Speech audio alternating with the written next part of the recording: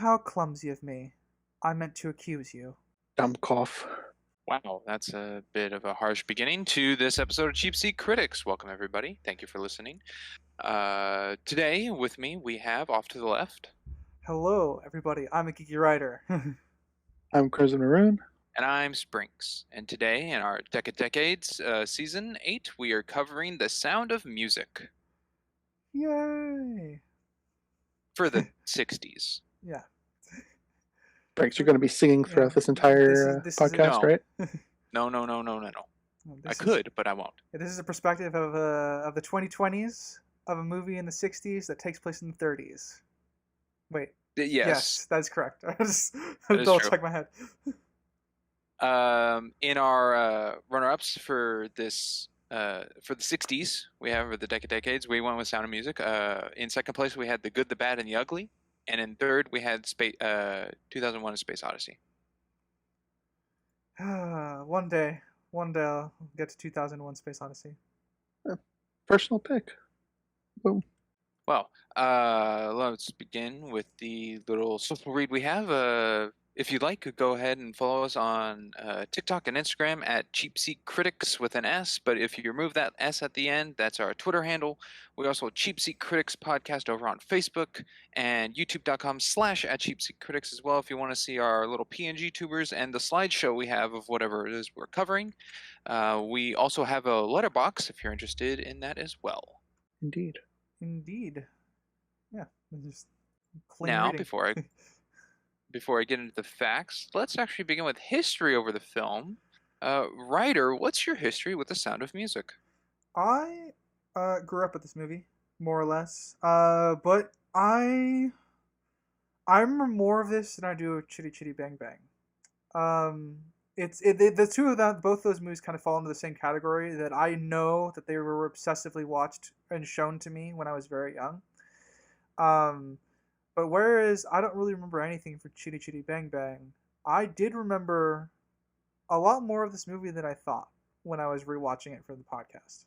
I didn't know any of the lyrics I didn't know much of the lyrics of the songs, but I could hum along because they were ingrained in there somewhere, at least somewhat. But yeah, my history of this is very long, and it's nice to it was nice to rewatch. So. Gotcha. And Crimson, what's your history? All right. So the first time I saw this was for the podcast. I hadn't seen anything from it. I don't think I've seen any clips of it anywhere. But I am very familiar with all the songs in this. My mom and grandma sang a lot of these a lot. So I'm quite familiar with those. The Vin Diesel movie, The Pacifier, has... I won't spoil it, but there's some connection to this film in that. And that's pretty much all I have on it. First time watching it. All right. And then my history with it, this is probably my 7th or 8th time seeing Sound of Music. It's one of my mom's favorites. It wasn't a number one for my childhood of watching. There were so many other picks. I'm kind of on the opposite with a writer that I remember far more of Chitty Chitty Bang Bang than Sound of Music, because on this rewatch, there was a lot I forgot. The whole puppet part escaped my mind. Oh yeah, until we got there. I admit that was also gone when I completely forgot that was in the film as well. And this is a mom movie for me as well. My mom loved it. Sorry, continue. No, all good. That's pretty much my history with it. So I'm familiar with it. Yeah. So since that's our history, I'll go down the facts here I have of The Sound of Music. Its initial release date was March 2nd, 1965. It has a runtime of 2 hours and 54 minutes. And unfortunately, I didn't even fact check ourselves. Is this the longest film we've covered? Batman's 3 hours, right? Batman. Oh, is the Batman longer? The Batman might edge it out. Let me check. The Batman. If anything, that would be its contender, I think. Yeah. They are exactly the same length. Wow. They are tied. Well, we got a first place tie then. Yeah. Good to know. The budget for the film was 8.2 million USD, and a shocking box office of 286.2 million USD. Oh. Sorry. I want to give a small correction because I guess the timestamps didn't include credits. The Batman is 2 minutes longer if we're counting credits. That would be longer then. There we go. We have a Uh, winner. I guess for the time of the 60s, this movie was rated G. I can't see it being made today and rated G. No, why not? The genre of the film is listed as musical/romance, but I have also seen other places where it is listed as biography and drama. I can sort of see it as a. I don't go as far as biography, but maybe a period piece a little bit. Half period It is piece, half. It is based on a real person. It is interesting. Yes. And the director for the film is Robert Wise, who's done pieces such as The Day the Earth Stood Still in 1951, The Sand Pebbles in 1966, and the Star Trek the Motion Picture in 1979. The motionless picture, as we in the fandom call it. Well, it's because nothing moves at a beyond a snail's pace in that film. Well, he has a style. Now I have 6 fun facts here. Take them with a grain of salt, and the facts I gave previously because they're all just gotten off of the internet, and I did not get the chance to sit down with Robert Weiss and get fun behind the scenes of the production from him himself. Damn. So, fun fact number 1: it was the last Rodgers and Hammerstein musical. The musical theater partnership between Richard Rodgers and Oscar Hammerstein II yielded Oklahoma, South Pacific, and The Keen Eye, among others. The Sound of Music, based on 2 German films about the Von Trapp family, as well as a memoir by Maria von Trapp, opened on Broadway in 1959 to tepid critical reviews. In 1960, Hammerstein died from stomach cancer. The last song he wrote was Edelweiss. Damn. Nice.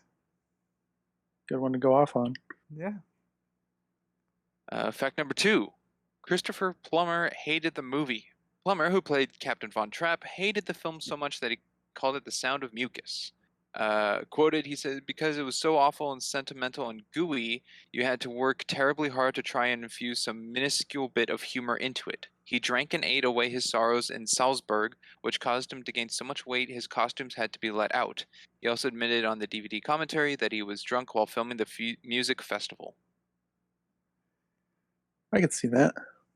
Hard to believe, but fact number 3, Andrews kept giggling during the love scene. When Maria and Captain Von Trapp declared their love in the gazebo, Andrews and Plummer had to stand close together and sing something good. But the romance was interrupted when the lights above them made rude noises that caused Andrews to giggle. Christopher would be looking into my eyes and saying, "Oh, Maria, I love you," and there'd be this awful raspberry coming from the lights above us, Andrews says. Finally, director Robert Wise decided to turn off the lights and film the scene in silhouette. I think the scene is better for that. Way better. Actually. Yeah. Fact number 4 here. Frederick grew 6 inches during filming. Nicholas Hammond, who played Frederick, grew from 5 foot 3 inches to 5 foot 9 inches during the 6 months of shooting. Since Frederick had to be shorter than Lysel, but taller than Louisa, the growth spurt posed a continuity problem. At the start of the film, Hammond had lifts on his shoes. By the end, his shoes were off, and Carr had to stand on a box. That's kind of cute, actually. Makes sense, though. Funny enough, fact number 6 is a fun fact. The Von Trapps didn't escape over a mountain. In the movie, the Von Trapp family escapes the bad guys of World War II by crossing over the mountains into Switzerland. In real life, the Von Trapps took the train to Italy. If they had gone over the Austrian mountains, they would have ended up in Germany. Yep, that is one of my notes. Geography's wrong, but I still appreciate the theme, I suppose. And the last fact I have here, the movie saved 20th Century Fox. After the financial failure of Cleopatra, 20th Century Fox was close to bankruptcy. Luckily, The Sound of Music was so successful it surpassed Gone with the Wind as the #1 box office to date and went on to win 5 Oscars, including Best Picture and Best Director. Today, adjusted for ticket price and inflation, The Sound of Music is the 3rd highest grossing film of all time. It's considered the most successful musical ever on film. I didn't realize this was right after Cleopatra. And those are the facts I have. Awesome. Now, does anyone have anything else before we start to go down the film itself? Nope. I do not.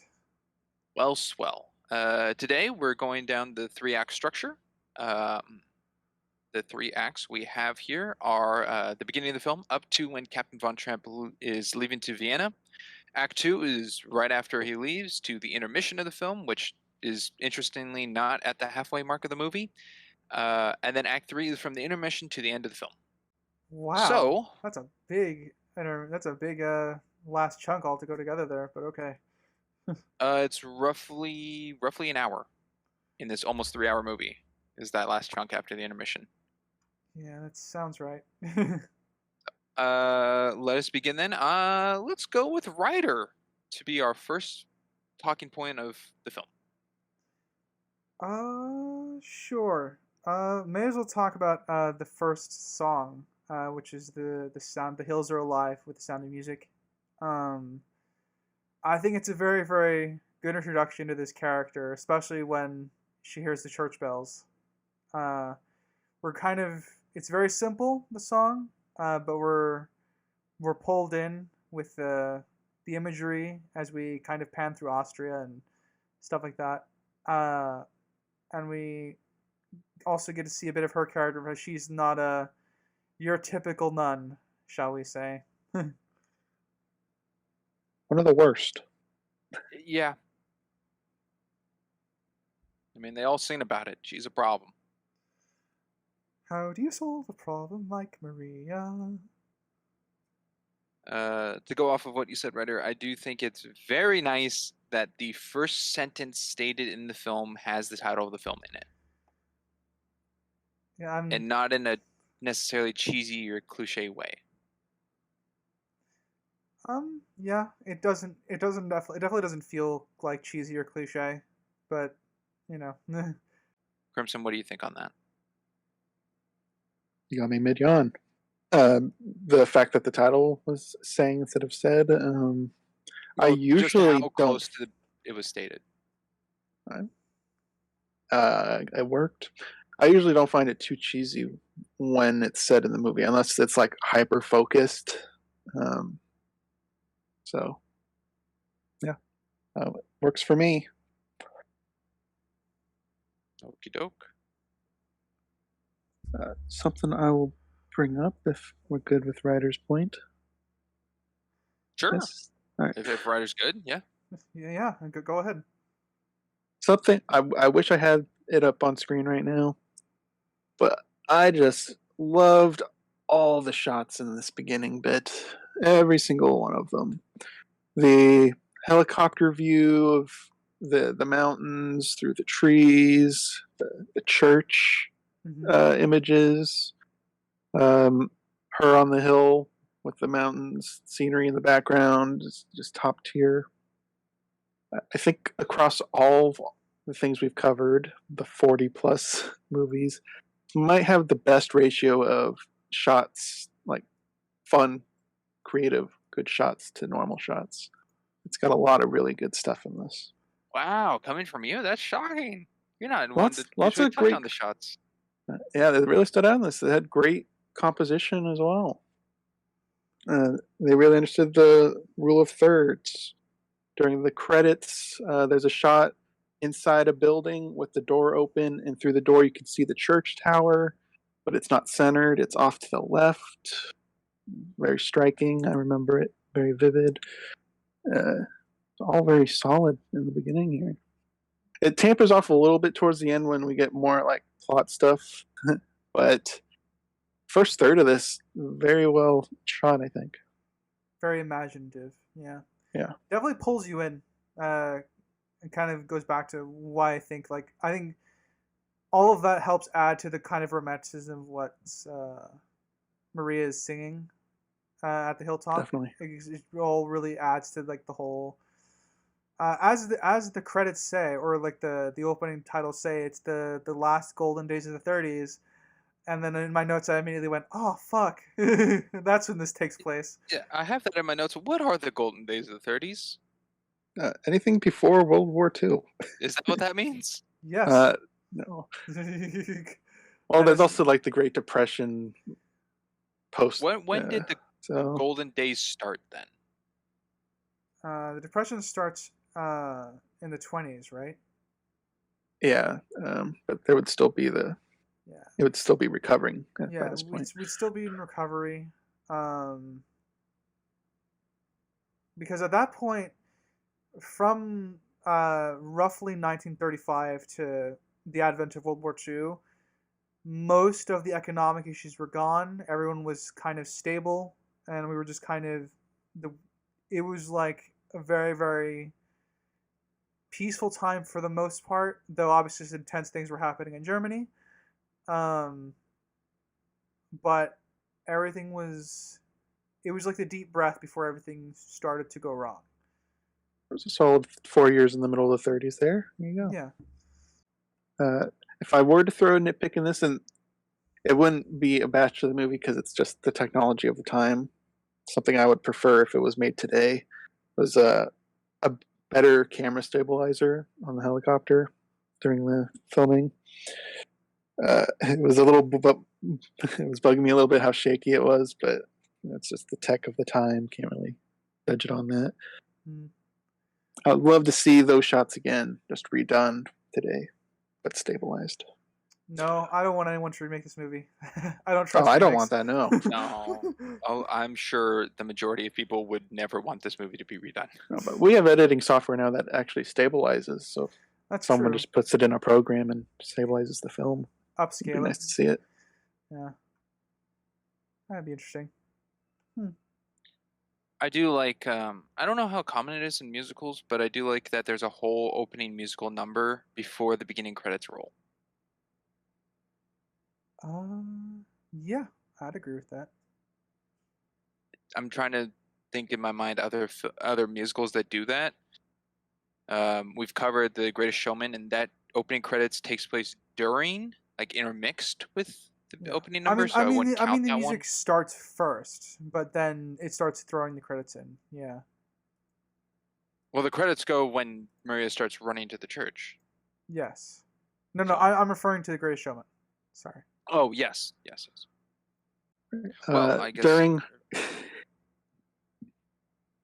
All right, go right cut ahead, this part. Crimson.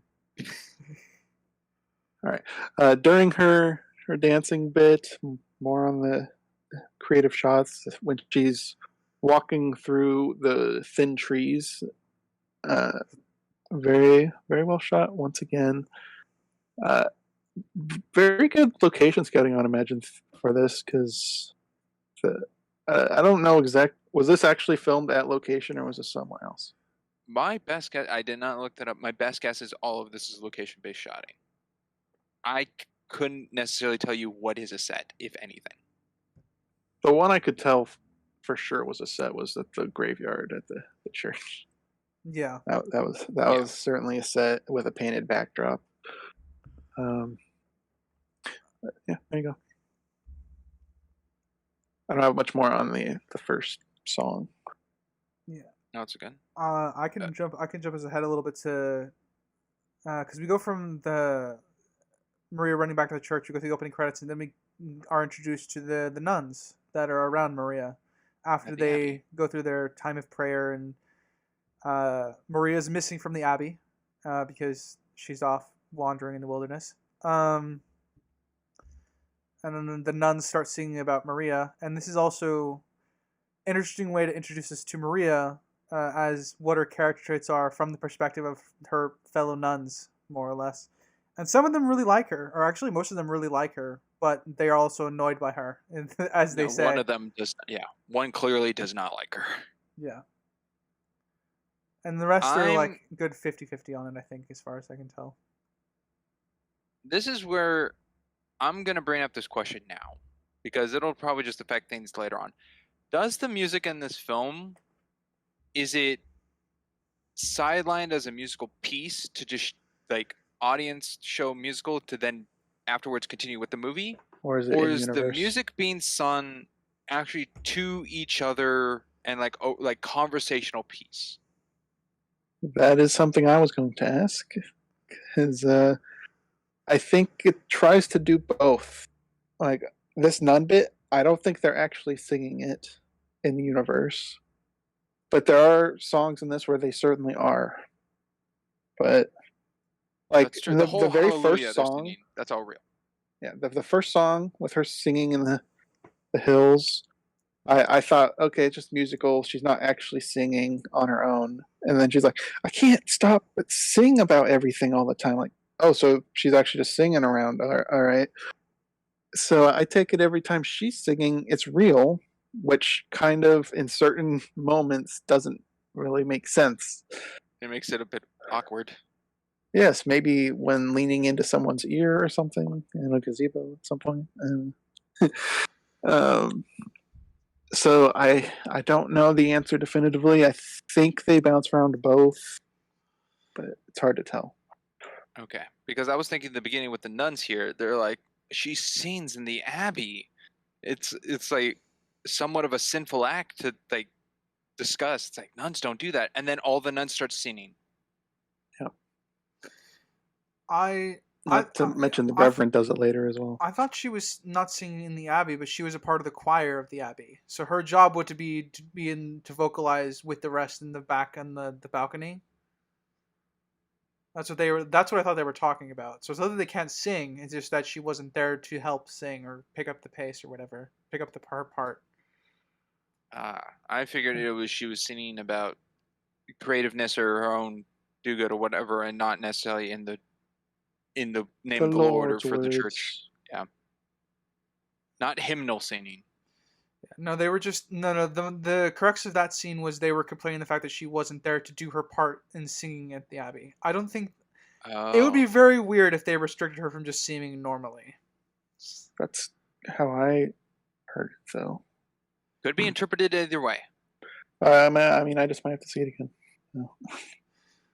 Yeah, so do I. I actually do want to watch this movie again at some point, which I guess is credit to the movie. It's been a while since I've watched it, and I want to see it again now. So there's one unfortunate thing that I wrote. Well, not necessarily unfortunate, but I connected to since it's recent in my memory banks.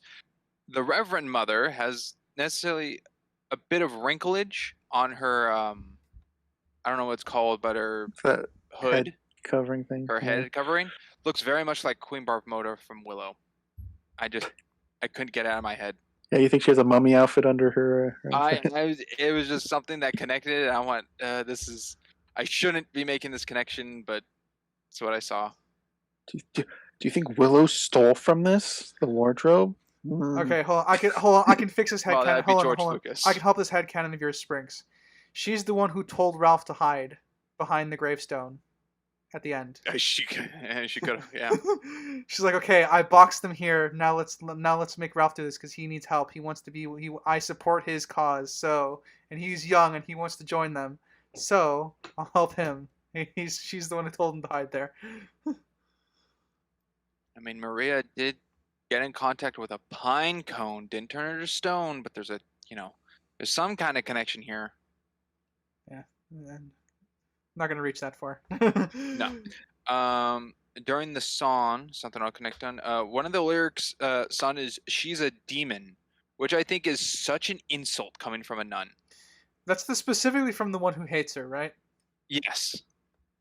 Like they're all like, she's an angel, she's a lamb, and then the one just goes, she's a demon. All of them. I like a sinful act. I like all the nuns just stare at her when she says that, and they all fall silent for a moment as they like not really glare at her, but they just stare at her like, really? You had to go that far? Like that's quite a reach. She's late for everything except for food. I mean, I guess if I'm going to be very, very generous reading of that, demons don't necessarily mean wholly evil. No, but being said in the Abbey Yeah. to the Reverend. I mean, Well, I guess what's the consensus on this song? Is this actually being sung or not in this one? It's a I'm question. gonna say no. It's a question we're gonna have to ask in every song that comes up, isn't it? Yes. At least the gray ones. I think this is And a does gray that one. affect our objective? Who knows? I am gonna lean with no. They are not actually singing this. I specifically because I know like nuns walk by and they just kind of nod each other and go the other way. Okay. It's also slight. Unless they regularly break out into song, but we are not with them enough to know if that's true or not. No. It's also slightly creepy, when Maria arrives and rolls her eyes. It's like, oh man, they noticed me, and then they just stare at her and all sing in unison. How do you catch a moonbeam with your hands? I just find the moonbeam thing funny. And unfortunately, there's sounds like a another sci-fi connection I made term. with that. Moonbeam. It's like catching smoke with your bare hands. Did you All find right, that? boy one. Did you find that creepy when Maria arrives? No, it's just if it's being Oh, used, if it's actually real. being spun out Yeah. and real, then yes, it is creepy. If it's to portray Maria's traits to the audience through the use of others of the nuns, descriptions of her, then no, not at all. But being the question of is it actually being out loud to anyone in the movie to hear, or if it's specifically to the audience, like the not lesson, but to be a teaching point. All right. Yeah. So I'm leaning no on the song. How's everyone else leaning on that then? For this one, I'm saying no. I don't I'm think inclined to agree. Okay. And I don't think it's repetitive enough to I seen a line, you seen a line. It seemed like they all knew the lyrics. Yeah, it's not necessarily like further down with Do Re Mi. Yeah, and it's kind of and mind you, this song is also turned on its head later on too during the wedding. So yes, that's another thing to bring up. If that one's real or not, because that's insulting. If it is. Yeah, I wrote on that scene. Why this song? We'll get to that. That's later. Yeah. I guess kind of on a little bit on that scene. I actually thought it was kind of funny with the way she runs in and runs past the nuns and then realizes that she's already missed out on the Abbey's prayer time, and she rolls her eyes and huffs out of breath. It was like a child. Yeah, I thought it was kind of funny. So it was amusing. I liked it. A little bit of actually dialogue writing here that I have for writer of curiosity. When Reverend Mother brings up Von Trapp and his family and states that there are 7 children and the wife died several years ago. Do you believe the connection of several was to just connect what was being said? Do you think that was just an ease? Do you think it was most realistic that after saying 7, it would be several in one's head to say? I was curious what you thought of that line. I didn't think anything poetic about it. I just took it as information. Okay, cool. I looked way too much into that then. Yeah. I wrote it down and being like, oh, writer's going to like this one. This is some deep stuff here. I mean, it's just information being delivered to us as an audience. That's pretty much what I took it as. Okay. I guess it's said poetically. Oh, good. Okay. Regarding her meeting, it's brought up that Maria was born or raised on the mountain or something like that, right? Yes, she came over the mountain and saw the nunnery or the abbey. I took it to mean she was either a runaway or homeless or an orphan, something of that nature. That would fit more. Maria never discusses her family or her past. Yeah, I mean, and it's very cryptic through the Reverend. Yeah, and the only other thing that we kind of get that kind of hints to the fact that she's an orphan or that she's from elsewhere. Obviously, the church symbolism here is she's descended from heaven as an angel, that sort of thing. But from what we have within the context of the story, I'm guessing orphan because even the captain asks if there's anyone he should ask permission for them to marry each other. And she kind of half avoids the question, and they both laugh over the fact that they should ask the children if it's okay. That's true. And she does walk down the aisle by herself. Mm-hmm. There's no father figure. Well, her father figures would presumably be God in this case. That's true. I mean, that was the blatant symbolism for me to pick up. So Let's see. During the confidence song, I'll pick up. Also, again, just beautiful location shots. oh, yes. I don't know if this was actually filmed in Austria, but wow, looks great. That walkway looking over the town, mwah, chef's kiss. Yep, beautiful. Love it. And they use it a couple times. As well as they should. Yes. Also bring up that I personally believe, I mean, it's never stated, but I believe that her guitar case and her luggage bag are both completely empty. Oh, absolutely. I wrote that down on my notes too. I'm like, the guitar case and her bag are absolutely empty. Still fun. Yeah, the way she's just swinging everything around, I'm like, she does not have that strength. I believe she has. Plus, as a nun, you don't really have possessions, right? That's kind of the whole point of her not having really any clothes. You are allowed to keep possessions, but they're minimal. Yeah. I mean, she has the clothes the poor didn't want. Like, if for any reason I decide to go to a monastery, I'm pretty sure they're gonna let me keep my clarinet, and not much else, unfortunately. But For the quiet. Wait, Ray, do you have a clarinet? somewhere in my storage, yes. I have a reed from. Do you have a brown polo too? My old clarinet. No. Brown polo jacket? No, a polo shirt, a brown polo shirt. No. Okay. I don't know. I don't know what reference you're going to build towards. Tennis balls, all right. Oh, okay. Yeah. I was not allowed to watch SpongeBob a kid, and I'm too old to care now. So. Yep. That's for another time. Different time. Okay. So confidence in me, sing real, or singing not real? I'll say it's real. Yeah. Considering with the reverence, she admits that she just sings by herself all the time. So I think it works. I would agree. I think that one's real as well.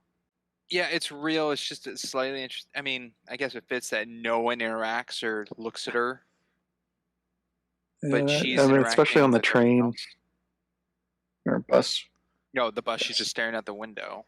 Look, if someone is singing on my bus and they're singing that well, I'm content to let them sing. I mean, she's not getting up and dancing down the aisle or anything, so. That's true. Now the bus also, I don't know if that's a set. I could totally believe it is. I think that was real. It'd be easier if it was real. Yeah. They didn't do anything too creative with it. I think the only times where like a vehicle didn't look real, I think was when Max von Trapp are driving the Baroness to his estate. There's a few. Yes, that's totally not real. There's really a few shots in there that clearly make it not real, but there are also a couple shots in there that are pretty well, that do look really good. But we don't really see the car in those shots, like when they pan up to see the kids in the trees. When they're driving past the kids in the trees, yeah. Yeah, that is real. But the close up of the, I guess, window shield looking at them, no, that is not real. That is accurate to Batman 66 driving. Yeah. Or any old driving, as it were. Casablanca driving. They do that in Casablanca when they're in Paris. They do it in Casablanca. They do it. They do it in. Oh, I was about to say Eat, Pray, Love. That's wrong. One of the Halloween movies that we covered with the witches. Halloween Town? Practical Magic. Practical Magic. Thank you. Yeah. Oh, Practical Magic. It's in that one. We argued over the spells, but yeah. But it has that kind of feel to it as well.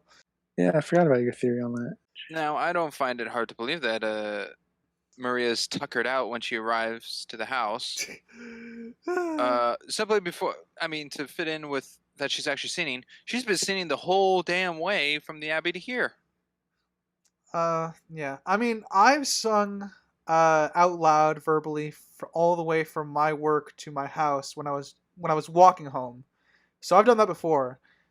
Uh, and yeah, it can definitely be a bit on the exhausting end. It was a lot of fun though, and very freeing because it was like 2 o'clock in the morning, and if someone had leaned outside, they would have heard me singing like at 2 o'clock at night where everything is dark. They would have just heard someone sing "Far Over the Misty Mountains." Oh, of Like, course.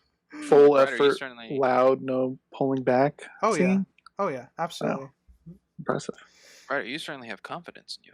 Yeah, Confidence, yes. or crazy. Well, One it of the was two. it was dead of midnight. I no one was gonna be awake enough to see me.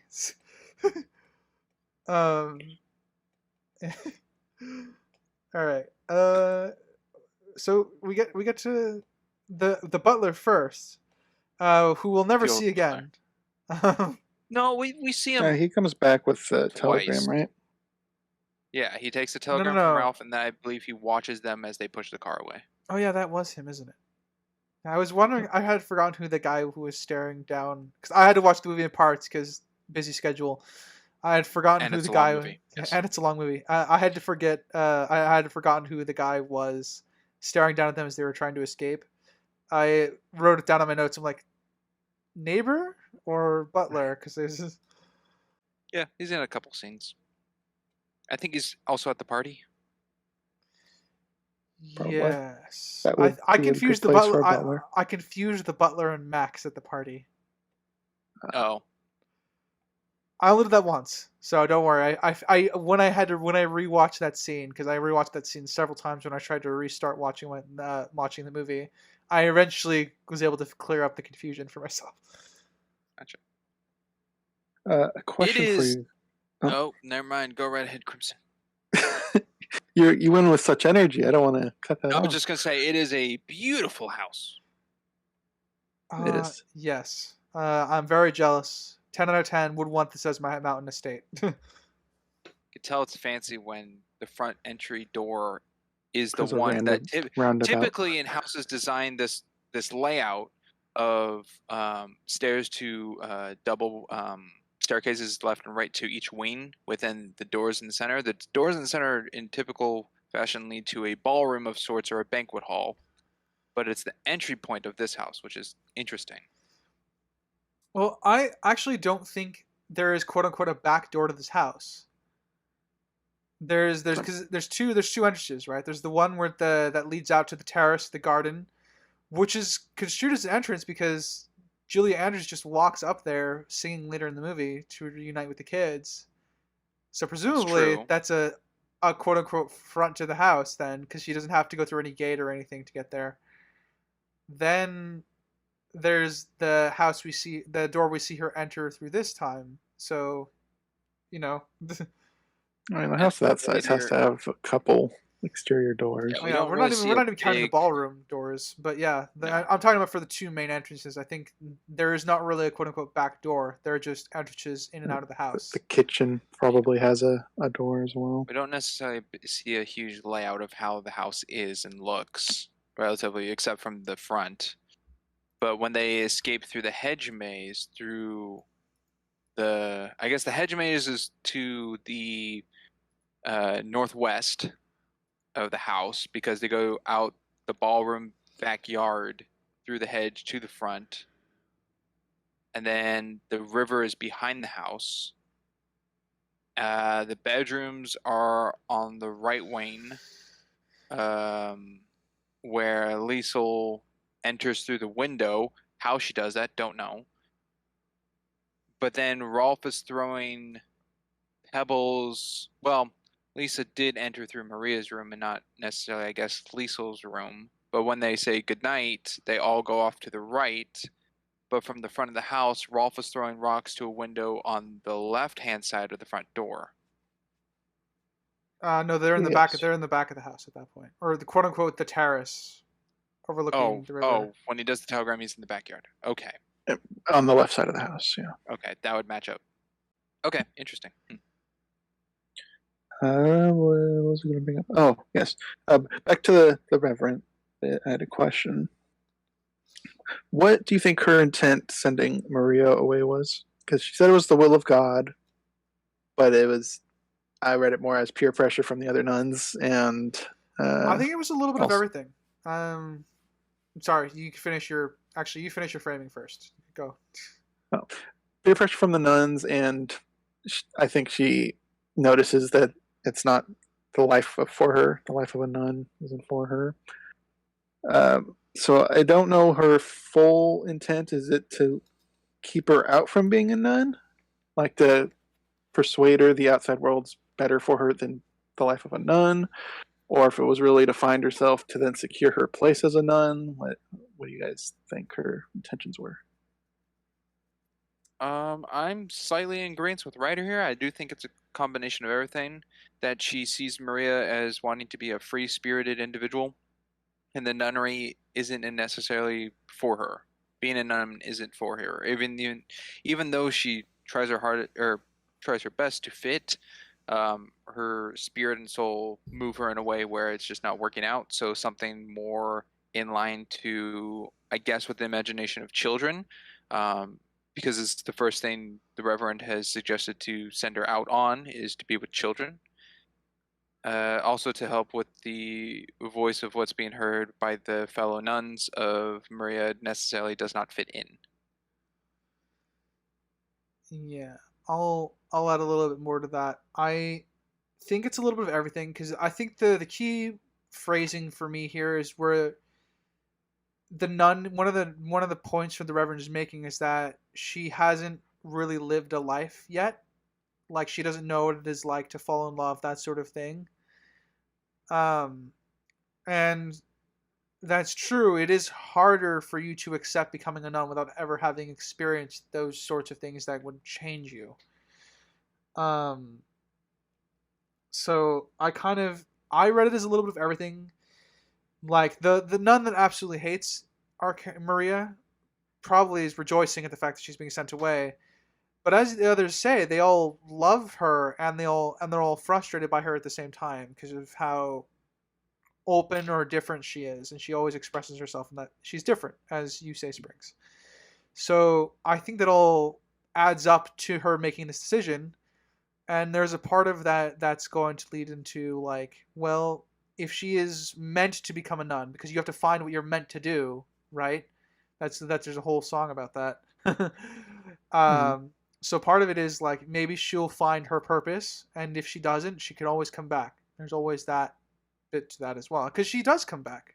Like it was an open invitation, so it's not like they closed the gates to her or anything. So I guess more for like a character specific thing. Do you think she wanted her to be a nun or not? Like I agree, it's open invitation. She's fine to have her if finding herself turned out life of a nun. But what do you think her want for Maria was? I guess. I don't think Do you she think? has. I don't think she has a want beyond being a mentor figure. To Because make Maria happy? that's we see her. I mean, obviously she'd want Maria to be happy, but we also see her, greeting new prospective nuns later in the film as well. So I think she's just content to be a mentor figure. Like I don't think she wants anything specific other than maybe help Maria find, you know, her sense of happiness and maybe her sense of place. And she knows that in doing that, she has to also like allow her to try out new things, which in this case is going to help be a governess. Do you have a takeaway? Because as you said, No, I was just curious. yeah, okay. All right. I'll touch on the use of silence in a musical. When the butler says to stay here and Maria starts to investigate how quiet it is. Yeah. Very interesting. I find it Very different. that room is supposed to be locked at all hours because we see Von Trapp in a few minutes lock the door essentially, like he places something over it. So I find it weird that she just was able to walk in. It is there to. I mean, obviously, this is all to facilitate a specific their conversation, starting off on the wrong foot, sort of thing. But it's a little off to me in retrospect. I still like all the dialogue that comes of it. I just think that was a tiny issue. Yeah, an issue I had with it, which I'm fine with it being unlocked initially. My problem with it is he's like, there's some rooms you aren't allowed to enter, and nothing comes of that. Yeah, I mean that's another. It seems like a throwaway line when it seems like it was setting up. Oh, she's going to have to enter a place she's not allowed and find out something, but nothing comes of it. Yeah, I assumed he was directly referring to that room, which is why I assumed. Though that's why I have issue with the locking thing, because the room is definitely like the ballroom showroom. That's where they do the puppet show. That's where they, I think, have the dance as well. It is. Yes. So yeah, but he tells her specifically that there will be rooms, plural, that she will not be allowed to enter while he was locking it. Mm-hmm. So I just thought it would come into play, and it didn't. Fair enough. Okay, I think I'm agreeing with Crimson that it is more of an error because I don't see him as being. I see him being very blunt and disciplined, strict, to mean a fully intent that there are rooms rather than give the wiser situation of like an analogy of like know your place. You know, it's like you can't just waltz into every room you wish in the house. Rather than distinct, don't go in here, you're allowed here kind of thing. Yeah. I guess that would, yeah, I guess that's showcasing their back and forth about you seem too tall to be a sea captain, and he says, and you don't seem to be much of a governess. There's a bit of back and forth where I think they're just kind of testing the waters with each other, I guess would be the phrase for it. That can work, yeah. Getting to try to know one another without being I know too casual. Subtextual dialogue. It's wonderful. I never see it anymore. Outside of Andor, that was the one exception of recent. Very recent. But yeah, so we're like, introduced to Captain Von Trapp and the family. So do you want to talk about this scene as a whole?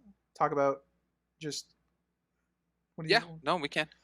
My slight thing to bring up though is I wish it was louder of Von Trapp opening the door to introduce himself, but the use of it is a decent amount of tension and attention grabbing for a character. I mean, from the silence.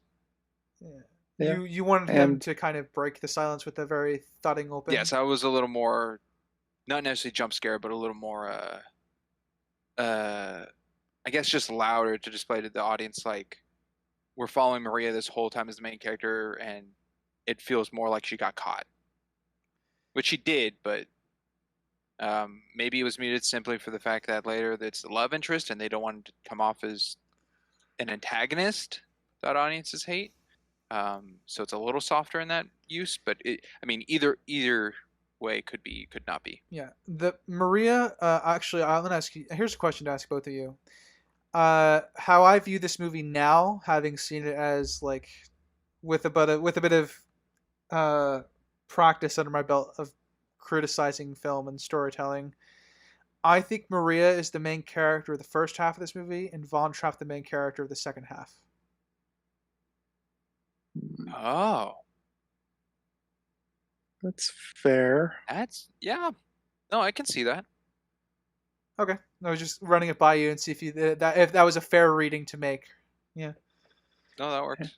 And once they're together, Maria doesn't really have much of a role anymore.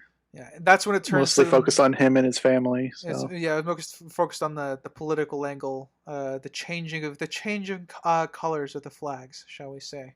And I do like how the film is a gradual change.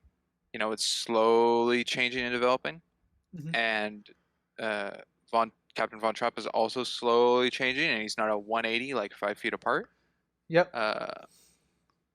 So I think that's just nice how it's handled. Oh yeah, I really like that too. They take their time with Von Trapp, so nothing feels really, really sudden. The only thing that seems sudden is the children. Yes, the children are sudden, but I'm gonna be honest with you now. Outside of Liesel, all the other children are one character for me. How dare you speak the truth? Except maybe Gretel. Gretel might be something. Maybe. Barely. Barely. Because the most of their characters, the idea of their characterization is that we get from the mouths of Maria when she's more or less confronting Von Trapp later on. Yep. But we can talk about that when we get there. Let's roll back to the introduction of the rest of the family.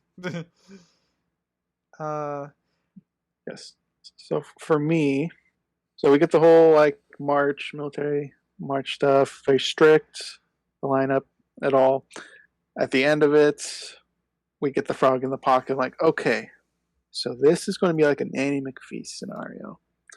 I'm for this, and I was disappointed by the end of this with the Nanny McPhee angle going in with my own head, because these kids weren't that troublesome. They liked her really quickly.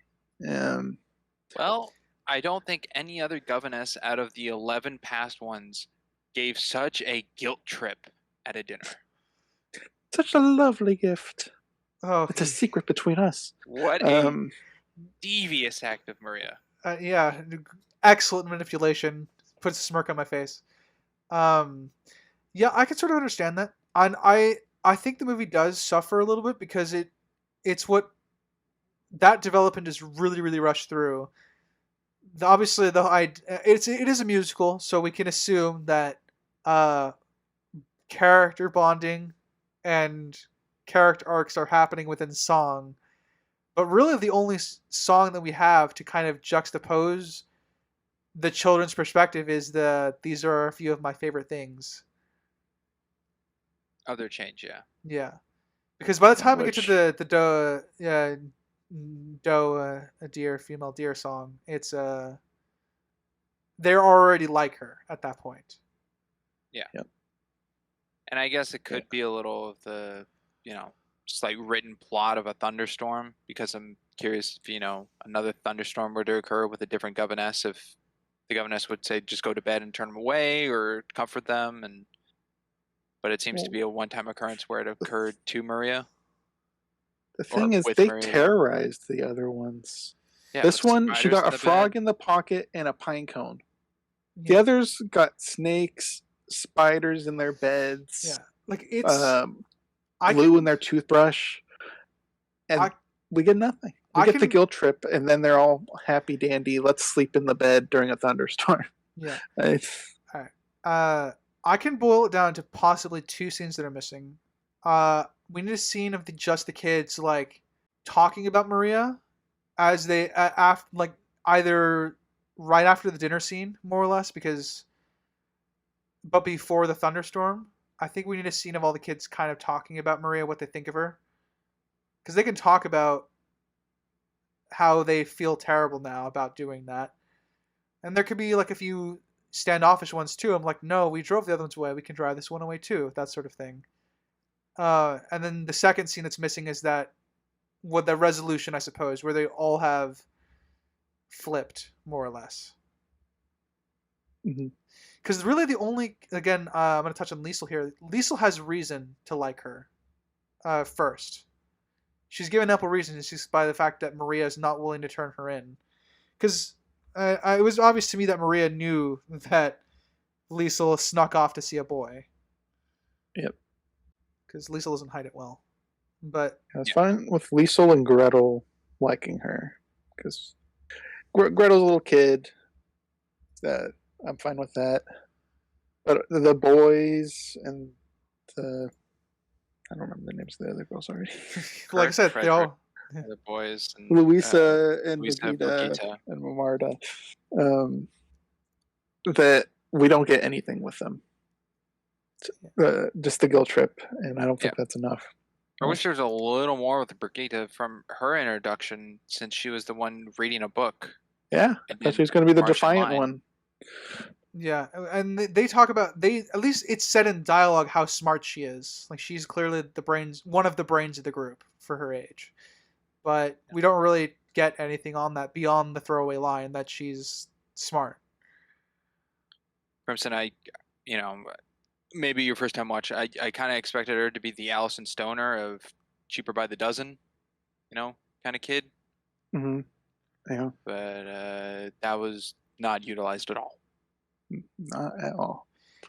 I am gonna roll us back just a little bit to talk more about the introduction to the kids scene. Yes. I really like it. I like that the whistle makes Maria jump because she doesn't expect it, and it's also very, very in the quick fashion of how the introduction to Maria, we were able to get a lot about her character. This gives us a lot about Captain Von Trapp's character, as well, with the fact that he's kind of turned his household to somewhat of a militaristic style, I guess. Naval ship. Yes. Even their uniforms mimic that of junior sailors, or their clothes in the opening scene here when they're all lined up. That is the junior sailor look that a lot of junior sailors are given. And trying to think of what else. I like that Von Trapp was going to assign Maria a whistle, and she immediately refused. And then he offered to give her a whistle. She took it, and the only time she ever uses it is when she's walking away. And I admit, I didn't have much memory of this part. That particular, I remember the music. I don't remember a lot of the context, but I died of laughter. That joke really got to me. Just how annoyed Captain Von Trapp looked, but how he kept it himself really composed about the whole thing. When Maria whistled after him, it put a smile on my face. Really liked it. Yeah, there's some good jokes in this. That one, I agree. That one was pretty darn funny. Earlier, I think I heard Frank say it in the background. The Maria with the clothes were too poor that they didn't even want it. Yeah. That was pretty funny as well. Shoot, I was going to say something about their intros. It's gone. Whoopsies. Everyone steps forward to introduce themselves, and the only one that misses the younger kid, and that's Gretel, right? Yes. Okay. Gretel's the one that's not fully used to the whistle blowing yet as a command. Yeah, they all give their ages. She's 5. It's weird that she didn't talk. Oh, a pair of them try to confuse Maria as well. Like they switch names afterwards, because Yes. they introduce themselves properly with their dad in the room, but once their dad leaves, Maria asks them all to introduce themselves again. 2 of them also try to confuse her, but she is smart enough to remember to kind of skip past that. Yeah, Gretel doesn't say her name and age, and I'm like, okay, so maybe she doesn't know how to talk. And then when they're trying to crack Maria and like tell her misinformation and stuff, Gretel's the one's like, "Don't listen to them; they're mean. I like you though." I'm like, okay, why didn't she talk in the beginning? Presumably, that's also when they're all crowding her is when they stuck the frog into her. Yeah. Yes. That's when I would assume that they would have done it. It was the only moment they were that close to her. Mm-hmm. And I guess they really planned ahead on that. Someone just had a frog in their pocket that whole time, running down the stairs. Ooh. Good thing it didn't make any noise. No. Father wouldn't be happy. Yeah, I'll chop the nose to convenience. And right after the dinner is the introduction of Ralph, his first part, which is I wrote down as the first hint of what's to come. The presence that they have. Yeah, when the butler was asking. Yeah, because even the butler's looking at him suspiciously. Yeah, which is already over a half hour into the film. Yeah. Something to be said. It was a very quiet war. Because I don't think the Germans didn't occupy they haven't occupied Austria yet at the beginning of the movie. Correct. No. Yeah, I don't think. Actually, that's a good question. How much time has passed from the beginning to the end of the film? Does anyone know? I would guess 3 to 6 months. Yeah, Okay. more than 3 is all I know definitive. Because I For believe sure. in the fact I looked up, that's how long the shooting was of 6 months because of Fedrick's height change. Yes, I would guess in universe, 3 to 6 months. Okay. Because the honeymoon was a month. Captain was gone for 3 weeks, I think. Right? Yeah, they said they can leave up to a month, but I believe it was 3 weeks. Yeah. Yeah. Give some gaps in there for other time spent with the Duchess. So yeah, probably 3-ish months. Yeah, we also know that the Germans haven't occupied Austria yet because there's a line they actually talk about the reunification with Austria and Germany in the party. So that hasn't happened Yes. yet. Then obviously when we cut to seeing the black spider flag hanging, that's when obviously they have moved in. Yes. Which is right after the intermission? Yeah, I think so. No, When it's the after car's the driving confession. to- Before that? It's after the confession. Oh, okay. I'm not looking at my notes, so I was just off the top of my head, but okay. Yeah, it's the last 45 minutes to an. Hold on, I timestamped them. Yeah, these are the ones I timestamped in our chat, in our Discord chat. Let me see. Well, while you're looking for those, Yes, they are officially occupied at the 2 hour 19 mark. That's where we see the flags, I believe. okay, about 40 minutes left. I did remember what I was going to say with the kids' intro. All right. The previous governess was there for 2 hours. Yeah, Did he fire her, or did she get driven out by the kids? could be either. I think, well, with how overt this introduction is, I'm pretty sure the governess just decided, yeah, this shit ain't for me. So Got like, So the kids drove her once. out. I'm kind of in. I think it's just the situation that drove her out, but I'll Oh, okay. yeah. Didn't want to be in a house with 7 kids. You Well, think the captain did the whistle and she said no? pretty much. Like once she was assigned a whistle, more or less, and then the kids pulled a prank on her, I think that was enough. Because assuming that this is the same introduction that every governess got, I'm pretty sure those that lasted longer than 2 hours, good on them. At least the one that lasted 2 hours, they knew like, yeah, this shit ain't for me. You know. I mean, yeah, it's also to think not every governess was, a nun. I mean, for True. all we know, Maria is the only nun. Yeah.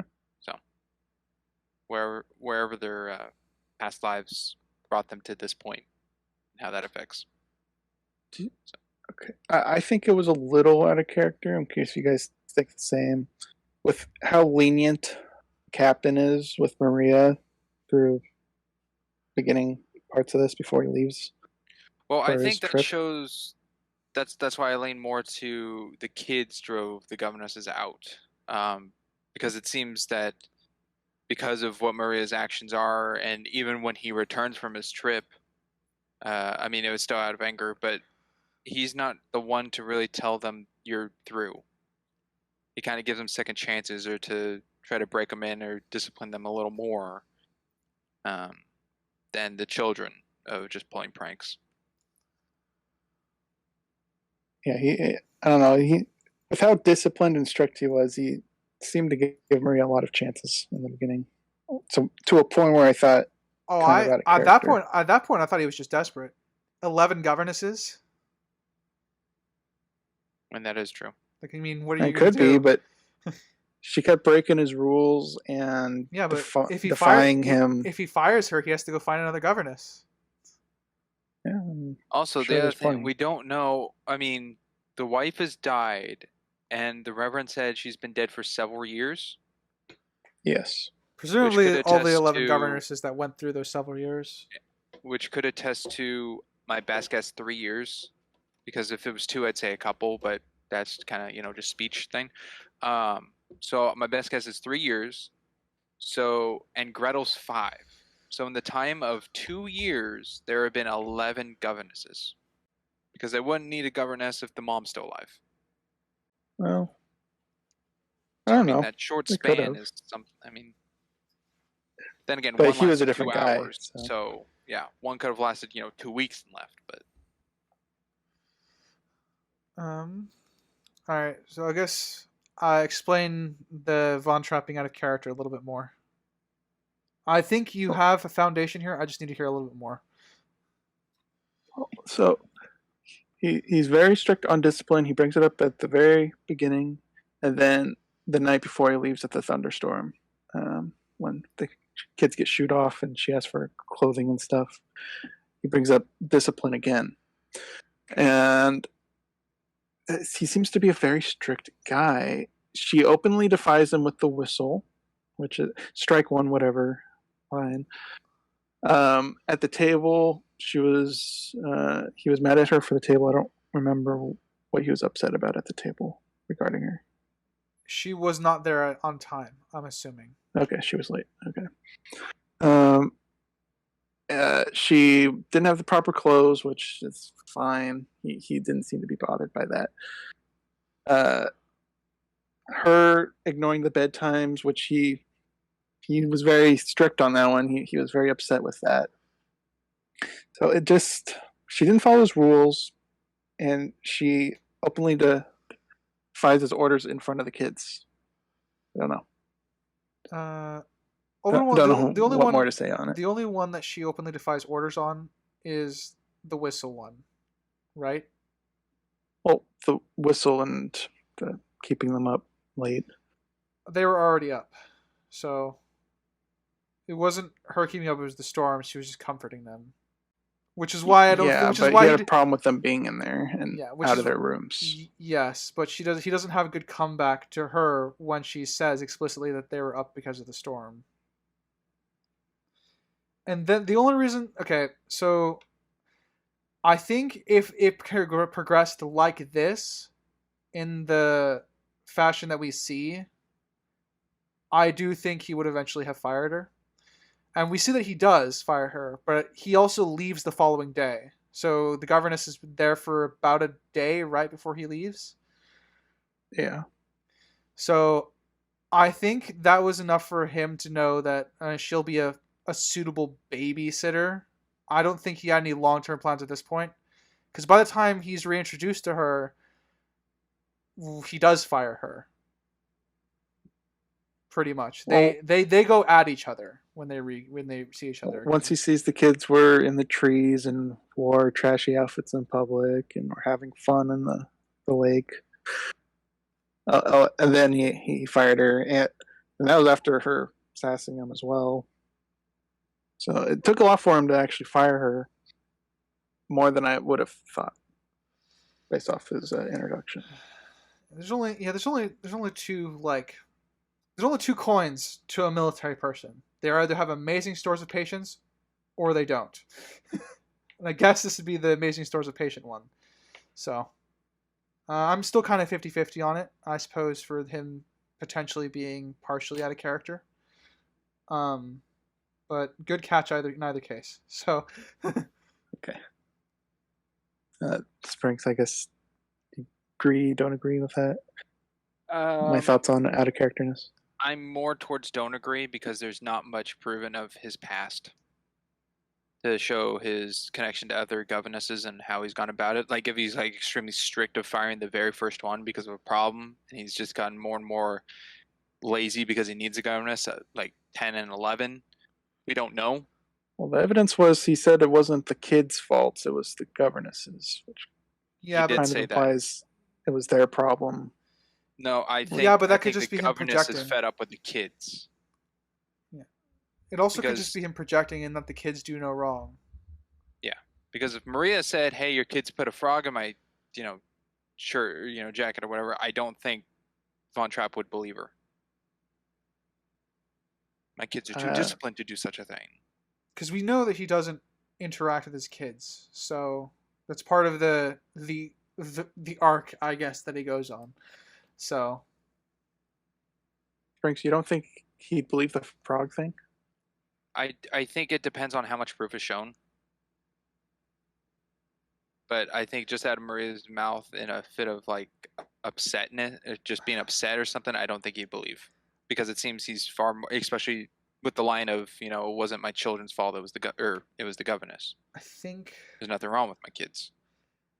the only issue that I might take with I think you're right, Springs, but the issue that I take with that is it's kind of dumb that he misses the pine cone then at the dinner table. Because that blatantly happens in front of him. That's true, but Maria This never also picks isn't up the first pine cone. governess. This is the 12th. He can't be that oblivious. If he's that oblivious and stupid through 12, I find that a problem for him. I mean, it could just be a combination of the two of, no, he's not being oblivious, but he's just more, not calm, saturated to it. Like after 12, it's like this happens. Like the governess, like 3 of the governesses have told me of the children's behavior, so he disciplines them, but they still fall in line. So he believes in the children more, but he doesn't interact with them. And what Maria's whole tangent later of like going off of them and how they want to be loved and they're not being loved the way he doesn't see that, because that's not how he's treating them. So it's his idea of what the children are to the governesses that he doesn't know or doesn't necessarily get to know. So I think it's somewhat of a mixture of all of that to his character now, of giving Maria chances but still stepping up for his children and telling Maria where she needs to be in place of what he expects without necessarily just firing her. I think that's just something that would wear down. Him still thinking that way 12 in just seems unrealistic to me. I buy it because he's closed off. If that would be the only way I'd buy it, because he doesn't interact with them. That's just how it is. He doesn't. Is it Mother Reverend? You would imagine the other governesses would say the problems, and if Yes, every but- single one says it, that's Yes. a pattern. Yes, but he would just ignore them because of his dead wife. I mean, that's how the story frames it. In the sense of like, his children could do no wrong because it is simultaneously his only connection to his dead wife, while also he doesn't want to interact with them because they remind him of her too much.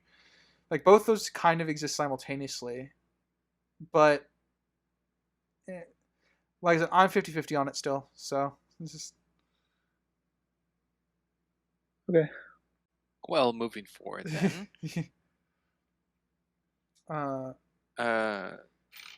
Ralph delivers the telegram, and the butler takes it to Von Trapp, who says he has to leave to Vienna, but also bring back Uncle Max, and seems the children have a good connection and relationship with Uncle Max, which already sets, a slight good thing towards the character that hasn't been introduced yet. Yeah. So he's introduced in somewhat of a positive light.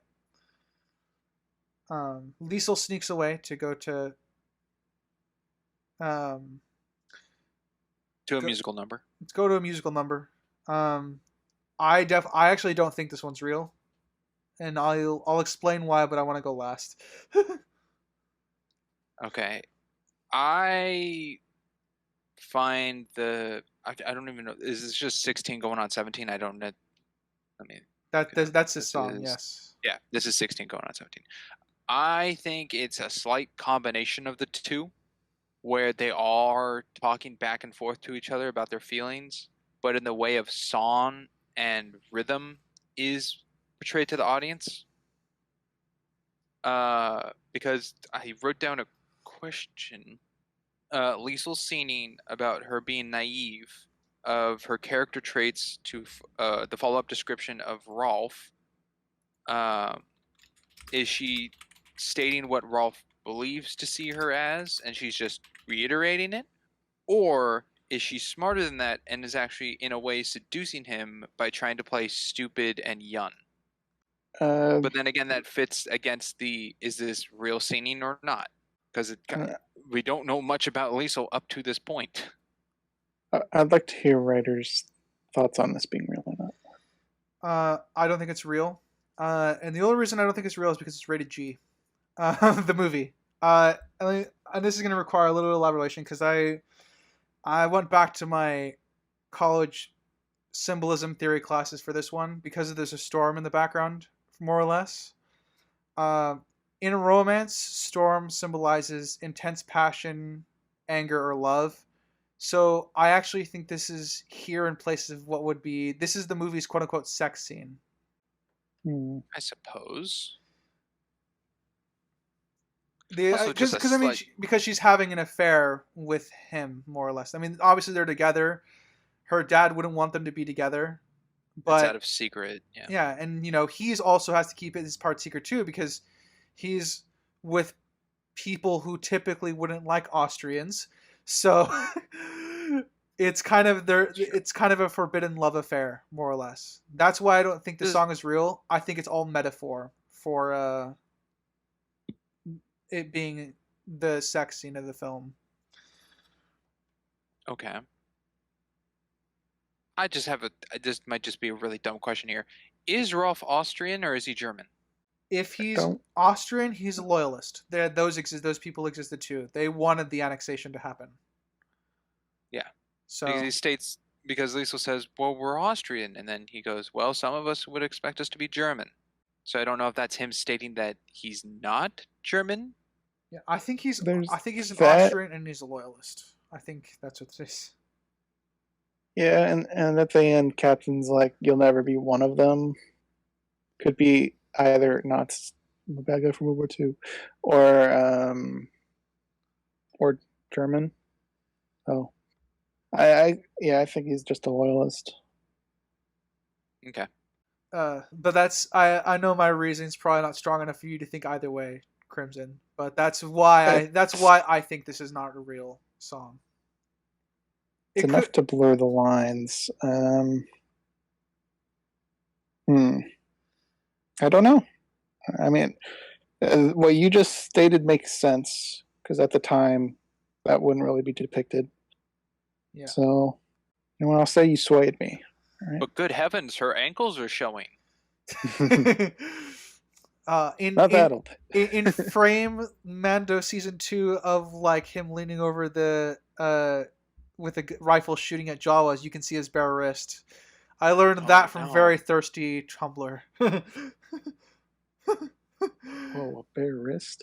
To be fair, I have a bit of fun with that in a Jane Austen sort of way in my books. So when I have the more like, I guess, prissy elements of a society, as I refer to it, where like showing any skin to a certain degree is meant to like be very, very romantic, that sort of thing. I have a little fun in that Jane Austen kind of thing. I don't delve there very often, but it's kind of fun to write, admittedly. I have a question regarding the wording. 16 going on 17 and all other similar phrases used. Is that like a time frame thing, or like I just hit 16, now I'm about to be 17, or is it like you're a month away from your birthday, you're about to be 17? Like what's the time frame on like that? of the word use? Actually, my follow-up question to you then, Crimson, is did you keep track of how old she was when this song comes up again next time? Well, they still say she's going on 17. Okay. When they sing it later. So the question is going on, is that like the entire year? Like that's your next age? Or is going on like it's right around the corner, you're about to hit 17? I kind of leaning towards the latter because my interpretation of that specific line would be they're young kids projecting to be adults. Because when you're that young, you want to grow up and be an adult. Usually, that's the average. That's what I kind of viewed the song as. They're projecting themselves to be older, so they can appear more mature to one another. I agree. I'm just trying to nail down what the going on defines. Is it just your next year, or it's your birthday's around the corner?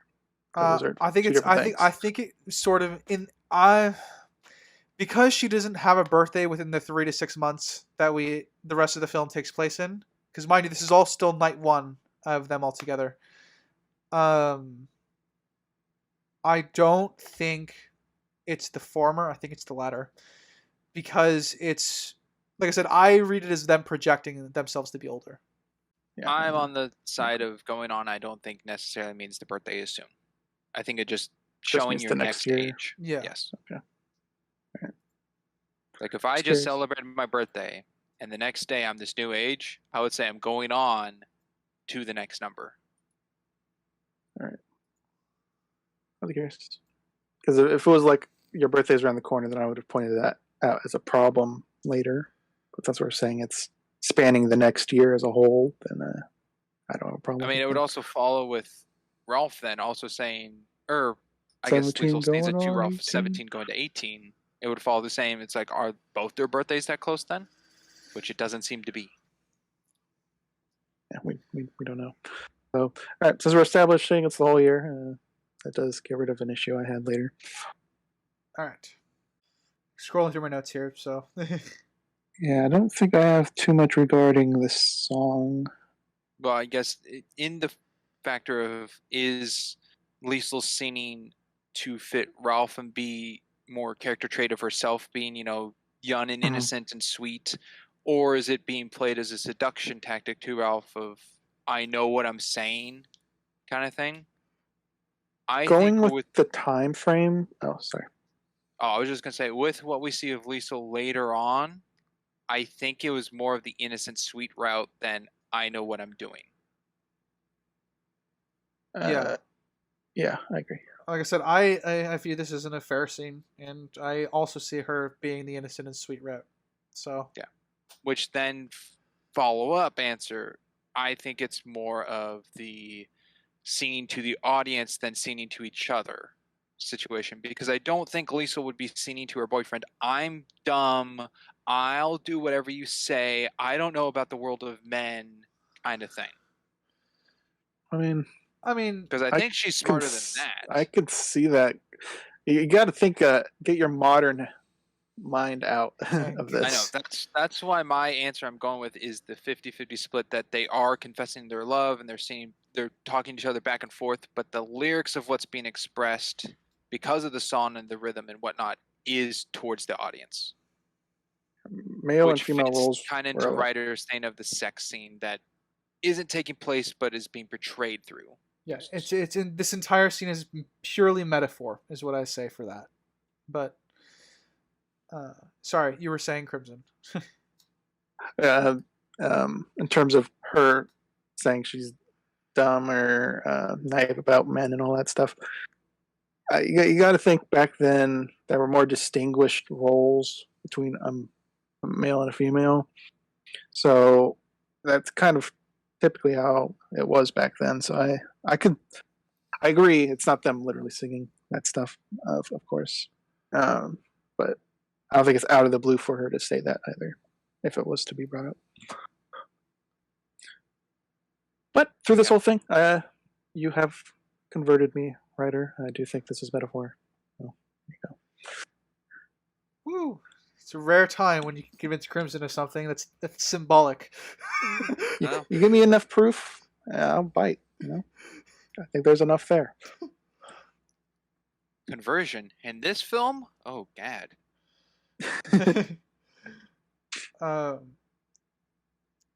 Lieutenant.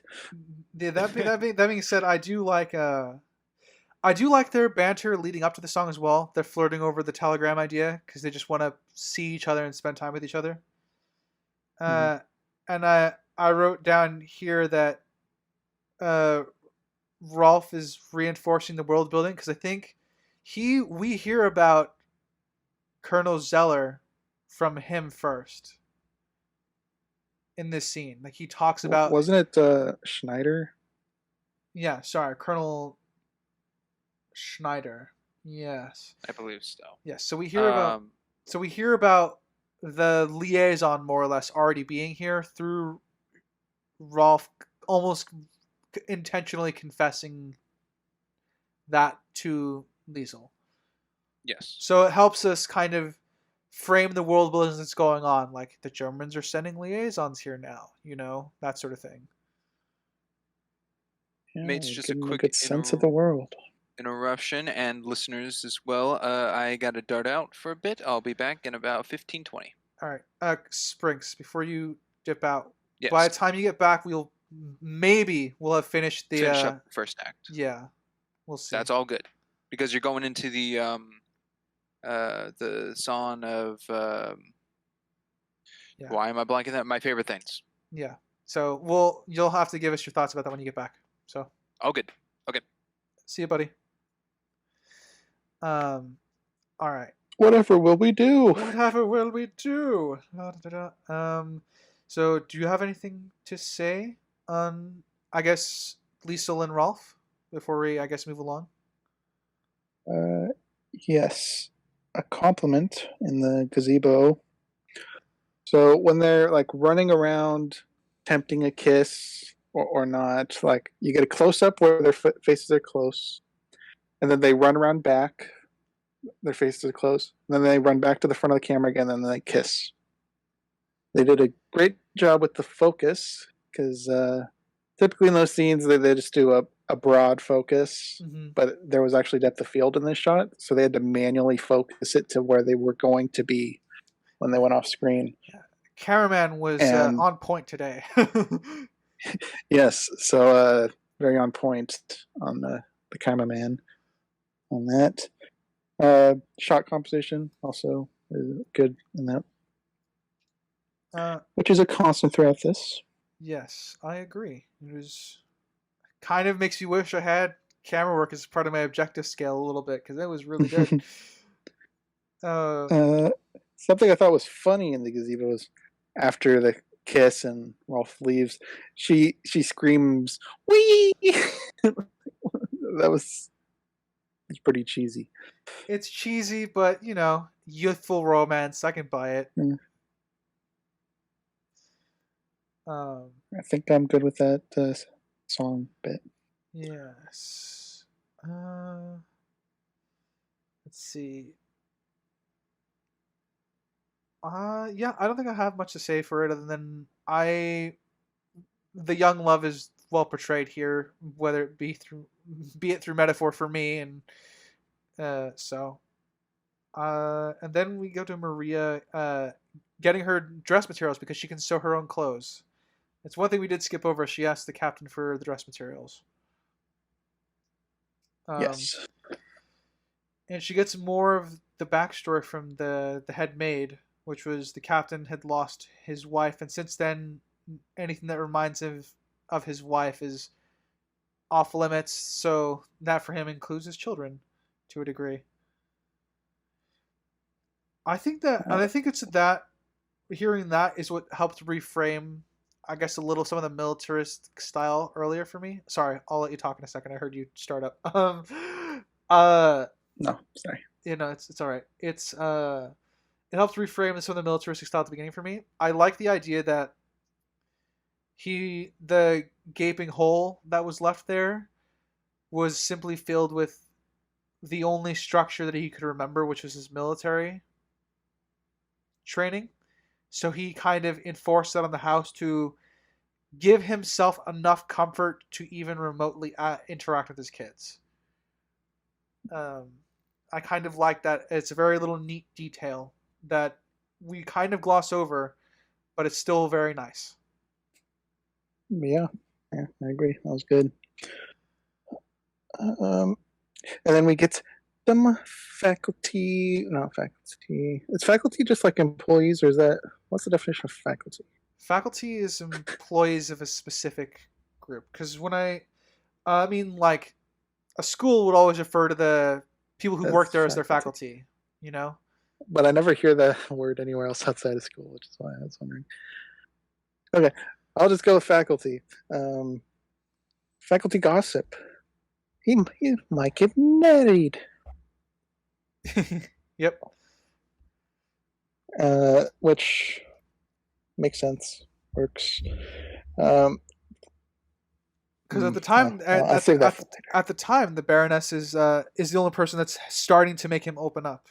So, And we only know her by the Baroness at this point. Yes. Then we also learn of some of the pranks. I think the head of housemaid gives her talks about spiders in a bed. And I like that as soon as she gets that, she immediately checks her bed for spiders. Mm-hmm. Just a little bit paranoid because the frog was already done, you know? Yeah, spiders in the bed, and you're lucky it was a frog. Last time it was a snake. Yep. Then we get her praying. Now she knows her purpose being here is to prep the kids for the new mother. Mm-hmm. And she didn't remember Kurt. Hurts. Look at my notes. There we go. Kurt's name, like everyone else. Yep. Like you said, the kids aren't really characters. Which is a shame, as I say.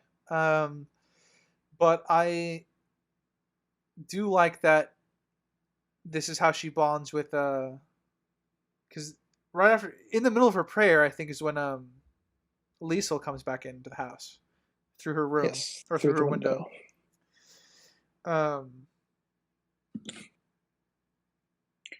Was the door actually locked early, or did she just lose track of time? Wait. Oh no, Liesel's the one that warns her about the spiders. Yeah, because Liesel's the one that says, "Oh, we had to climb up the window to put spiders in the bed." yeah. One of them climbed with a jar full of spiders. Which makes sense because they're all getting at least some sort of military training.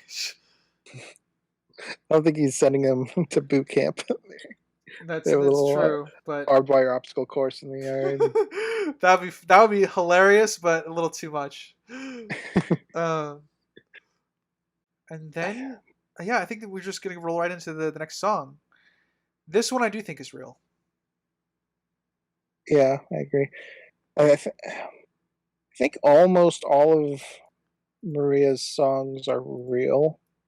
There's one that stands out, at least in my current recollection, that I hope it isn't. I'm assuming you mean the romance one, right? Yes. The gazebo. Yeah, I'm signing off. I'm signing off on that one not being real just because I want it to not be real. Yeah.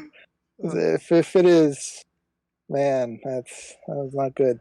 Man, Not good if it's real, the captain really loves her. Is all I'm saying.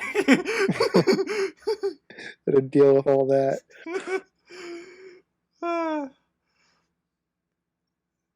I mean, yeah. We'll get there when we get there. There's something about this scene that made me laugh. Let's see. Maria won't snitch on her, and will even help her clean her dress so it's ready by tomorrow. Yeah. And I think this is a good tactic to get on the side of the children's, like, because if you get the eldest on your side, the rest are kind of easier. True. Well, do you think she was going in with that mindset, or she was just being kind? No, I don't think Maria is. Well, after the dinner scene, it could be both. I think it's a bit of both. I genuinely think it comes from like, I should be kind. So that's where it starts. But I also think there's that little teensy like 10% of her brain that went, "This is a good tactic. Go with it." I sense weakness. Take advantage. Yeah. She's gotta quickly establish that she's the baddest bitch in this house, especially since competition's coming. Yeah. The Baroness. Which I'll admit she fooled me. I thought she was kind, and I got fooled. The Baroness? Yeah. We'll get to that stuff. Yeah, I guess we will, because I actually have it in my notes. I'm like, I think they portray her a little more villainous than I'd like her to be. So yeah, we'll get there when we get there. Well, let's see. Daffodils, green meadows, a sky full of stars, raindrops on roses, and whiskers on kittens, bright copper kettles, brown paper bags tied up in strings. These are a few of my favorite things. I don't think of kettles as something that's anyone's favorite thing.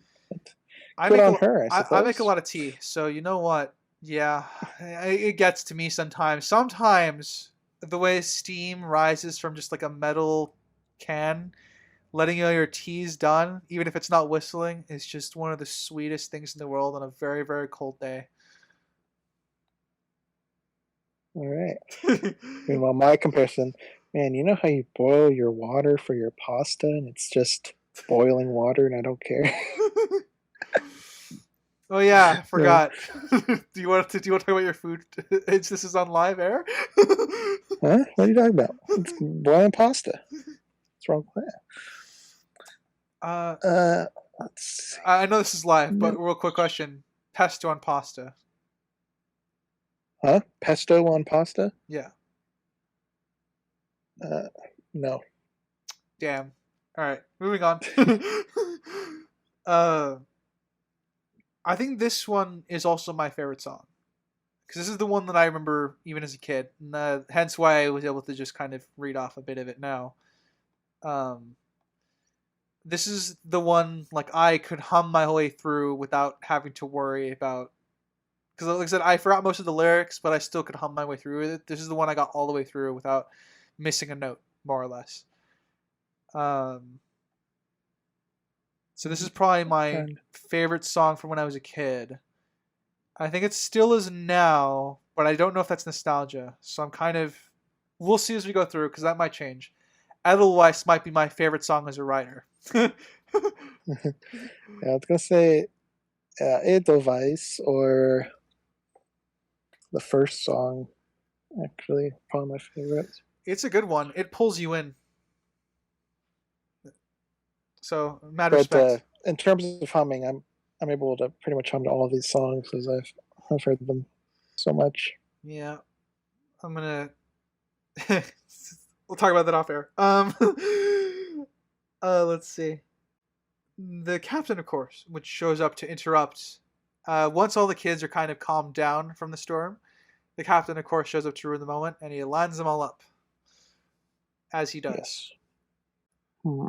Actually, regarding the kids being there, we already said they had a 180. What do you think would have made this scene better with what little we have established? Do you think the boys shouldn't have showed up, or what do you think would fix just this in isolation with what we have? All the girls go in. I would have the boys huddling together outside. Like they thought about going in, but they want to be men like their father. You know, like they want to emulate like that stoic greatness that they see in their dad. So I feel like they would. I wouldn't want them to go in. If I were to change it, I would have a single shot of them outside in the hallway, like leaning, like sitting against the wall, pretty much. Because the doors to the hallway is still open. So Mm-hmm. I think All right. that might be a little bit for me. How do you see that? I mean, this it seems very similar to what we actually get though. When they enter and they're like, "Oh, we're just here to check on the girls," Yeah. putting on a masculine facade. Doesn't seem too different from that. Yeah. I think that as well. Well, like I said, in my the small tweak version I'm making as well, there's still the divide between them. Like so, not all the kids are buying into Maria. Uh-huh. So I think that would help. Do you got any ideas? How you might fix this scene Not in isolation? particularly. I wish I could say yes, but no. I agree with your earlier assessment where we need like 2 more scenes before this to even warrant it. Because it just stands out. It really stands out to not make much sense. Yeah. It helps that the kids are collectively a character more or less and not I will obviously I would much rather them all be their own individual characters. But it helps that they're all grouped together in a way because it helps make Maria and Captain Von Trapp the main characters. And if the kids were characters, this would be a 4-hour movie. I would definitely take a 4-hour version of this movie. I think it's I enjoyed it enough to Wow. where I would like that. So Curious what your subjective will be for this at the end. All right, let's see. What other notes do I have? Oh, shoot. Darn lazy notes from me. All I wrote was they talked about what the kids like, and I already don't remember what the kids liked. Something stood out as weird, and I don't remember what it was. I don't know. I think it was Gretel that had the weird one. I don't remember either. So my notes here are more of just on the It's a mute point now. Yeah, it is. So Captain Von Trapp arrives to line them all up and confront Maria. Because he doesn't like that they're awake, and she definitely throws a bit of sass at him for it. Yes. I have to admit, I really do like their back and forth on equal footing for the most part, even though it's not entirely equal, because obviously he has the final say. Actually, this is an interesting question. I just thought of this now. Do you think he respects Maria because she's sassing him and talking back to him? Standing up. Yeah, because remember, I definitely think that's an element. Yeah, because he does slip up later, and he accidentally calls her captain. Like and he's also we also know he's referred to as captain. So the idea that he refers to her as someone of equivalent rank really shapes the perspective that he holds her in at that point. You know. Mm-hmm. So yeah, I agree. That's certainly an element for their relationship. Okay. Once, actually, did you have anything else for the captain bit here? One thing, a little bit. I like that. It's kind of it. Here's a modern movie take. It reminds me of Top Gun Maverick, the way she brings up the idea of getting the kids summer clothes, like right after she's gotten in trouble again for breaking discipline rules, or the kids breaking discipline rules. Mm-hmm.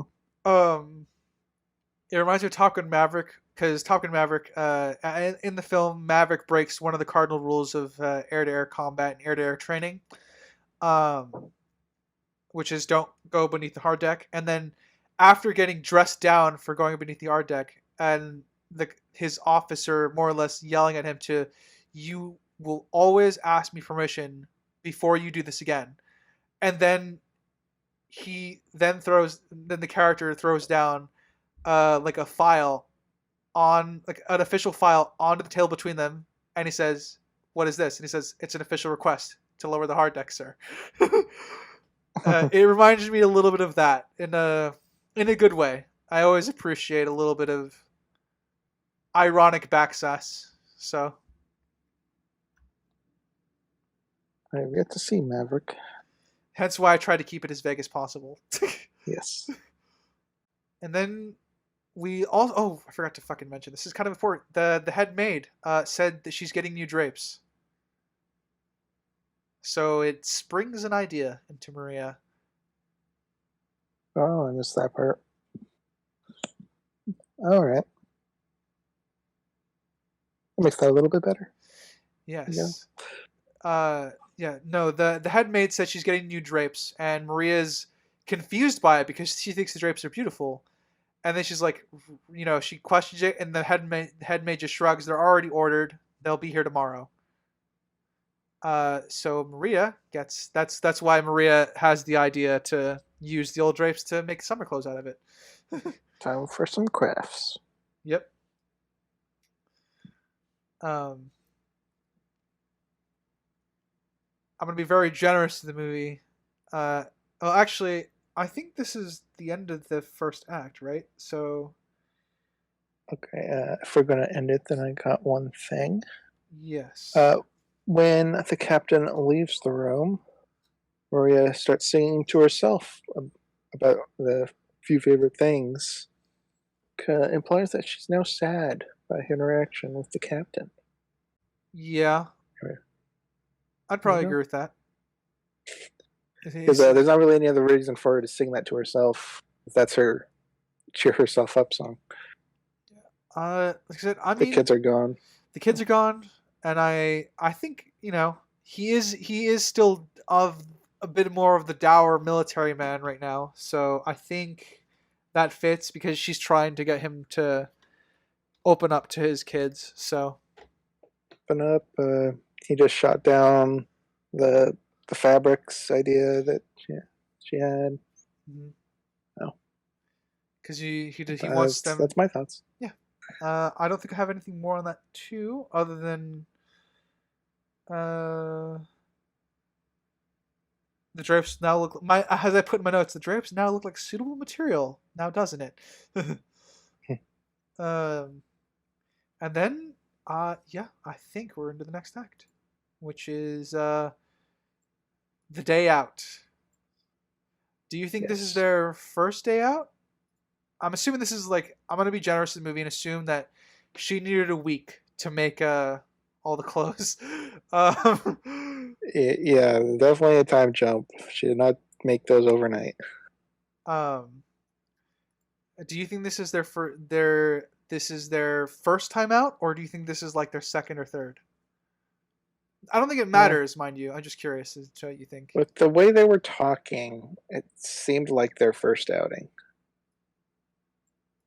But I don't know. What do you think on that? I'm leaning towards first, mostly because we see other outings later on, so we could presume like this is the first of many. You know. Mm-hmm. Do you think all their outfits look good? Good enough to be ruined by their adventures in the summer. Yeah. Okay, I put that out because of, I think it was Frederick's looked hideous. I mean, everyone else's looked all right. The idea of summer clothes is to have fun in them and get them dirty and ruin them as much as you want. So I was okay with how they looked because there would be no reason to care beyond. They're just supposed to. I meant with like a design aesthetic. Not practicality purposes. Okay.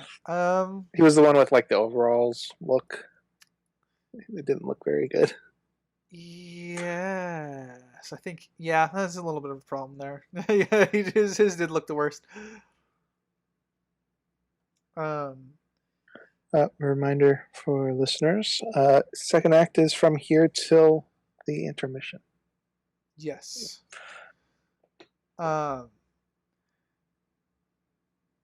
And I think a small detail that I would like when they're at the farmer's market is when they're kind of tossing the fruit to each other and Gretel drops one. And she kind of looks really nervous.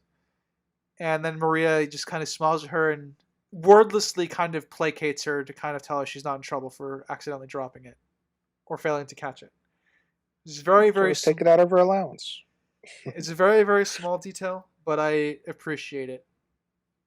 So it kind of shows that, it's her showing off how different she is from their dad. Yeah, I mean, she attempted to juggle. I wouldn't say she succeeded, because juggling two balls is not that difficult.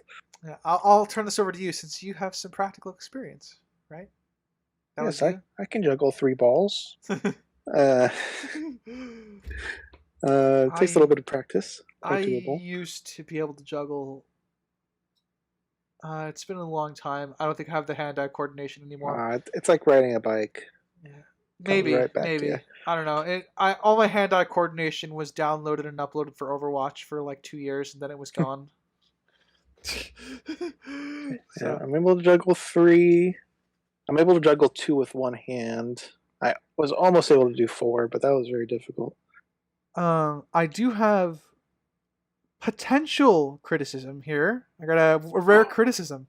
The children were... this is, I think, when they're all in the field. So after they went farming... this is before she starts the new musical number about trying to teach them to sing. The children were amazingly self-aware as to why they play their tricks. One of the younger kids says it's to get their father's attention. That's why they play all the awful tricks. Because she asks them like why they played the tricks on her and previous governesses, and they say that they want to get their father's attention. It's a bit blatant. My slight criticism here is it's a little... I'm not sure I can buy it from the younger children saying that. Because that's amazingly self-aware. if Liesel or was it Frederick is the second Yeah. eldest? If it was Liesel or Frederick who said it, I think I would be okay with it because they would be the ones that obviously would influence the other children. Like, oh, this is how we get father to notice us. But it's one of the younger ones that says it, and I wrote that down as I didn't really like it. I would have preferred something a little more subtle. It's a little blatant. Interesting. And you're the one that usually says kids are smarter than you realize. Kids Usually are an advocate for that. Yeah, I usually am. And like I said, this falls into the line of me like kids are very smart and they're very emotionally tuned, but they don't know how to articulate their emotional attunement. So I think they would be vaguely aware that this is the reason why they act horrible, but I don't think the younger ones would be able to articulate the reason why. Yeah, I'm inclined to agree. I guess that makes sense. Yeah. Welcome back, Sprinks. Hey, Did you actually catch all of my criticism, or did you? I caught half of it. Okay. I didn't want to cut you off. Uh, Where are we? we are on their first outing. They're in the field of grass before she's about to teach them how to play Do re music. mi. Gotcha. Yes, that's why I was talking about the criticism here. So Oh, good. Well, let me go over my notes up to that point because that Yeah. finishes Act 1. Well, there was I think Kurt is the one who says it during favorite things. He says a good sneeze. I just find that interesting that I think he's 10. He's 11. Crimson, was that your weird one? I don't think so, but that's a good one. Crimson and I Just- were trying to remember what they were saying, and we both agreed there was a weird one. That might be it. Yeah. I think Kurt, who's 11, says a good sneeze as one of his favorite things, which is just a little odd to me. I don't recall if that was put in there for the rhyming aspect of it, or to make it flow with syllables, but in any case, it was a little I odd. don't think so. There is. I do like, however, that a lot of the favorite things are all Christmas related. Not surprising from the Christmas man. Nope, not at all. Okay. I actually, because you brought it up, I now have a question for all of you. Was there ever a time when you were really, really young, and this might be really digging deep? Did sneezes ever provide like third eye kind of clarity to you? And I don't mean like I'm gonna need a definition. I don't mean, Well- and obviously I don't mean that's in like the Doctor Strange mystical you can see through walls kind of shit, but like just suddenly you can see a bit clearer, your sinuses are clear, and just for like a brief 30 seconds you just felt really, really refreshed. It's Crimson. I want you to go first because I'm a little difficult to answer on that question. All right. No, typically for me, especially as a kid, sneezing was death. It was typically associated with allergies, and if I ever let one go, my day is ruined. Then you would just go for It's the a rest of the sequence day. of sneezing repeatedly like a cat, where Yeah. it just doesn't end, and my life is miserable for the rest of the day. Yeah. I didn't get allergies till I was 12.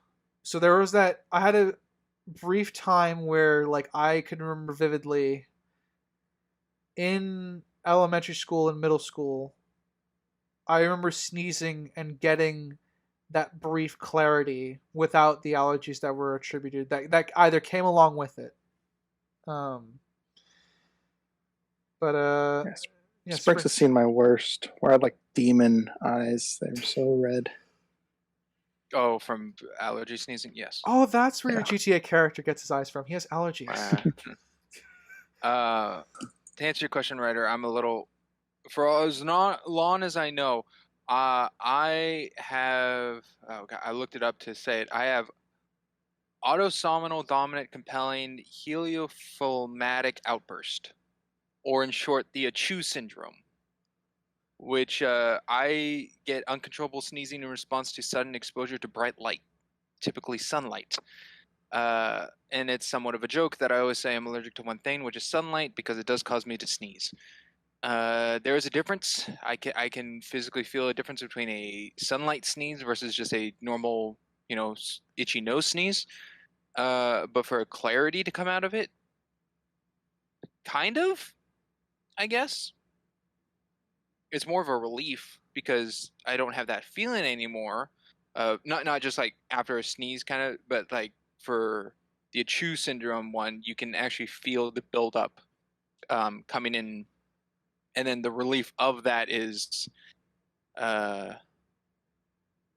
calming, but I wouldn't necessarily call it like my third eye opening or Yeah, anything. like I said, I just say third eye opening just because of the brief kind of refreshing clarity you get afterwards. It's very short, but it's there. I love this podcast. We just talked about sneezing. Yeah, Yes. it's just something random. What else do I have? I really like during favorite things. They sing the favorite things, and then it cuts to the captain coming in, telling them all to go to bed. And there's an instrumental piece that is still favorite things in the background, but played at a different tempo.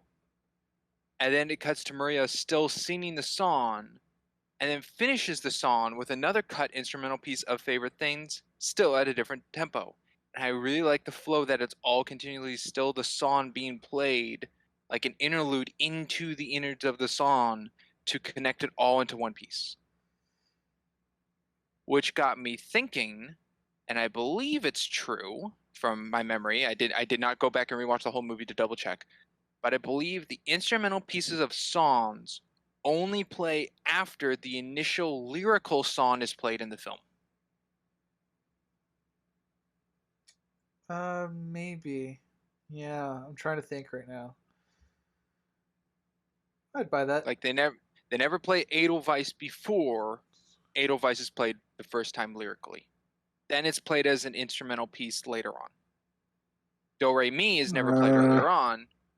The only instance where it does, and I'll say it's fine, is the opening credit overture.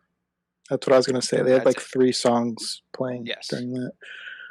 The opening credit overture is the only time where other pieces throughout the whole film are played all together. But during the initial just story and plot of the film itself, once a lyrical song is played, then instrumental pieces come afterwards. Yeah, that was the only standout one I could recall. Was the title stuff. Gotcha. And then you said up to. Okay, so maybe this has been covered yet or not. When was it? Gretel gets tossed a tomato and it falls on the ground. I did Mhm. cover a aspect of that, but go ahead. I do like she thinks she's gonna get disciplined or whatever, and Maria just says just kind of wiggles her finger like, "Hey, chin up, it's okay." But directly afterwards, they're frolicking by the river. The exposure on that shot is way too high. I think it's to combat the glare of the sunlight in the water, but it is very bright. Yeah, I think that's a facet, the count of the water. I also think it's to add to like the whimsy that they're having right now. I think it feeds I into the whimsy, but it's definitely there to count on the water. yeah, I think it's fine for the whimsical approach you're saying, Crimson, but it's the fact that it's only one standout scene in this whole frolicking bit. They don't reuse it or it comes up again. It's just for the one. So I do think it's more on the countered side of the angle and not to just, delete the footage.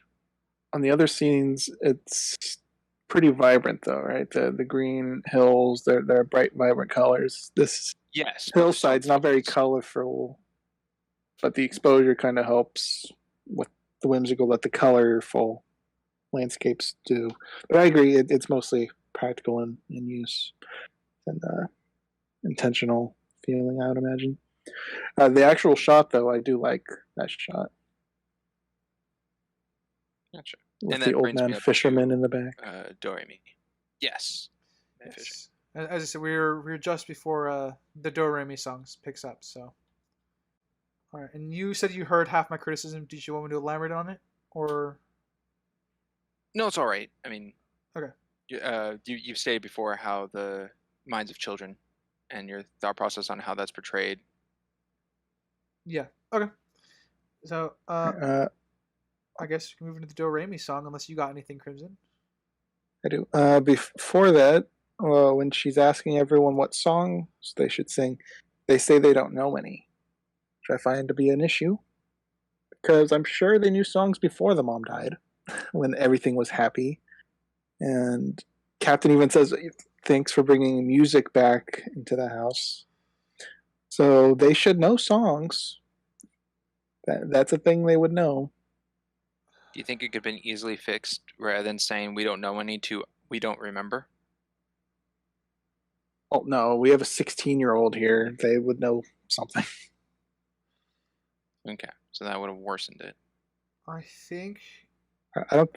there could be a They should distinction have of like included it. they could have made a distinction. I think if to improve the scene, because I think this is a good catch on it being a flaw. I think the way to approach this would be they know songs, they know music, but they don't really know how to sing with it. Because finding rhythm is something entirely separate from, I guess, knowing the words to music. Because her whole lesson is about teaching them how to sing notes, not necessarily to teach More them of in the words to sense of sing. creativity and imagination versus disciplined memorization. No, that's not what I'm trying to, because I think, well, Crimson, I assume you take issue with that, right? Yeah, I mean, it's an interesting problem because they would know songs, but if they went the angle of they just don't know how to sing, then they sing very well, then that kind of an issue as well. Uh, so I just think they shouldn't mention it. And she's like, "I got a song. I want to teach you guys how to sing. I have a song." The whole point of her singing, or the whole point of the Do Re Mi song, is to teach them Is to the teach notes them to how sing. It's yeah. to teach them the notes, not necessarily how to sing, because presumably they could sing the words, but not necessarily the notes, if that makes sense. Um, which is what I thought the song was there to do, or the Do Re Mi song was there to teach them. Which is where I think a distinction can come in. Obviously, we don't get that because they blatantly say we don't know how to sing. So Yeah. So I think they should just cut that and just have her pick the song. Have her have the agency instead of having the kids prompt her agency, I guess. yeah. I think the only way that it would work for the kids prompting, as I said, they need to make a distinction between them knowing music and knowing how to sing. I guess specifically. So, um, and then I would obviously prefer them trying to stumble through notes and stuff like that, and then being corrected a little bit in a fun way, the way that Maria would teach them how to sing. Mm-hmm. So yeah, I chopped it down. That's a good catch. You haven't been here in a while, Springs. You wanna, Hi. Do it just over that or to something else? you can go To you, over. I suppose. Yeah. Well, I just didn't really cross my mind. I guess they would know other songs, especially through their mother. And it's brought up through Von Trapp that they haven't had singing in a while, so it's kind of said through him that they used to. I guess it's just more on a level of comfort that the children, even though this is supposedly still the one day of play, that they are breaking a little more free, but they're not necessarily fully comfortable yet. And I believe going through Do Re Mi, the beginning is that audience show of more of the entertainment picture and show than the children actually like in their comfort levels at the point as it goes through Do Re Mi. So yes, I can see it as a problem being that it's not the musical portion of it that them saying they don't know any songs is a problem, but it also could be, on the other hand, since they don't sing, it's one of the qualities of the mother that the father doesn't like. So during the time where the children would sing themselves, the father kind of somewhat beat it out of them to not. So I don't know if it's something like subconsciously they choose to say because of such, but it's never shown that way. It's just shown that when they do sing and the father comes involved, they see his presence. So I think it's fine, especially since he's been gone so long in Vienna. But then when he starts singing, they, clam up because it's a difference. But maybe at that point, because they're singing to the Baroness and Max, that they don't notice their father. So that when we get to that, I guess that's a little confusion part of like, did they notice him or not? But they do stop singing, and it could be questioned whether that's through the captain or not, of the answer they're giving at this part of they don't know any songs. Oh, so you mean So it's just one of the perspectives? All right, I'm trying to. You said a lot, so I'm just going to rephrase it in a way that I hope to make sure I understood what you were trying to say. So your thing is that they don't know any songs in the way that their father, because of their father, they had to hide it, so they pretend they don't know just because that's what they're used to. Truthfully, they do know songs because of the time of the governesses and their mom passing and how their dad treats them and raises them. They say they don't know any songs because I think the last thing they'd somewhat want to do, especially on this first day of play, this isn't a line said later at the end when they're on the boat or whatnot, after being more children and imaginative and creative and playing. I believe this is more said to not start singing or think it's okay because Maria says it's okay to do so in their father's household. Because there's the possibility that they've done it before, reminds of the mom. The dad said don't do it anymore. The only real instance we ever see of like physical like stop, or not necessarily stop, is when Brigitte comes out with the book. Von Trapp just kind of spanks her a little with the book, but it's not forcefully. It's just kind of get in line. And I don't know if that's a simple hint or connection or just throwaway kind of thing, but it's still there and present. So I don't know how forceful or diplomatic of a character Von Trapp has been to his children around the other governesses. I think it would be far more towards the first 3 or 4 when he's more wounded by the passing of his wife and keeping an eye on the children. I think this is when he became very naval, up to the point of Maria being the 12th, and he's a little more laid back and giving her, second chances. So we don't really get to see that through the children of how they were raised after the passing of their mother until Maria's arrived and how they act with the whistles and everything. Okay.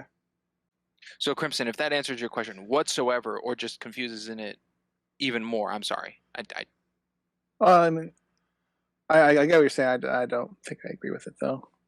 Yeah. Just purely because your example of them being afraid to sing in front of their dad is they agreed to sing to the Baroness, which would presumably be in front of him as well, since he brings her, so that they don't seem to be afraid of singing in front of him. I don't think that's the problem. But let's move on from that. Spent a long time on Right. No, I'm sorry. That's all right. I'll go over a line of Do Re Mi. I think La, a note to follow So, is the laziest one said. That they couldn't think of something stronger. And yet it's still iconic. I mean, it is. I mean, it goes along and keeps with the beat and everything, but everything else has a connection of remembering to go with, and La is just a note to follow So. I think the only thing that helps that is because even when Maria's about to sing the line, you can see her stumble over it. So like she's not quite sure what to assign with it, so she's just inventing it as she goes. I think that helps quite considerably, but I would agree it's probably the laziest part of the song, at least on the writer's part. Makes sense for Maria since she's coming. Do you have a replacement? Do I? No. Sprinks. He brought up the issue, so I'm curious if he had anything. Well, because the others make sense to make words out of, but law, like the law, judge, like what? That's all I could really think of. Law to beat the criminals with. Law could work. Well, would it have to rhyme with so, like a one-syllable so, to match up and still have the same flow as the rest of the song? Presumably. I'm thinking like flow. I don't know. I don't think I should. I don't think this is workshop hour. But I just think they could have done a little more creativeness into it. But then again, it does play through, as writer said in the film, that Maria even like tries to figure it out and just kind of goes along with it as a word or a vocal. Mm-hmm. But a fun fact for this movie, at least this song, I have written. I forgot I had written all the lyrics to this particular song down in the Google Doc to try and assign words to notes to try to write a song before. Oh. Do you have it? On hand? No. I have to go digging Darn. for that. Well, bring it up for the recap. Yeah. It's not, by the way, to be clear, I'm not rewriting lyrics for the song. I'm writing my own song using the notes that she taught me. If that makes sense? No. Better sense? No, that makes sense. Okay. I have I don't know if it's a continuity error, but something to bring up. When she goes to kind of after the hill part to the steps in the town, and she's going over how you can use the do re mi into interchange them to like a million different ways with so do la ti do re do. Yeah. Where the kids get these new clothes? I wrote that down. I took that as it's a different day. I'm fine with it being a different day, but the dad said they don't have any play clothes, and Maria wore clothes the poor wouldn't even use, and she got clothes from the wardrobe already at home. So I'm curious where these clothes come from, because I doubt they went out and bought, because then with what money were they bought with? Anyway, well, presumably she's being paid, right? Governess gets paid. I actually do not know. I'm gonna look that up really quickly. You guys talk amongst yourself. There is no form of currency between Von Trapp. You know, even when she leaves, there's no payment. Well, of her own self leaving, but when Von Trapp says, gets flustered and says, you're done, there's no payment there either. So I don't think she's getting paid. I think her payment is governess. You get paid for your meal. jobs. Yep. So she presumably she's getting income. She doesn't need to be paid on screen, but it is a job, more or less. Oh. The only thing to question that is her position as a nun. Would she take money, or would that go to the church? Well, all the money she's giving clearly went to the kids, so maybe she uses it that way. Yes, it would. So I guess she did use it for the kids. She wouldn't. It wouldn't. I agree. I know what point you're bringing up, Crimson. I agree with you. She'd probably donate it or give it away because once she goes back, that's what you would do, presumably. But in this case, when she's getting her money, she's clearly spending it on the kids. In this case, if we're going to complain about her getting new clothes. Okay. Yeah, I guess this is a scene that should have been slightly in of either her getting income or her going to a store to get them clothes, and just like a small bit, because it's only really shown that she uses the drapes to make clothes out of, because they're going to get thrown away. Well, she's also obviously spending money to get the food at the place as well. They don't just hand out food at the farmer's market. Yeah, I'm learning that governess is a job. I'm okay with this. Like I don't think it's a huge issue. I can just assume she's spending her income on the children, which makes sense, because she has nothing else to spend her income on because she intends to go back to church. Okay. I was just curious because it's only in 2 scenes, and then they're back to the drape clothes. Yes, it's it's also this continues to, like, they're riding on the back of a horse-drawn horse and buggy. Yeah. And them riding their bikes as well.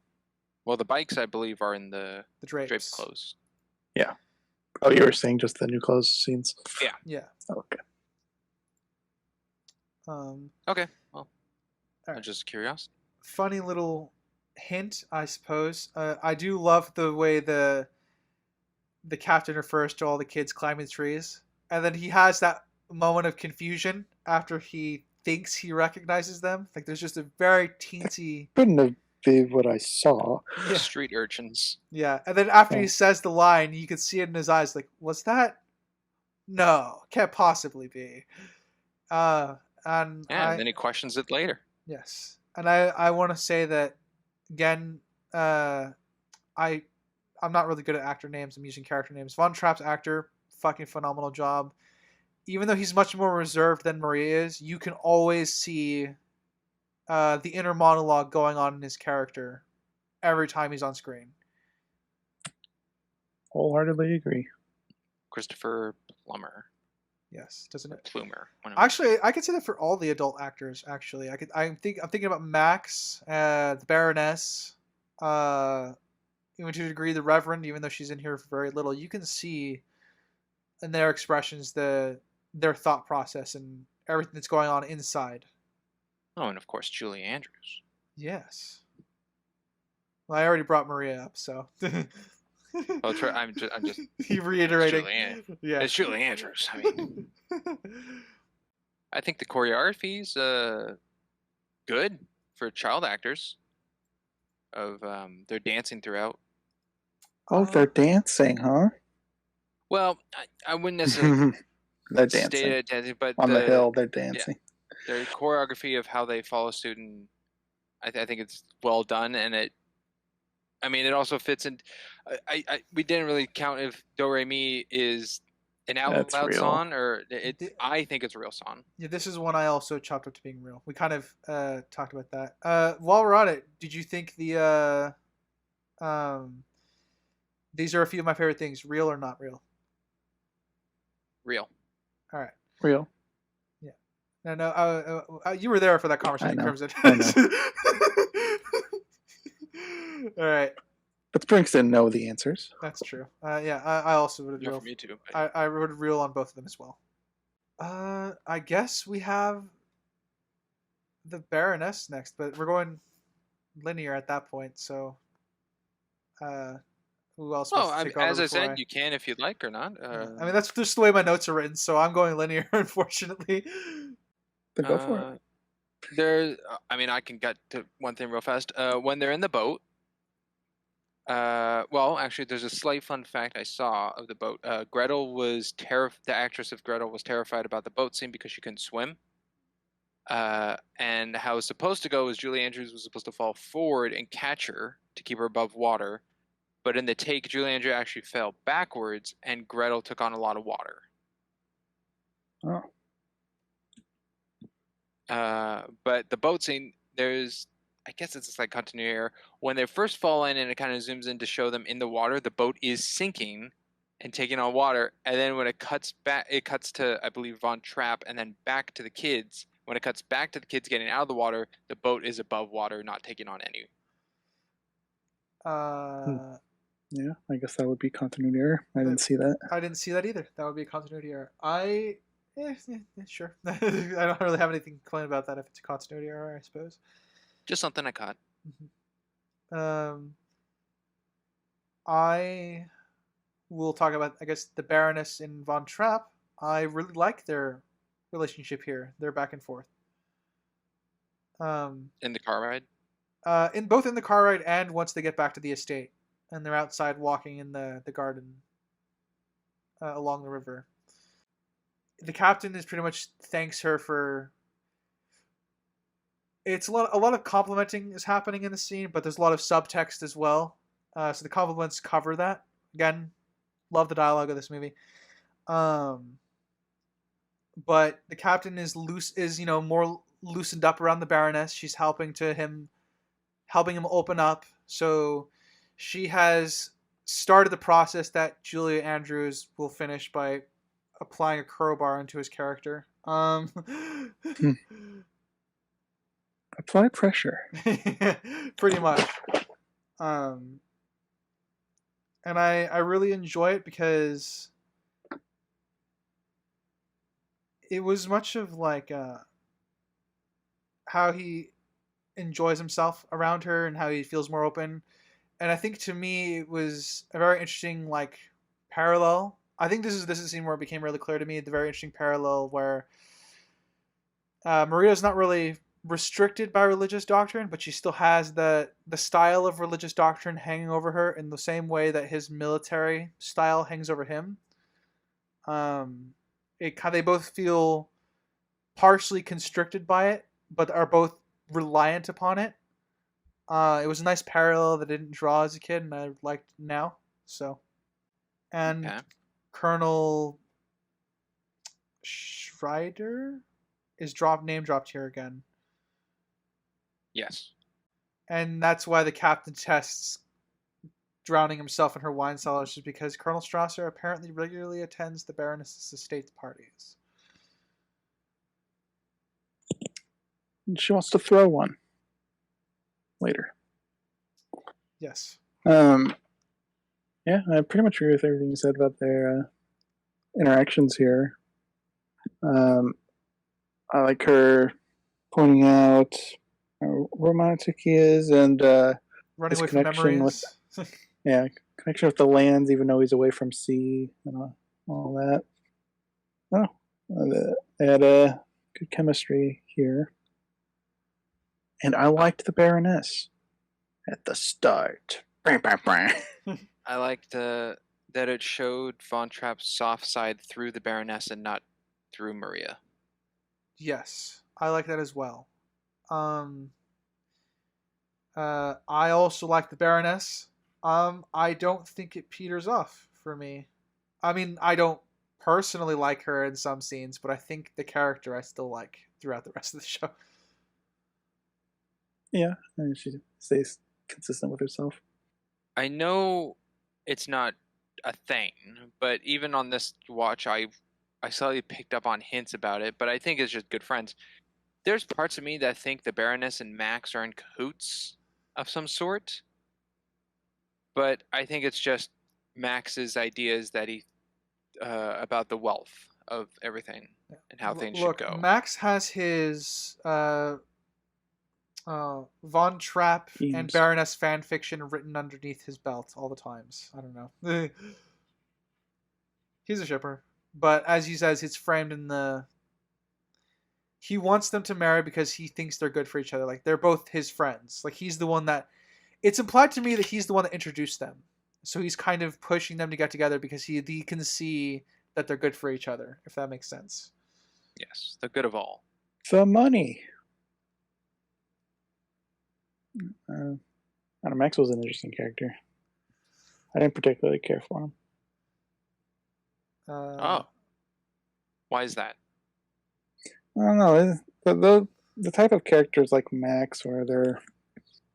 I usually like blatantly honest characters, but when they're sleazy, blatantly honest characters, I usually don't like them. Okay. He's not fully sleazy, but Okay. you get what I'm saying. Yeah. So my follow up question is that personal or objective? No, that's personal. Okay. I'm gonna mark him down for that. He's consistent. Okay, fair enough. That's all. That was my only follow up. Could it He wasn't be... like what was his name? Who's the officer in Casablanca? Louis? Louis. No, Anyway, Louis he's is not great. like Louis is fantastic. That's a good comparison, though. Yeah. Actually, yeah. So, I guess my follow up question, since you brought it up, Strings, my follow up question for Crimson, because in a great twist, they're both kind of a similar character archetype, but what works for Louis that makes you like him that doesn't work for Max? That's a Do great you question. The moment Springs brought up Louis, like, oh shoot, I'm going to be put on the spot now because it's a great comparison. Don't know. Maybe it's the actor's portrayal. Maybe it's the comedy. Louis' comedy stuck with me a lot more than Max's. Was Max really comedic? Well, I think I have one line of dialogue that I would probably attribute to him as comedic. Well, he wasn't like shooting one-liners, but he was. God. Yeah, I think I might know why you spot the difference of like and dislike of the two. Crimson is Louis was more sarcastic and witty in responses to things around him, and a little more tongue-in-cheek, while Max is more of the childlike, legs crossed, slight, not fully mischievous, but more open-minded dreamer of sense. young at heart, yeah. I guess. And I would not call Louis a young at heart character, whereas Oh, yeah. Max was more of. I agree. Louis is more sophisticated in that regards. Louis definitely has a bigger sense of sardonic humor to him. Yeah, so that might stand Good out a lord. little more to you. Yeah, I'll sit on it longer, but that's a good assessment as well, Sprinks. I agree with that. And if you want to hear more, tune into the decade recap at the end of the season. Probably gonna be 2-parters that one. But also go watch our Casablanca. All right. Yeah, so the 40s. Let's go. Um, Let's see. Oh, Ralph. actually, Oh, before Ralph. that, just before Ralph comes, or I think Max says a line of something like, "What about?" He says something about the German occupation coming, and the captain actually gets offended. So we actually can see the quick contrast between him being, really open and soft with the Baroness to him having to put not necessarily a wall up because he and Max are friends, but their disagreement. He's like, yeah, don't you ever bring that up again. Something to that effect. I think that's this scene as well. Isn't that after Rolf and the Rock? Maybe. Well, the reason Yeah. I don't think it's there is because as soon as Ralph leaves and that interaction ends, I think Julie Andrews arrives with the kids, Maria. In the boat, yeah. So I think it Yeah, happens before. Max says he's not politically aligned. That's kind of his defense for it. Yeah. For his comment. Yeah. Okay, sorry. I don't remember what the comment was. Yeah. No, it's okay. I was actually going to touch on a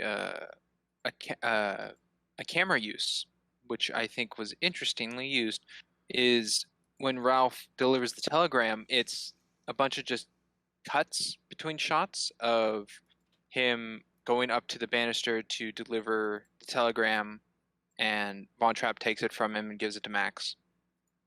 And then when Ralph leaves, rather than a cut, it's actually a zoom out, which is the only zoom out in this part, and everything else is cuts. And I think the zoom out was to use as more of a oh boy, how to I think the Diffusing zoom tension. out for yes, I think it's more used as the overlooking disapproval. That's the word, disapproval that Von Trapp has to Ralph. Mm-hmm. Because it's hinted earlier already through what Max has been saying of Von Trapp's thoughts on Germans at this point, and how Ralph's introduction is especially when he hails a certain statistically challenged chancellor. Yes. So. Yeah, I think I agree. It's pretty strong. I think all the cuts also help add to the tension as well, because it's with the preceding comments, we now have a framework of what Von Trapp's reaction to that would be. It's true. I'm curious. I know it's in the third act here. I'm curious what it would have been if, when the children were rehearsing with Max at the concert, if Von Trapp was present to see Max responding, how that would have gone. The awkward, like, placating. Yes. Curious how I think they would have what he'd say to Max. I think they would have argued about that behind closed doors. But I think Von Trapp would have been angry with him just responding to it at all and returning the hail. But I think ultimately it would have been like an argument they had behind closed doors about patriotic pride and something of that nature. If I'm envisioning that, and that's how I'm envisioning that going in my head. Okay. Because for me, like, it's very obvious to me that Von Trapp is 100% patriotic. He is absolutely against any idea of the villains of World War II coming in and taking over Austria. So I think because of that hardline stance that he's taken versus Max's kind of wishy-washy stance. I think they would argue about that more about closed doors because there's hints of that argument all the time between the two of them. We get more of that in the third act as well. We get just another teensy drop of it when they're back from their honeymoon. So that's kind of where I would think that argument would go if they were to play it out for us on screen. Okay. All that reminds me of something I was going to bring up in Max's introduction. He's correct me if I'm wrong, he's some sort of like talent agent, right? Or at least he has his dreams of getting money off of famous people. I don't really get his actual job, but yeah, it does seem like he always looks for an act. Talent agent, I guess, is what I'm going with. So I find it quite convenient because without Max, the talent agent, ending of this movie would be very different. Yes. Because they would not have performed without Max. So I was quite lucky that he cared so much about that festival. Well, I'm sure they would have just immediately gotten captured then if they weren't going to a festival while sneaking out. Yeah. Yeah. It's convenient that that was his kind of occupation. Talent agent. I would probably say it's convenient if it was something that they introduced at the 11th hour, but we know that's what he does for pretty much the entirety of his film, the entirety of the film. So I think it's more of a convenience that who he originally was trying to book got booked within the day of when he was trying. To then make him go to the Von Trapps. To me, that's a stronger coincidence because it never showed him like changing his mind or canceling one to go with the other, or it just showed him attempting to go with one choice that was already filled with someone else. Mm-hmm. And that was in just a conversation. That wasn't him coming back from a phone call or a telegram or anything. Oh, I don't know. It seemed to me more convenient because he didn't even need to be a talent agent. He could have been like, I'm a minor. But your kid's really talented. I heard about this festival. They should get in there. I think I figured out a better way to phrase this. He's not convenient. It's just a plot device. Because of the fact that he is a talent agent, it then facilitates the other things in the story to happen. That's not necessarily convenience then. It's just he is a his occupation is then a plot device. If that makes sense. You're implying plot devices can't be convenient. They can be, but I'm willing to make the distinction for this. I don't think it's entirely convenient because it's set up and payoff throughout the film. If it was something they introduced at the 11th hour, I would agree it's definitely convenience, but the fact that he is a talent agent or something to that effect from the beginning, and a lot of it is since he heard the kids sings about them trying to get them to perform in the festival. That's less convenient for me. That's just more him. Did Max ever talk about this while they're in the car ride to the house? Yeah, that's when they overheard the children singing or the choir, whoever was the choir singing on the drive. Yeah. All right, then I see it less of a convenience because then it's not just out of the blue. Yeah, it's even then he brings it up as soon as they finish their puppet show. So, once he talks about the puppet show, that's when he talks about them wanting to perform in the festival. So I think I'm not going to call it a convenience because there's enough setup there for me. But I'm willing to concede it as a plot device. I'll cut to the children singing inside of singing The Sound of Music song, which I guess real quickly to you two, is this a song being really sung or is this the audience song? This one has to be real, right? Okay. Sorry, I missed the first part. What is the song? The song they're singing to the Baroness, children. Right? Oh, yeah, that's real. That's okay. Real. So if this is a real song, it makes sense that the children learned it through Maria, Like Maria's Yes. taught them while they were away. When the Von Trapp comes in and starts singing, how did he learn the lyrics to this song? How does he know this song? Yeah, I wrote that down. Do not know. That Presumably it was maybe a wife it's song. a real song. It's a known song. Yeah. That's the only way I could think. Okay, because I wrote down, if this is a song he knows, then it's probably a song his wife knew, and that they either sung together or just know of. If it's not, just a well-known song, did Maria know the captain's wife? No, Which I don't think so no. whatsoever. Okay, you're just bringing it up as a potentiality. No, I'm just bringing, how he knows the song. The song either has to be popular, or it was a song from that he hasn't heard since his wife passed away. But it used to be a song that he knew because he always used to sing it with her. We know he could play guitar, so... So that says that the Sound of Music song that Maria sings at the beginning is not of her own creation. If we want to make the scene make sense, but I'm not convinced because I think it's more of a problem because when she sings in the beginning and then talks to the Reverend, she's like, "I can't stop but sing about everything I do," and that song's pretty much about her happiness going through the woods, and that's all that's about, right? Yeah. So it makes it sound like she's making that song. So I think it is an issue. I don't think it's a popular song. I think it's a Maria song. So that's kind of where I stand on it. All right. And the captain's been so far. I mean, he's been gone the whole time. He's not overhearing it. There are the only facets that I would feed into this, because I think I'm agreeing with you. I lean more towards it being an issue. And this is credit to Von Trapp's actor a lot, because you can see the range of emotions he has when he hears that song, and it really makes me think it was something his dead wife used to sing.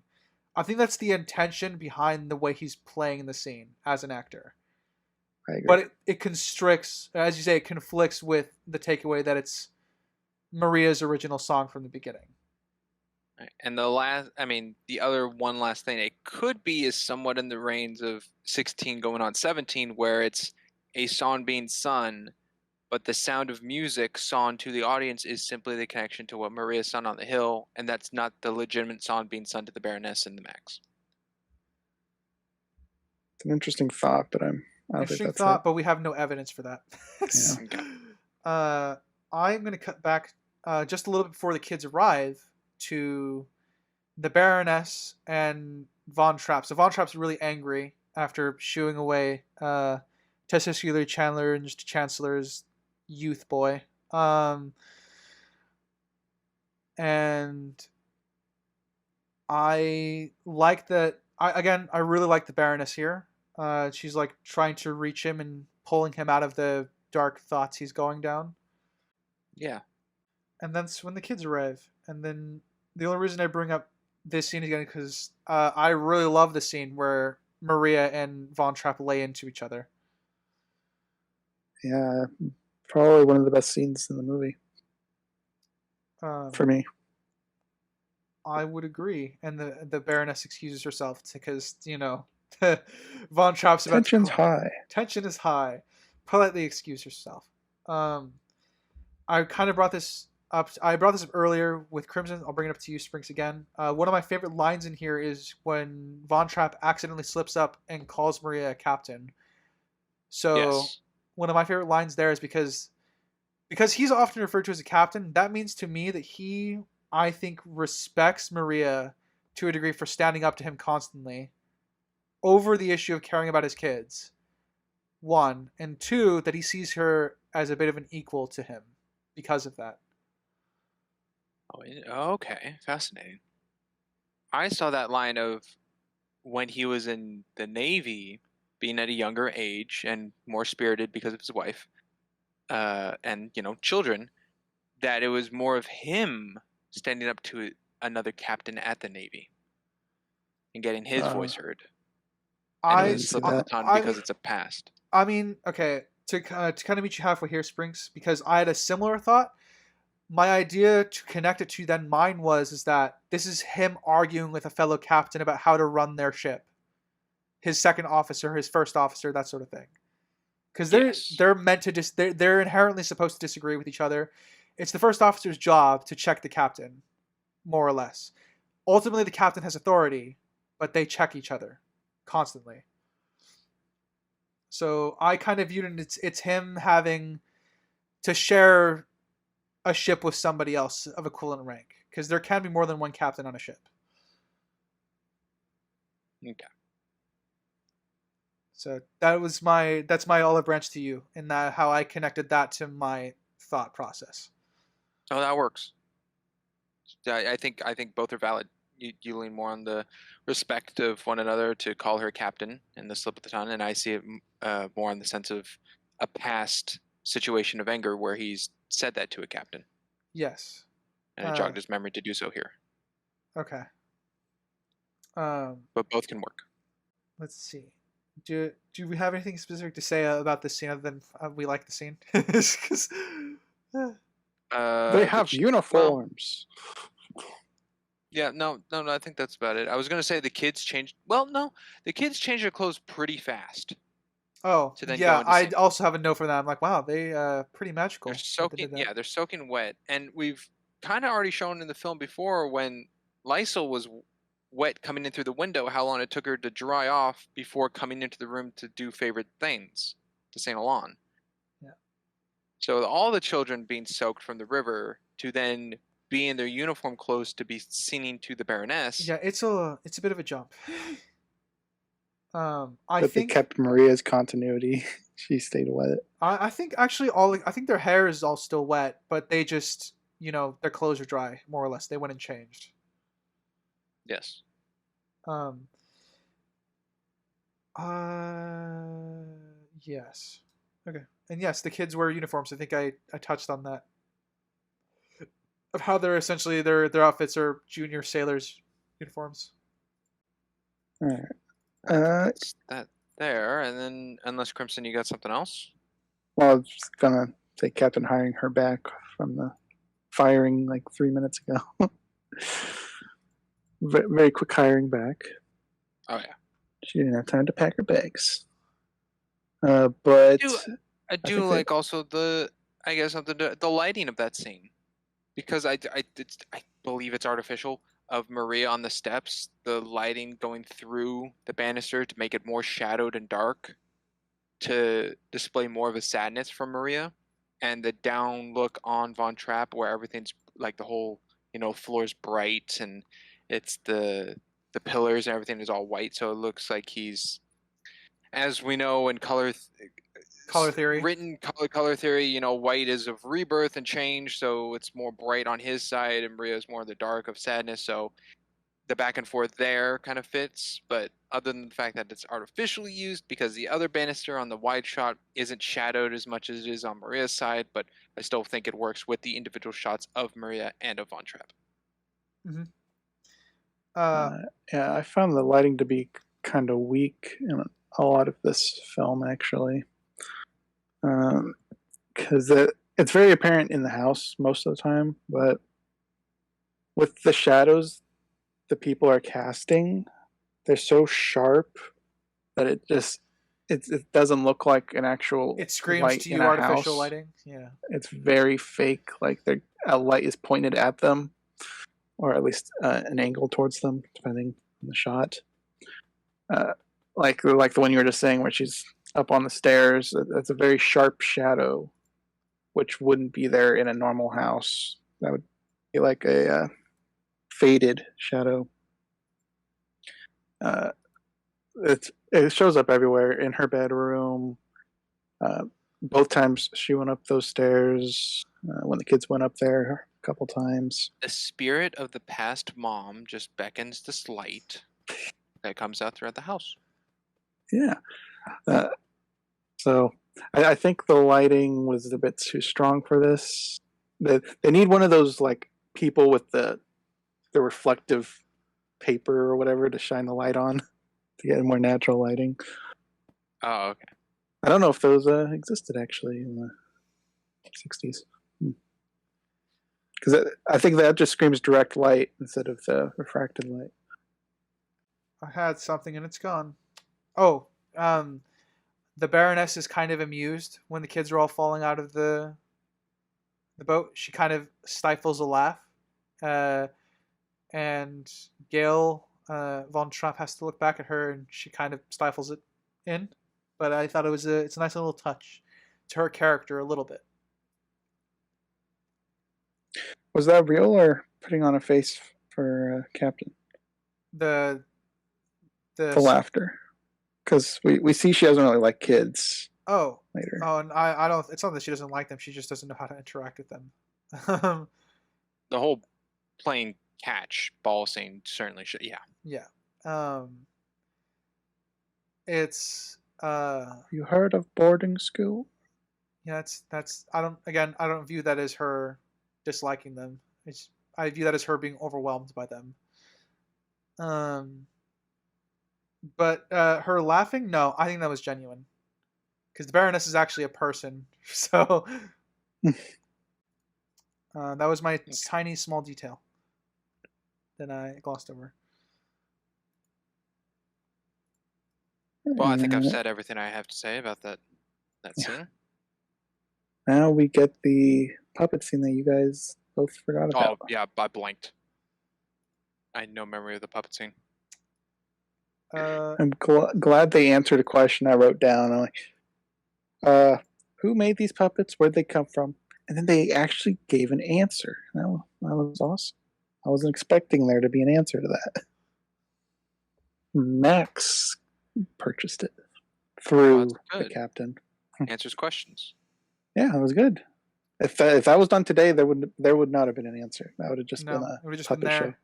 And lazy writing would have ensued. But no, like I said, I appreciate that when the movie raises questions, it usually answers them. So. Also for this one, my vote is definitely on this is real singing. Yeah, real singing, and I think this is my least favorite song. Oh, I guess I'm in agreement. It just doesn't seem like it feels like a filler. Like it doesn't need to be in the movie. The only thing that is not filler is that they're performing for. Builds up the relationship. Yeah, that's pretty much what it's for. That's true, but they just again the last scene was them already portraying a song, performing. Yeah, it's very quick to jump from one song to the next. It might be that which doesn't help, because it makes this feel a little out of place. But the importance of this is that Von Trapp can reconnect with his kids, and obviously we get to see some third wheeling on the Baroness's behalf. True. So there is some point to the scene in terms of character, but the song itself, I think, is the worst. Let's get nitpicky. All right, go ahead. So they didn't have a puppet display at this house. Max just bought it for this performance. Those are some advanced puppets that they were utilizing. How do they know how to do that? That takes training to puppeteer like that. I'm going to be honest with you. I view this as a week later. Oh, this is definitely a time jump. Yeah, because they're all wearing different clothes. So this isn't like they immediately went to the next room that day. No. Well, yeah, you got to rehearse the song and the But the practice of puppeteering, those are some advanced puppets. Yeah. So is this indicative of a time? So we agree this is a time jump. So I guess the level of damage that you're implying, Crimson, depends on how long the time jump has been. Basically, I suppose. Yeah, I'm somewhere between a week and 2 weeks, maybe at the most. We don't have any. We have no indicators. Unfortunately, no indicators. Could be a year. Who knows? Yeah, it's not a year. Yeah, I would guess a week to 2 weeks, because I think they could put together a somewhat decent performance in that amount of time. But I'd say no more than a month. Like there's a possibility that it could be a month. Yeah, I can't say anything. It could have been like a couple days. It could have been half a year. I'm not joking because we have no time frames. We have no time frame for this one. So I will label down as a flaw depending on writer's intent of time frame jump.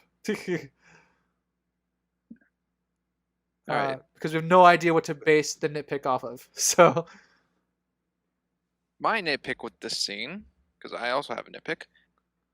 Every song we've seen so far is the singing of the two, or the singing to each other, and then the instrumental pieces is used between the non-lyrical parts of a song. Like 16 going on 17, when they're dancing and everything, you have the instruments. But when they're singing to each other, it's not present. Favorite things, they're singing to each other, and then the instrumental pieces are before. For this one, when singing, there's a tuba that plays, because there's a puppet that's playing a tuba. Who is playing the tuba? could be a record in Because the it back. feels... Okay, it feels I mean, weird. I would Well, show then they that, have to- but I don't. yeah, then they have to match it up. But just the tuba usage in this overlapping with the lyrics makes it stand out as a difference of a song in the film. But it's also the fact that it's only a tuba when there's also a... Was it a bassoon? I'm guessing there's 2 tuba players and a bassoon in the band that's being puppeteered, but there's no bassoon being played. It's just a tuba. Yeah, I guess good catch. Yeah. Could be a record. Who knows? We don't get to see that stuff. Okay, that was just something I picked up on the scene. That's fair. I don't really have much to say about this just because, like I said, I kind of already listed the character things that happen, and that for me was the only thing worthwhile in the scene. So I don't really have much to say about it. Let's see. Look at my notes. I'll go to a little jump when Captain Von Trapp is handed the guitar to do Edelweiss. He has no use. He does not need to tune the guitar. Presumably it's Maria's guitar. You could assume it's already tuned. It's true, but he does sit down and just immediately start. So I get it's small because yes, if it is Maria, it could already be tuned, but it could be tuned to a different, song. How she uses it for like Do Re Mi, for example, versus Edelweiss, which is very slower of a song comparison. Then again, I'm not too. This is a real Sinister question if Sinister was present, but I'm not too keen on musical instruments and how they fully function. So I don't know if pacing changes tunage. But it's the fact that he didn't strum once, tune a little, and then start. It was just immediate into Edelweiss. I'm trying to think back to my tuning of my clarinet days. Usually, I just gotta wet the reed. No, you had to tune a clarinet. I think there is a degree of tuning that you have to do depending on how deep you want to go and how high you want to go, kind of thing. But it's very minor tweaks. Because I remember there's just a bass thing that you need to have it tuned to correctly, and then once you have that bass thing, if you just kept it at that, you'll pretty much get through most kind of songs you want to play. Okay, well. I'm the non-expert here, so grains of salt apply. Okay, I mean, Von Trapp does test the strumming of it, but it never shows them actually tuning. Do you have anything to go to? I kind of looked up the time frame of this, the gap in this film. Yeah. I was right. It was 3 months. This takes place in 3 months. Oh, the whole film? Apparently, the real events for this, the real life version, takes place in 12 years. So they really condensed it down to 3 months. Jesus Christ. I'm sorry, but are you saying the beginning of the film to the end of the film is within 3 months? Yes. Okay. I didn't know if you were answering the jump of the puppets. That is what I was looking up. So there's no answer to that, but we know 3 weeks he was gone. We know the honeymoon was an entire month. So that leaves 1 month in the middle. It was a month cut short. Because remember, they was cut short when Austria got occupied. We don't know when they cut it short. But but at the stage when the bad guys from World War II asked Max, he said it's been gone for a month without contacting. So we know that the honeymoon was a month already. I think I might have heard that wrong. Then I thought I heard them say like he's going to be gone for a month. No, he's already been gone for a month, which is why I asked. And he hasn't talked to the kids. Okay. So, all right.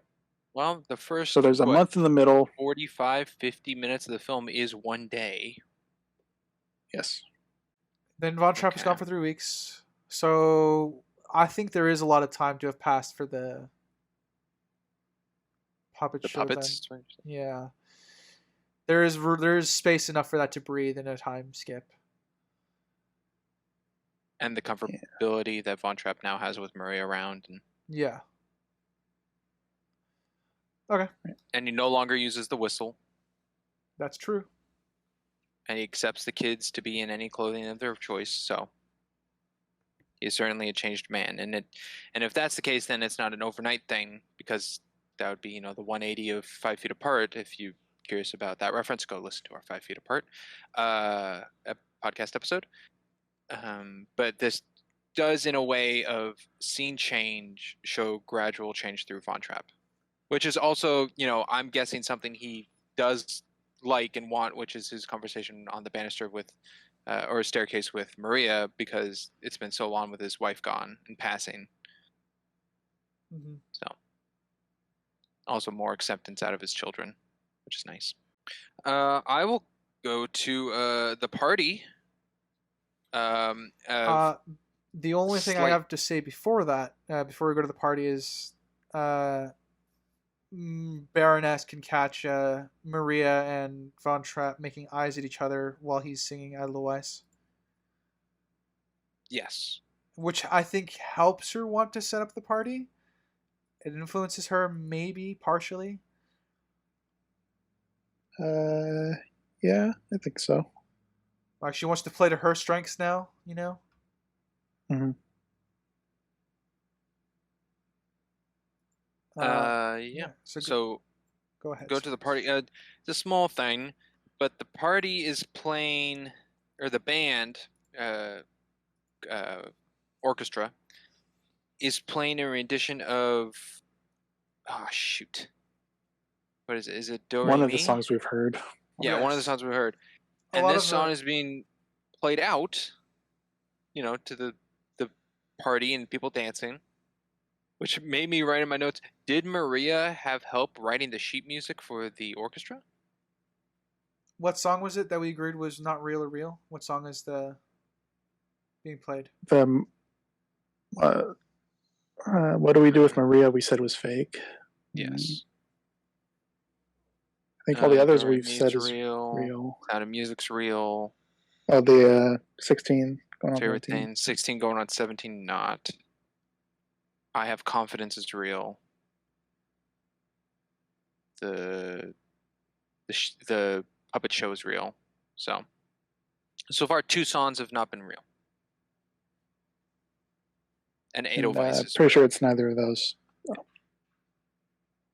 I mean, we didn't really vote on Edelweiss, but I'm guessing Edelweiss is real. That's real. Yeah, that one has to be real. Otherwise, this story really breaks apart. Yeah. I actually found a problem with them using this song because it's more of a subjective problem. I think the transition is fine. They were using a lot of the same music in this one. They didn't need to. They didn't need to use this song for the orchestra for the dance. Yeah. Okay, so I realize I'm going to sound like too much. Yeah, the orchestra, I'm playing it now. It's very, altered, but it is favorite things. Okay. So, yeah, I think it leans more towards personal preference, but I do wish they actually just did a typical song instead of I would have preferred one of her typical songs. I would have preferred a typical ballroom song. I guess, it's for us as an audience, I think it works. Like, it's meant to just kind of keep the connection of the musical. Yeah, it's keeping us connected to the movie. But yeah, I think a generic song might have worked in its place. And we meet one of the Germans in the party at the very beginning of it. He looks up at the Austrian flag with a little bit of disdain, and before marching off to meet, I guess friends that are also attending with him. Yeah, Yeah. so that's something I found a little weird of there only being one Austrian flag and where it's placed. I saw that as well. It's not symmetrically placed. It's very oddly I don't know placed. why there isn't more. It seemed odd for where it was. Yeah, you'd think it would be in the center of the room, like facing the door. We don't really get to see that wall, I don't think, but in a realistic setting, that's probably where you'd put the flag if you only own one flag. The only reason I think this might the at least the intention behind it is if you go and greet the captain and the baroness, the flag is directly behind them. That's true. That's the only reason. That's the only reason reason I saw. That's the only reason. That's the only reason I could think of. That's the only reason I could think of it physically being there. There's also Von Trapp's outfit, which might help a little, but I'll talk about Von Trapp's outfit later. Go on, Springs. What I saw out of it, which is minor and maybe reading into it a little more, but I saw it as a slight foreshadowing. How when the children sing their song, "So Long Farewell," they go up the stairs to the right to the bedrooms, and the flag isn't there to show that they are going away, essentially climbing steps, climbing the mountain away from Austria. Going to say that's not real, but I like the creativity in that. It's very creative. I don't remember if it's there in their goodbye song. Though it's not No, it's him saying it's parallel, like the flag's on the left side of the room, and it's them leaving, going upwards, like they left going up the mountain. Oh, got it. Creative. The visual parallels. That's what he's bringing up. Got it. Which could be the reason why. I mean, it's used for that because there's not another flag on the right hand side to symmetrically equal the room. Yeah. And off the hanging flags off of the railings in large houses, it's usually done asymmetrically. From the times I've seen it done. Then again, There's usually more than one though. Yes, that's the thing. There's usually more than one.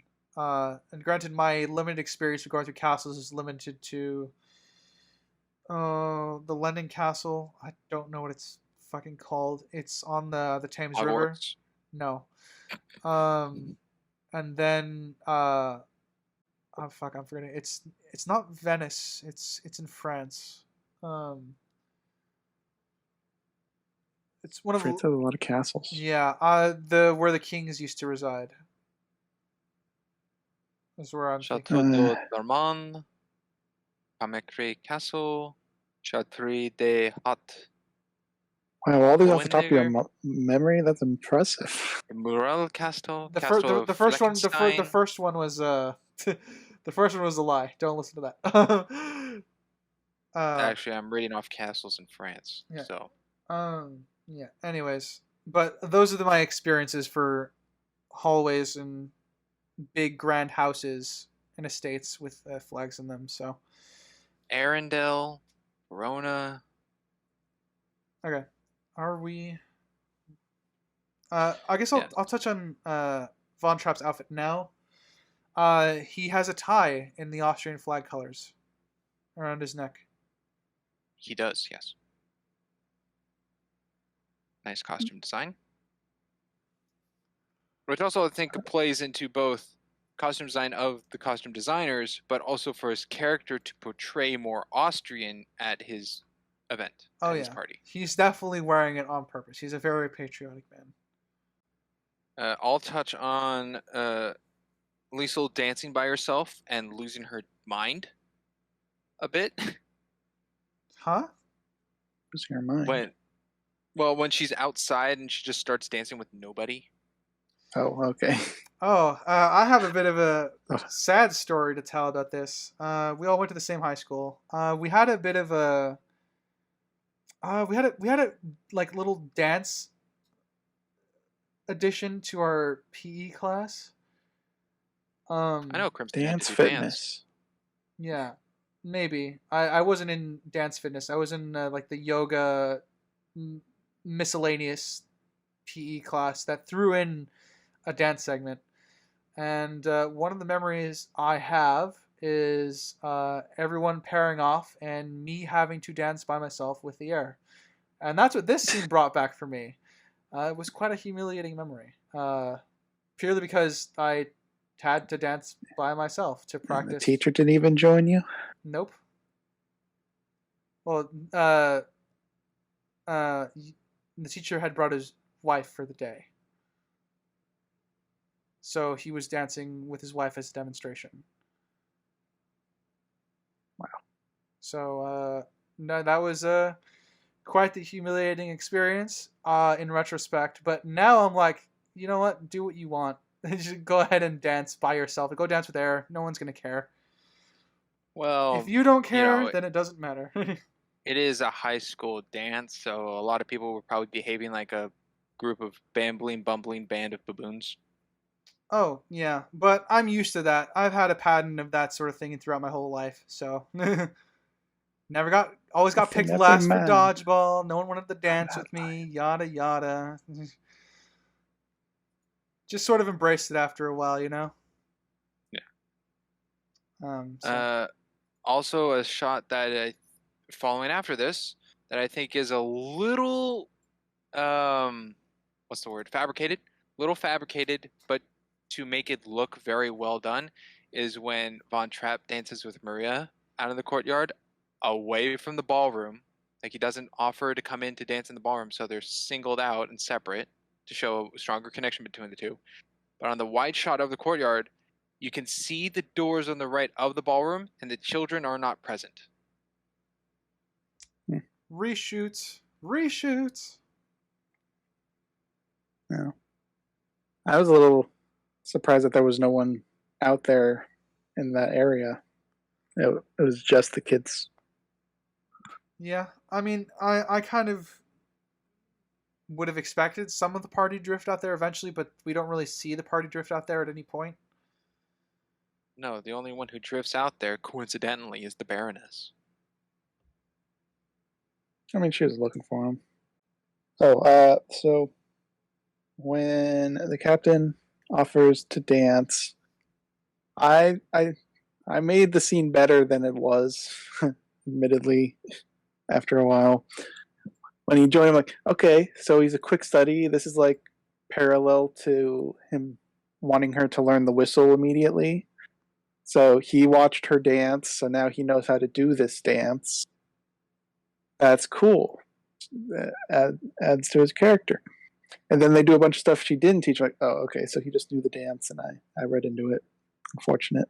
Yeah, it's an Austrian folk dance, as the dance is described. That's what she's trying to teach Kurt. Yeah. So of course he would know because he's Austrian. He's very patriotic about his homeland. A lot of dances out there, but I liked the idea that he just observed and caught on, just like you expected her to with the whistle. But that's not what it was. No. It was no dance from what's it called? Gelderland? Yeah, Knight's Tale. Gelderland. Yeah. That's funny. I will go to to me it looked all great. I think the choreography was good. It was paced well. They used the whole dance floor and had all the room, which I think in the ballroom would have very limited them. So they felt more. It was shown more to be open and freeing. But when they kind of end and Maria starts to back up, the lighting change is Noticeable? a sharp cut, very noticeable. Oh yeah, I actually think that it was one of the worst cuts of the film. Honestly, I think it's a product of the times, but it's like it's very blatant. Not only the lighting change, but also they cut the camera. I think twice, looking at the same expression, which doesn't help. But then it's only for one scene when she backs up. Then it comes to Von Trapp and back to her, and it's normal. Yes. So it's that one just close up, and I don't know if they just used it as an emotion, trying to get lighting, or if it's the opposite effect where they actually took away the artificial lighting to get more of a natural look on her or something. I do not know, but it is very apparent. I don't know why my brain went to this, but I was trying to think of what the American folk dance is, like America as a country, what its folk dance would be, and it's clearly the hokey pokey. I mean, It's yes. so old. Yep. Yeah. But that's what America's folk dance would be. Do the hokey pokey. That's silly. It's accurate, but it's true though. I agree, it's silly, but it is true. I obviously think with the internet and all cultures slowly melding together, I don't think it will be a traditional American folk dance for. Well, in the time of age of growth through memes and generation, it'll be the chicken dance. Maybe. I think our generation was more. It was our generation was more cha cha slide than it was. Yeah. Oh yes, Yeah. Cupid shuffle. Yeah, but we all can do the hokey pokey. It's just because, but like I said, that's why I consider that more of a folk dance for America, because I don't think the cha cha slide could be applied to many generations before ours. But we shall see in the decades to come if cha cha slide will turn into another one. All right. So I'll jump to a part where Maria brings up that she didn't know the kids could dance, which seemed really stupid to me. Because they've demonstrated dancing before? They've danced before, plus she obviously helped choreograph their farewell dance here, or the goodbye dance. I think So that was just a dumb line. more traditional dancing that they didn't know how to do. So I think that's what the movie's intention is to frame it as. I agree with you that it's dumb, but I think that's the intention of the film, where they don't know how to do a traditional dances. Yeah, no partnered ballroom. You don't really see, There's not really going around doing the salsa or something. There's not really an opportunity for that to have come up and then to tell Maria that they do that. Because no. Remember, they are ballroom dancing when Maria comes upon them. Besides, this dancing demonstrated with Solon Farewell is basically taking a step, waving, and bowing. I'm still dancing, but they choreograph. I mean, true. I'm just saying it's very plain compared to the ballroom dancing, or at least the dance between Von Trapp and Maria in the courtyard. I just think it could have been written better. Another line that could have been tweaked to perfect the film. I mean, I like what Kurt says, which is like, the Von Trapp family dances, and we thought you would force us to dance in the ballroom, that sort of thing. Mm-hmm. It's good cover-ups, but I do think it could be stronger. So, what I think could be stronger is the another lyric I don't fully understand. I flit, I float, I fleety flee, I fly. Dr. Seuss. It's very Dr. Seuss sounding. But I don't know if this is common lingo stated in the 30s. I think they just did that to make it work. We get some kind of a little bit more jealousy from the Baroness without her being overbearing about it. She's just pointing it out to the captain. Because she is picking up too that Maria loves him, or likes him to a degree. So, and her acting's very well done because you can see her emotions through her eyes. Yes, she's a very good actress. My next big notes is the conversation between Von Trapp and the German officer. But don't really have much to say about the song other than I just shrugged at it. It's a good It was song. it was cute. It was Yeah. short. It was cute. It was short, and I'm like, yeah, it's a small thing to do a performance for your party. I did write it down. Kind of funny that the entire ballroom harmonizes to say goodbye back. Yeah. But I still, it's cute. Probably that wouldn't happen though. They would probably No, they're more that's a likely to little of clap. the it's a little to the audience of, Yeah. viewer.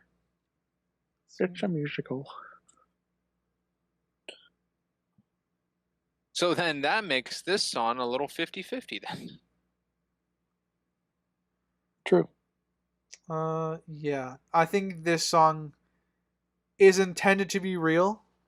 I think it is real. This is the ending part is probably the only thing that's would damage that. Bogus. Yeah. Yeah, I agree. Go ahead, talk about your bad guys from World War II.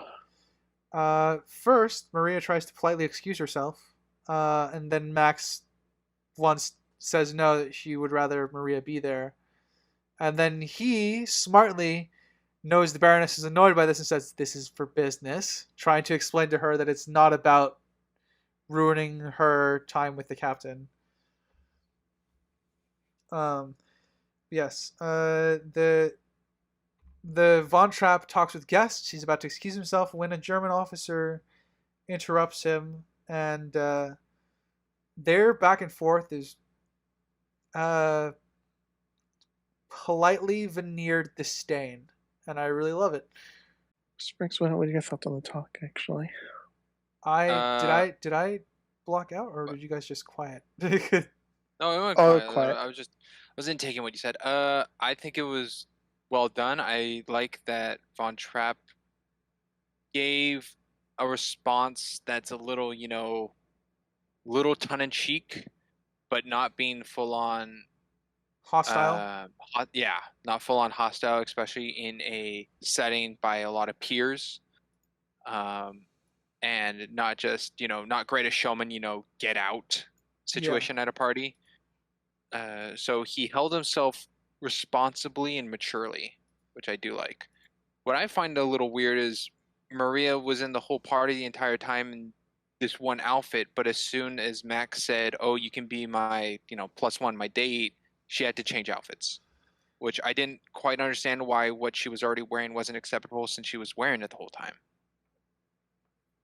Um, yeah. The only thing is I can assume is that she was in charge of babysitting the kids, and they had all eventually just drifted into watching the party while she was cleaning up whatever they were doing outside together. That is the only thing that I can read into this, but we have nothing based off of that. Yeah. Without me And reading out then all the dialogue to this scene, I just gotta say I love it. Between Zeller and Von Trapp. Von Trapp. It's also short, which is just more. I mean, it's longer than what's been shown before of the little telegram or Ralph pointing at the sky, and it's a little longer of Yes. hinting towards more and more towards the end The of the film. looming threat is coming. Yeah. All right, Crimson, you got anything to pinpoint to? Well, we'll have the Baroness talk, I suppose.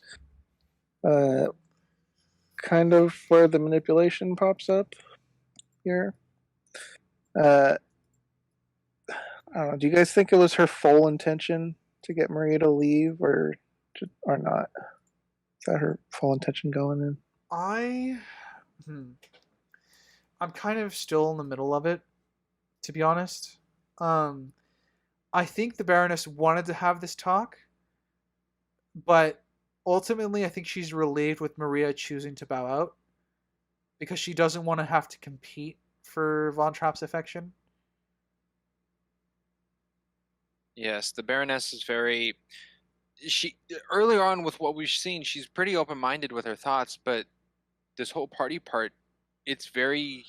It's more difficult to know what she's exactly thinking because she's not relaying anything to Von Trapp or to Max, and and it's just up to the point with Maria where she gives more of a we do get an after speech. scene that speaks to me relief when she drinks with with Max. Like for me, that scene spoke to me relief because I think she was worried about this conversation that she was going to have with Maria too.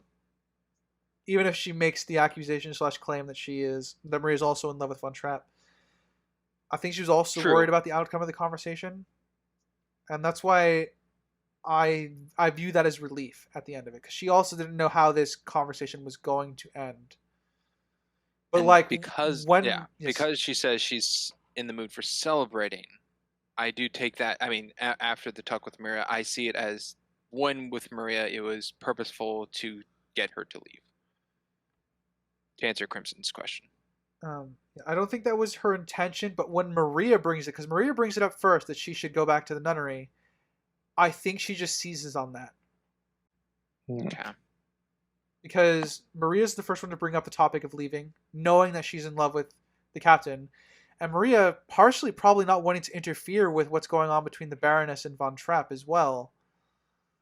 I view it as the Baroness didn't go up there to kind of intimidate her to leave, but she also went up there to have she wanted to have this conversation to kind of partially mark her territory, or at least clearly establish what Maria's territory is. And then when Maria voluntarily wants to go back to the nunnery, I think she at that point just seizes on that and just feels nothing but relief. She's also, this is before the interaction of the Baroness with the children, so her mindset's still more on Von Trapp's affection towards her and what she sees to Maria versus the connection that Maria has with the children. Yes. I think, because I really like this scene, and I do think the Baroness can come across as manipulative, and I prefer her as a more nuanced character. I would probably make one tweak to this scene. That would be Maria asking the Baroness to be a good mother to the kids. That would be the only tweak I would want to make to the scene to keep the Baroness in that nuanced frame, because this can be construed as her being manipulative, and I don't view it as that, but I obviously can recognize that it obviously will be construed as that. Yes. I just think if the talk with Max that she has afterwards was beforehand, we'd see more. I mean, it does answer it in a way with having it after with Maria, but I think if it was beforehand, we'd know her thought process going into the talk with Maria more. Yeah, I will say there is a shot of the Baroness's eyes following Maria go up the stairs when Von Trapp is talking before he talks to the German officer. There's a shot of the Baroness in the background actually following Maria up the stairs. We can see her. The actress does an amazing job. Like, you can see the inner dialogue. You can tell that she's feeling the pressure, I guess would be the correct way to put it. Would be the correct way to put it, and her making the decision to go up and follow her. But yeah, we don't really get much on her frame of mind until after the fact, which is just the relief. I guess just so my thoughts are out there, I'm come on Sprinks' side where I felt more manipulation than opportunist out of it, but I might have to see that scene again. Like I said, I think I would agree with you if she was the one that brought up the idea of her returning to the nunnery.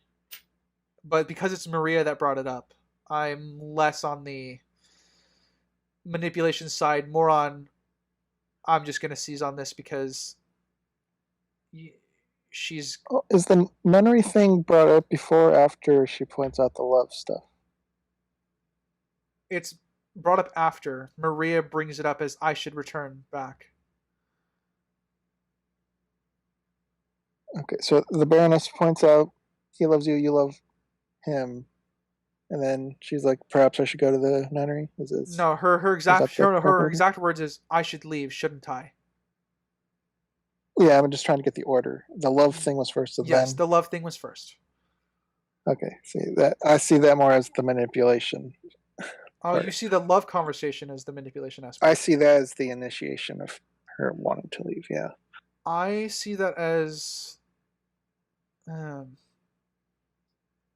I see it as just the Baroness trying to be not necessarily conversationalist, but confrontational about it, because at this point we've seen her looking at Maria with, like, she's realized she's been a third wheel to her and Von Trapp, and she doesn't like that, as she will explain in her last scene. Um,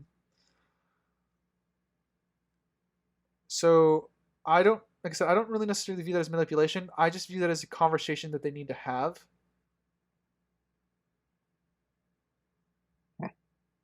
Uh, yeah. So different perspectives. Yay. Yes. There's been quite a few of that so far in this film. Different perspective takes. Mm-hmm. Yes, there have. Let's see. Darn, I had something else. Oh, Maria leaving without saying goodbye to the kids. Thoughts? Kids were at the party. Well, actually, no, the kids weren't at the party. They were all upstairs. They were in their beds, isolated from the They party. could be asleep. I can buy it. I would have liked a little more. Like the idea that she is very, very terrified of either intervening on the Baroness and Von Trapp's relationship, or she's very terrified of her own feelings. Which, given what we have later, it's definitely leaning more the terrified of her own feelings. But I think if it was a combination of both, I could see that being enough to scare her away without having to say goodbye. But we don't really touch on it, her frame of mind, other than she's going to start packing to leave. Sprinks? I see it as she was too emotionally distraught and changed because the Baroness over her and Von Trapp's didn't exactly go after her or apologize or anything after she left the dance they had. So she does feel a little more isolated from that because it's not an apology out of him or a follow-up. And the children are young and innocent and don't need negativity, or I don't think Maria's one to get helpful advice or ask children for advice on her future from them, because it would feel a little more biased of them being like, oh, you need to stay, you need to be here, because they're having fun. So I think it just makes, at least she gave a letter and didn't just walk out. And even in the letter, it's not fully read at all, but it could talk about the children, and it's simply just hearsay from what Von Trapp says later to the kids. So her thoughts about the children and everything could be all stated in that letter and how her emotions were at the time, but Von Trapp only displays or only shares with what he wants to with the children and with the audience for that matter. I personally don't buy it. Because she would know. Well, you brought up the example that she wouldn't want to burden the kids. But any normal person, I consider fairly normal, would know just leaving without saying goodbye would burden them in of itself, even with the letter. So what I think is too much is how much Maria thinks the Baroness is in charge of the household. Like, she will, like, eventually, if she gets married and is the kid's mother, then it's technically her home, her property, and everything. But it seems it's just too much, I think, forced from the Baroness that Maria didn't ask Von Trapp just a question or wait till the next day when the party's gone, kind of thing. That's what I see as a problem. I'm fine with her leaving that night. It's just her not saying bye to the kids is my problem. Because it's not a difficult thing. I think she loves them too much just to leave them like that. Even if she has to wake them up. True. But then the kids would tell her to stay, and it would be harder on her, and then maybe Gretel or someone would run off and go tell the captain, and then the captain would get involved, and then it would be a whole mess, and the party's still going on currently, and then the Baroness would overhear, and I don't think Maria's smart enough to, like, pinpoint all the possibilities of overthinking. Yeah, I was going to say, that could happen. She wouldn't think that. No, she wouldn't think that. She's like, all right, I got to go. Got to say my goodbyes and get out of here. Well, I feel, No, she wouldn't think that either. She wouldn't think like she's going as the kids being angry at the dad, like, "Oh, you made her leave," or being mad at the Baroness, and it's like, "Oh, you made her leave," or something like that. So, but she didn't think that, or doesn't display that she thought that. Oh, she would say what she said in the card, which is she feels like she needs to go back to the Abbey. It wouldn't be pin it on the adults. No, not personally from Maria Pinn, but I think the kids would say something to, like in a later scene, to the Baroness or to Von Trapp. It's like, "Oh, if you treated her nicer," or, "Oh, she wouldn't have to leave," because the Abbey was always a present that she could go to the whole time. And even when he returned and they did the puppet show and the time skip, it's not like she was just there babysitting them while he was gone in Vienna with the Baroness. So she continually stayed, and just out of the blue to go back to the Abbey seemed. I think the kids would have been smart enough at that point to know her well enough. They didn't say anything like that when it was read to them from the letter. Well, the whole letter wasn't even read to them. Yeah, but what they were told, like, oh, she felt like she needed to go back to the Abbey. That was it. They're not like, it's because you, Dad, not because of the Abbey. They took it at face value. I think they would do it if she said it. Wasn't that then when they take the trip to go find her at the Abbey? Mm-hmm.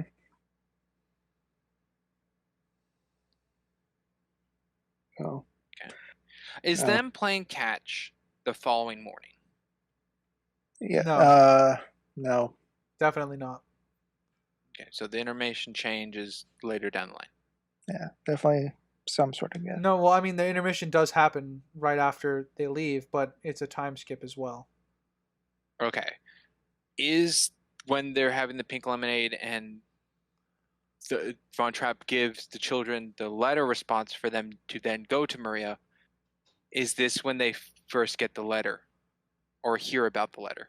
No, they know about the letter. He says he refers to it, the letter in past tense. Okay. Yeah, it sounded like he's, didn't I tell you kids before? Which is maybe he told the Baroness about it or something and not the children. Okay, the point of that scene is that the kids aren't buying what was said in the letter. Like, they don't believe it. Okay. I'm just trying to think how much is withheld in the letter from the kids that Von Trapp isn't sharing with them. Or, altered through his words. We don't know anything. We never even see how many letters or words are on the paper. No, we don't. He could have said what was actually on there. We don't know. He could have, and he could have made up a whole lie to say, "This is our family now. Don't worry about Maria." Well, he says to Maria when they reunite, he's like, you went back to the Abbey. So whatever was on the letter was clearly the truth. Wait, you're saying he met up with, just to remind you, he met up with Maria and said you did go back to the Abbey? When they reunited, yes. So he knew that she went back to the Abbey because that's what she said in the letter. Okay. So yeah, I'm just okay. He knew. Okay, I thought you meant it as. No, I meant it as he's not. He's not manipulating the kids. He's not lying to them. Okay. He's telling them the truth of what was in the letter because that's what he says to her face when they meet up again. Okay. Well, without, again, another okay. So thought process on which way do you lean towards, because the letter's never shown. Fair enough. Actually, I got some notes, I guess, for you, Crimson, because I was reading through my notes and I actually found out what my actual take was in the Baroness scene. Okay. I agreed she was very manipulative. I just didn't like it because it portrayed her as manipulative because she was a nuanced character thus far, is essentially the gist of my notes. Oh, all right. There we go. I agree. You just didn't like that we agreed, I guess. Yeah. I guess that was my, I don't want to believe it, because then I'm like, yeah, I don't. I didn't like the scene because of that. It's a very... it's not character assassination, but it feels character altering because we don't, with what few character traits we have at the Baroness, it didn't fall in easily to that. No. And I think what also helps is her relationship with Max and how their communications go, their conversations. Because Max doesn't seem evil or intentive or anything. He's very playful and childlike. So I think it's mostly more on the Baroness than back and forth kind of thing. What we get what the Baroness is thinking of through their conversation with Max. Yes. So if that helps the manipulation thought. All right. So I guess that's it. That's all I have for this act. 2. Yeah. Yes, intermission. That wraps up Act 2. Okay, I have one last thing. So it's a parallel or callback, however you want to put it. So when Maria first entered the house in the beginning, we had a perfectly symmetrical dead-on shot of the door and then the stairs parting ways as she entered. And we get the exact same shot when she leaves. Oh, It's nice. Good nice observation. Bookend. I liked it. Which also goes to another bookend of the film, which I'll tackle on at the end.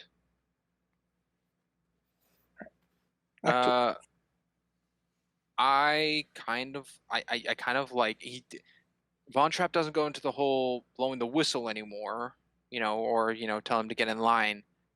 But after the intermission, his outfit is his beginning outfit when he's first introduced.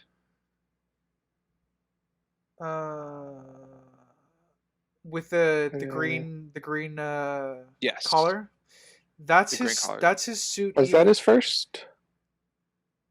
That is his suit. Yeah, that's his suit. I believe it's the outfit he's first introduced in. So to add a bit more into your springs, the reason why I'm not going to buy into that too much is because that's also the outfit he's wearing when the kids show up and fall off the boat. Yeah, which means really the only outfit changes that we really had potential to see him in. Because I don't remember what he was wearing in the play when they were doing the puppet play, and I don't remember what he was wearing when he was and he's clearly a different outfit from what he was wearing at the party. So I guess it would be depending on what he was wearing in that intermissions, the scenes where he sung Edelweiss and the scene where he was watching their puppet party. Ryder, actually, when they fall off the boat, he's in a different outfit. Oh, I'm gonna potentially take issue with that. Then that's an inconsistency with outfits. He has green, but it's not the same black suit. Oh, the military gray. Yeah, it's more tan. Yes, it's more of a gray tan. I'm buying into the green. That's where I'm getting it from. So there's green on his outfit, but it's not the same outfit. Is what I'm saying. Also, when he's seen Sound of Music with the children and apologized to Maria on the stairs.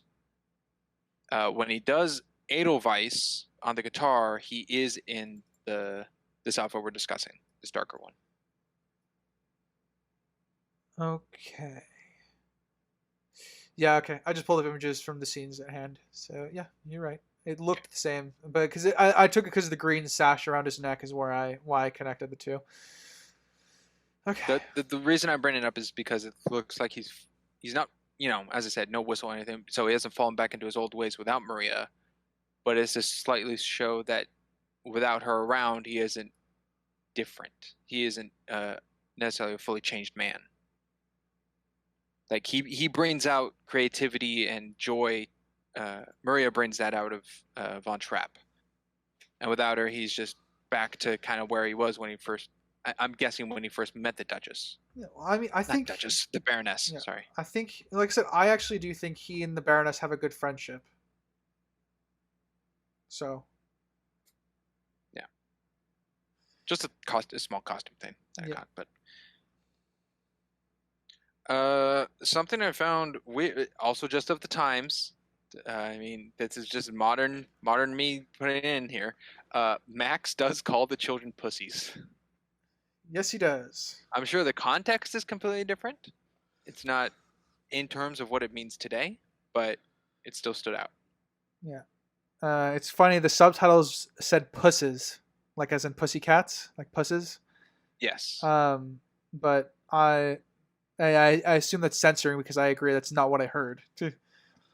No, he did not pronounce it the way it was in the subtitles.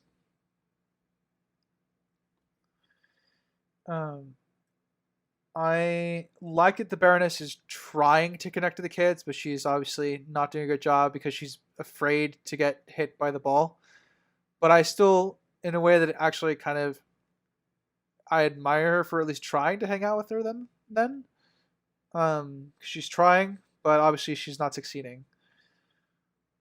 But I do appreciate the attempt. Okay. I know we covered about the whole note thing, but I still think, I mean, looking at it in the background here, it still seems like it pains him a bit to bring up Maria. That's why he's a bit short with the children about responding, and tries to, change the subject about the pink lemonade. Potentially, like he's trying to move past it. I actually really like the interjected conversation with the pink lemonade between that and the serious conversation. It reminds me of writing 101, essentially, about dialogue, is that characters will talk over each other because people talk over each other all the time.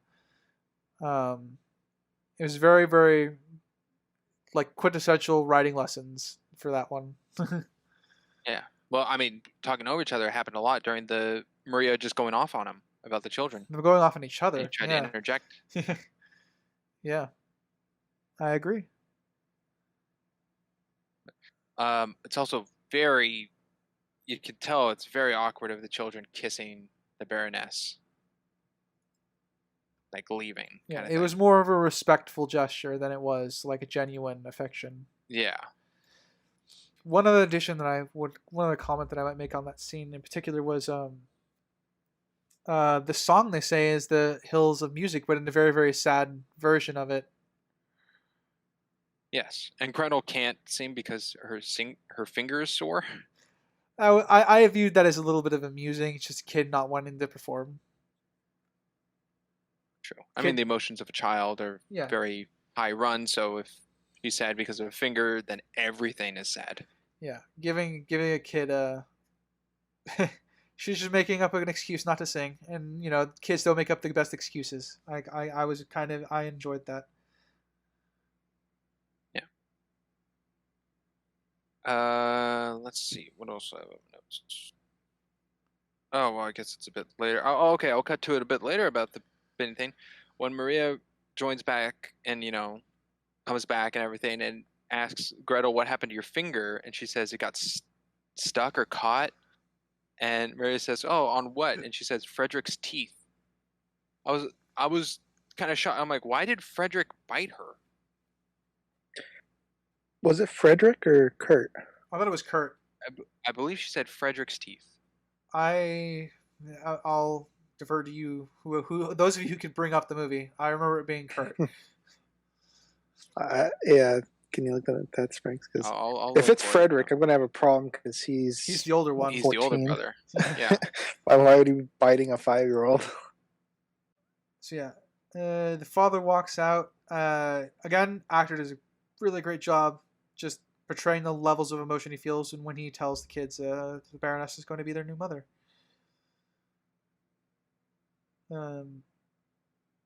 And then they all oddly kiss her. Yeah, that scene went on for a little bit. Yeah, I'm thinking on the scene now. I think this is definitely subjective. I think I would have preferred him trying to be more open, because obviously the idea is that he's recessed a little bit, but he could plainly see that it's bothering his kids, and the fact that he doesn't act on it is a little bit of a problem to me, especially after all the quote-unquote growth that's happened. I still would like him to misstep, more or less. He doesn't have to get it right, but I still would have preferred him attempting to placate them a little bit. It's true, but there's also the facet where, and all kids would kind of feel that way with getting a new parent. Yeah, I know. How many would actually be comfortable in it? Yes, I know. I agree. Like I said, there's definitely something you could do with this. I think I just preferred a little bit more. There's nothing wrong with it as it stands. It's just definitely subjective. Would have wanted a little more. Springs didn't need photographic proof. I'm just saying, it's Frederick. Then that's stupid. Then that's dumb. Yeah. Then again, write that down for my objective scale. Then again, get my pen. Then again, that they're all one character, so who knows? Oh, I know, but it's never explained why. Yikes. It's not like, because of she had a scab and she was picking at it, or So I don't know, but that's even. I guess that's even more weird. Who knows? What are the odds that Maria showed up when they started singing? Oh, we want to go to the Abbey first, right? We can to go linearly, but Well, course, to go with that, it's a we were musical. talking about the finger. So. Oh, I thought it was odd that we could hear her voice normally next to the kids, and then she's like, we cut to her being like 30 feet away. It was a little weird. That's kind of a weird audio decision.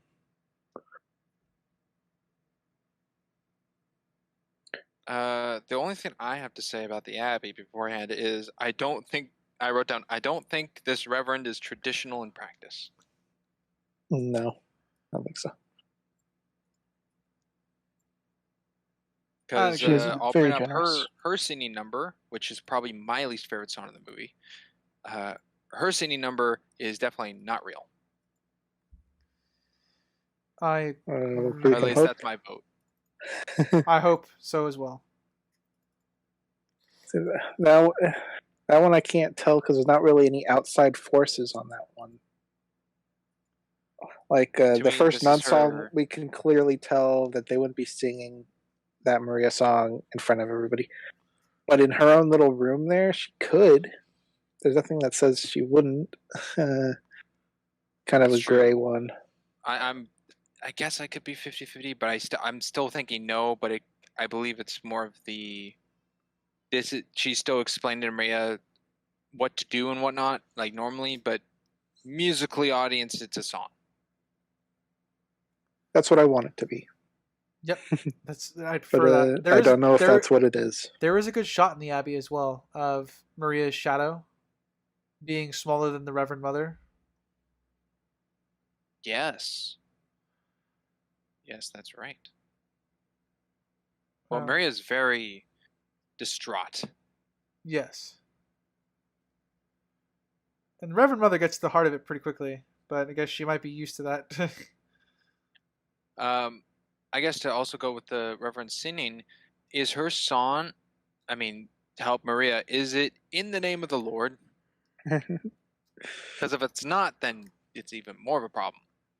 No, isn't everything in the eye of the Lord? I'm simply saying, I don't think Do Re Mi is in the name of the Lord. You don't everything need to, is. You don't need to be singing everything in the name of the Lord if you're a nun working in an abbey. That would be ridiculous. True, but I'm just saying earlier on in How Do You Solve a Problem Like Maria about her singing examples being a problem, I think it's depending on what she is singing.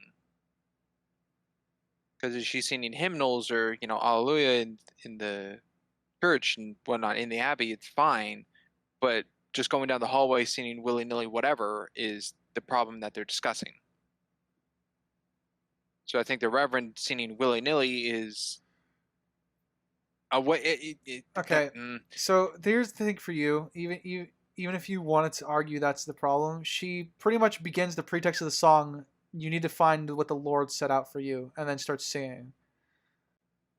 Yeah, and if we want to be generous with it, if she truly is singing this, it would be her way of getting to Maria, since Maria likes music. I don't think the song is real, but I don't. Even if it was real, if we were to go that route, if it was real, I don't think your point stands. Unfortunately, Sprinks, because of the fact that it's framed that she is singing that she needs to find her purpose in the Lord. That's where she essentially frames the start of the song. Okay. And this is the first instance of Every Mountain, right? Yes. Yes. Okay.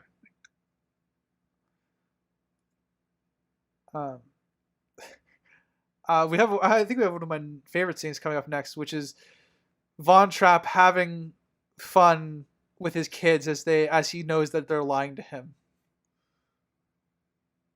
Oh, about the berries? Yes. Well, he knows where they went too, but he's trying to get them to admit it.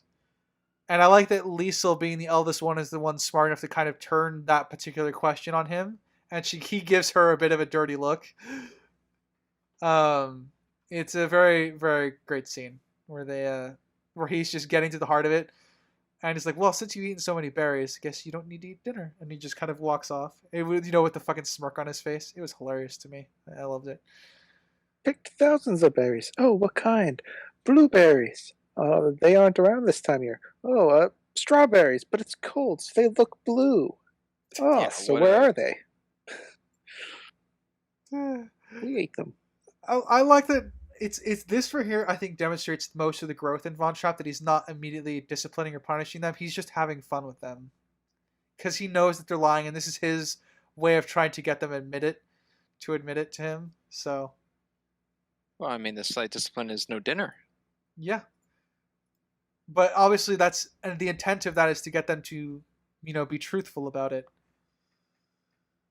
Well, I think one of the more apparent evidence of his growth is after they kiss the Baroness, he's like, let's see, I wrote it down. Run off and play, which is something he would not have said in the beginning of this. That is true. Very true. Which shows how much of an impact Maria had on him. Yep. I mean, I guess that also brings up, I don't think any of the other 11 governesses any of them let the children go off and play then. I think they were we don't know enough. We don't know enough, but the best guess is that they just tried to adhere to his strict scenario, and that's therefore encourage the children to try to get rid of them. Strict and tease, which got, Yeah, we don't know how many were driven off by the kids being terrible, how many of them were fired because of the captain, or just weren't for the job, as Raider said was a possibility as well. So, we don't know if one tried to have fun and then just got fired because of it. We don't know. You left without saying goodbye, even to the children. Von Trapp being a little bit hurt. Yes. And the Baroness comes out, and then Maria congratulates them. And then she goes inside and explains that she's only there until they find a new governess. Yep.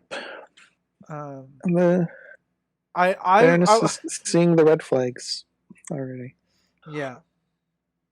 I kind of laughed like a little bit when they said they had so much to tell each other, the kids and Maria, and I'm like, I was confused because I'm like, what character development did I miss?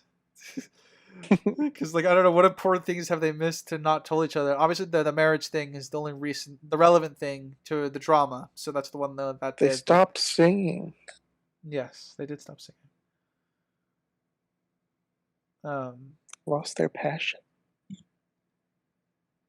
She's everybody's muse, apparently. And then we get our final scene with the Baroness on the balcony.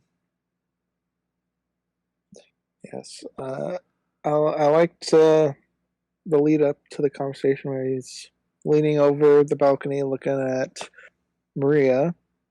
And then the Baroness comes up, and it could be another one where I'm looking into it, but to an old person that doesn't know any relationship between Maria and the captain would be like, oh, he's looking at the mountains and the lake and nature and stuff, which is something that the Baroness brought up in the beginning, and he said, once you see it once, you've seen them all. So it's kind of something I saw here. Don't know if there's anything to it or not. I can see that. I don't really, like I said, I focused more on other things in the scene, so. Sphinx usually catches that stuff. Am I onto something? It could be. I didn't write it down, but with you saying it now, it could be. Yeah. What I have in my notes here is when he's kind of just appears, because it's not necessarily shown how long he's been standing there watching them with Maria. My notes, I wrote down, he could play a good vampire. That's funny. Sure. Totally good. I assumed he's obviously he was there before Maria went outside, so. Yes, but I believe he went in and then came back out because he walked back up the steps after saying no dinner. Uh, well, no, he says for them to go get dinner at the end. Oh, I know what you mean. You're talking. Oh, You're talking afterward. about earlier. Yes, earlier. Yeah. Okay. I'm Like sorry. he leaves, and when he comes back, we're on the balcony scene. So. But go oh, on. you're further ahead of me. I Yes. apologize. Yeah. Go Sorry, ahead. I thought you were talking about that scene. No, you're good. But I just his appearance. It's like not really shown how long he's been standing there watching them. Yeah, the kids when the kids are the ones that reintroduce him to the scene because they spot him first. Yes. And then he was fibbing, and they get dinner. Yeah. Also, Crimson, you touched on it at the very beginning, but more of these shots are the rules of three. When he's on the steps, he's more to the right side, even though it's a straight down the symmetrical of the steps to line everything up, but he's not centered, which is nice. Just another good shot of a character in a scenery. Mm-hmm.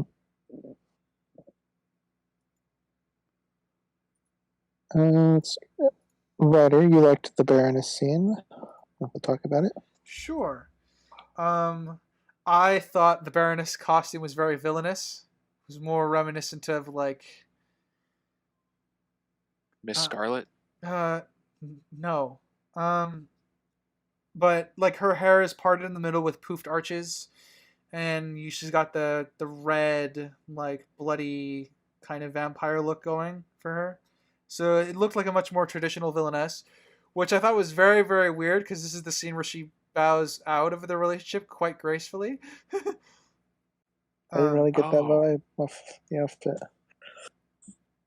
Looking at her hair now, Ryder, I'm in agreement. It's giving me a little bit of Lady Tremaine.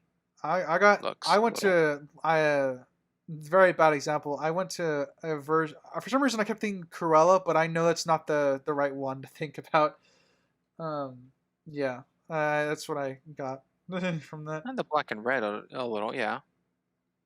Somewhat see that, but I just thought it was odd because I was not remembering this particular part of the film. I was very worried about the Baroness just being wholly evil, and so I really like they took the mutual adult way out.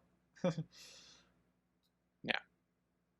Now, earlier when I said Miss Scarlet, I meant Clue 1985, alternate ending 3 Miss Scarlet, but still. Okay. Yeah, I thought you meant Greatest Showman, which is why I was confused. No. The whatever her name is, no. And I like the approach of this scene because like they clearly both did find each other at a time where they needed each other, and we get some of that in this scene. The fact that they were really good friends even during the romantic bits. But I think despite the slight missteps taken with the Baroness, I prefer the tension. And then this blatant into this honesty where they're open with each other, rather than then dragging out the drama further. Because the drama is going to be resolutely replaced by a certain Third Reich. Yes. I like how also with the Baroness's acting, you can tell that she's innerly hurt by his response, but mature enough to be okay with it. Yeah. And she's also open about it too, where she's like, she recognizes that she needs someone to want her, and the fact that the captain doesn't want her is not healthy for her either. Yes. There's a lot goes. Not just her, but her money. Yeah. Which was kind of an interesting statement. Yeah. I think that was more of a chiding joke to kind of lessen the tension in the room because, humans do that. And it worked because, Von Trapp kind of smiled a little bit. And I love the fact that at the end of it, she pretty much says to him, go get her. In a not so direct way, but like, I don't think that governess will ever be a nun. And I quite like it. It's very, very good. Good writing. I like following up here a shot location scene where Maria and Von Trapp are now at the gazebo having a conversation with each other, and the only other time in the film where it was brought up was of Ralph and Liesel with their lovey-dovey song scene. So the only connection we have here is two people confessing their love to one another. Yep, I agree. It's a nice parallel here.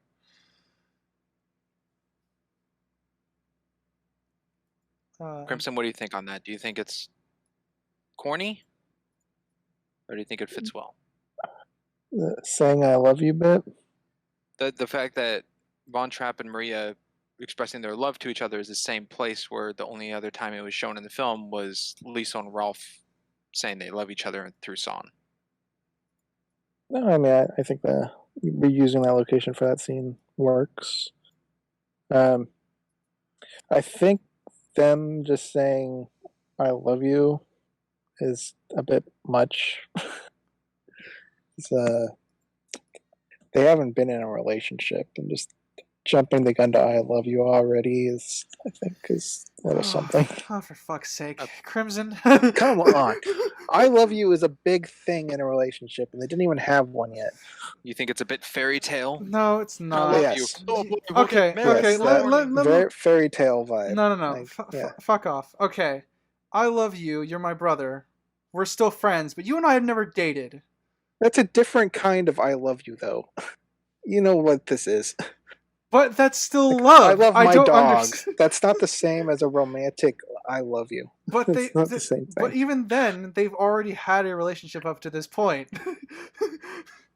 A romantic relationship. Okay, I'm definitely more on Crimson's side here because they kiss. I don't see the two of you normally kissing and saying "I love you, brother." That and then getting married the next cut. You don't know. We haven't seen each other in a while. All that tension. You know. Good. But yeah, I agree with Springs. It's perfectly acceptable. You guys got to work harder to convince me otherwise. It's a musical romance.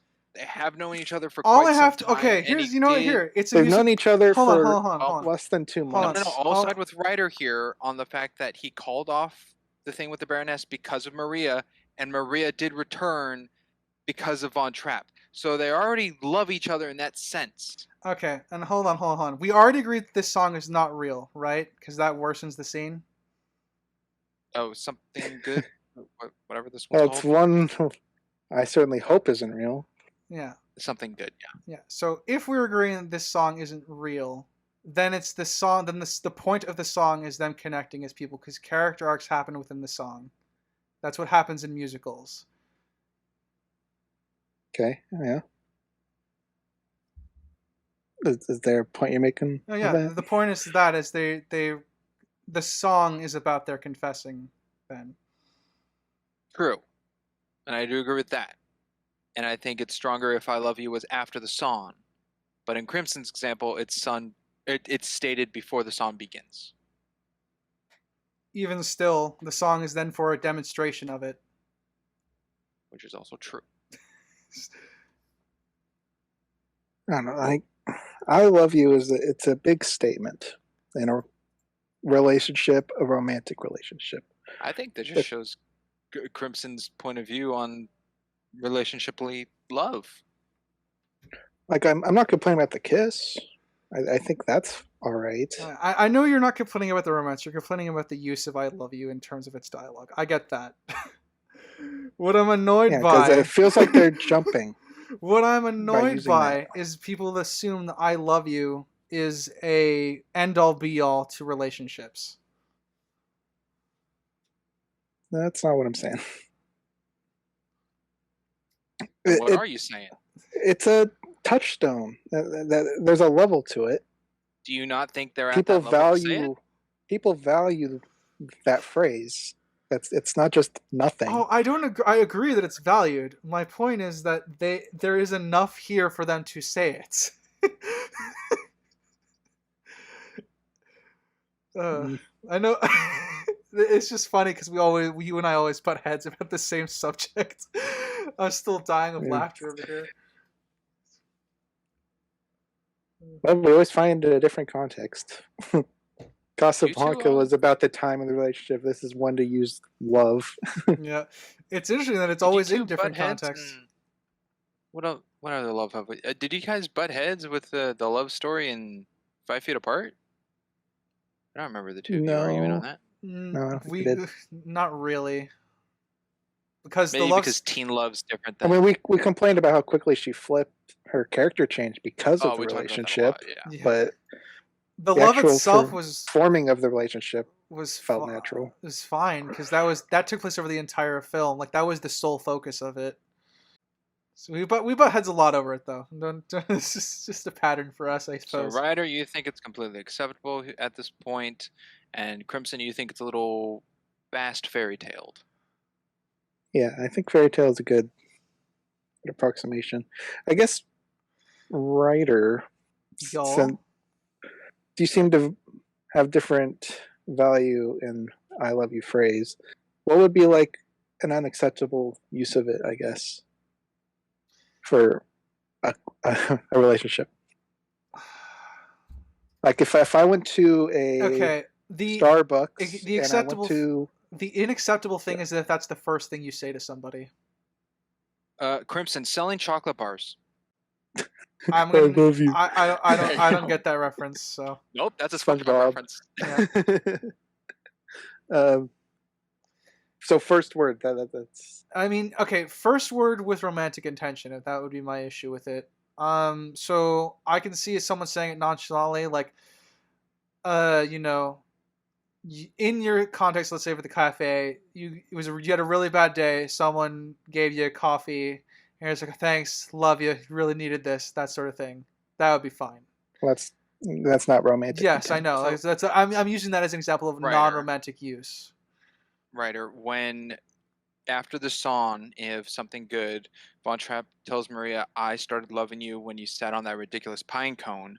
If after the telegram that night, if when the kids got sent to bed after what is it, the song, "My Favorite Thing," and Von Trapp's at the doorway, if he said, "I love you," then would have been acceptable to you or not? Okay, you're pulling that out of context. So I don't think that would work because we haven't been enough time with the character to understand that Well, you why said he time even doesn't tolerates. matter. I'm Did just I? giving an example. In Casablanca, you did. So I'm just Oh, holding you to standards standard. you're It wouldn't matter, given. but I don't see but we don't see enough of the characters in that. So my point on that still being standard. Time wouldn't matter. We still haven't spent enough time with the characters to know this though. Within Casablanca, the romance is fine. We can see it. We can see that working up to it. Whether it be a week or a month, however long their romance was together. Here we don't, because we are there, all of them within one night. Now, the context you are applying here, Sprinks, is wrong, because they're viewing that as when they started to fall for each other. That is the context of the line. So, ha ha, tongue in cheek, I think I fell for you here. It's meant to be romantic in what he's saying, obviously. Not factually correct, yes. I may have found her attractive, but not in love. Yeah. He might have respected her from the very beginning too, purely because of the way she backsassed him. But so there is groundwork there, but not love. Gotcha. At least as far as we know for the context we are given for the story. Does that line up for you, Crimson?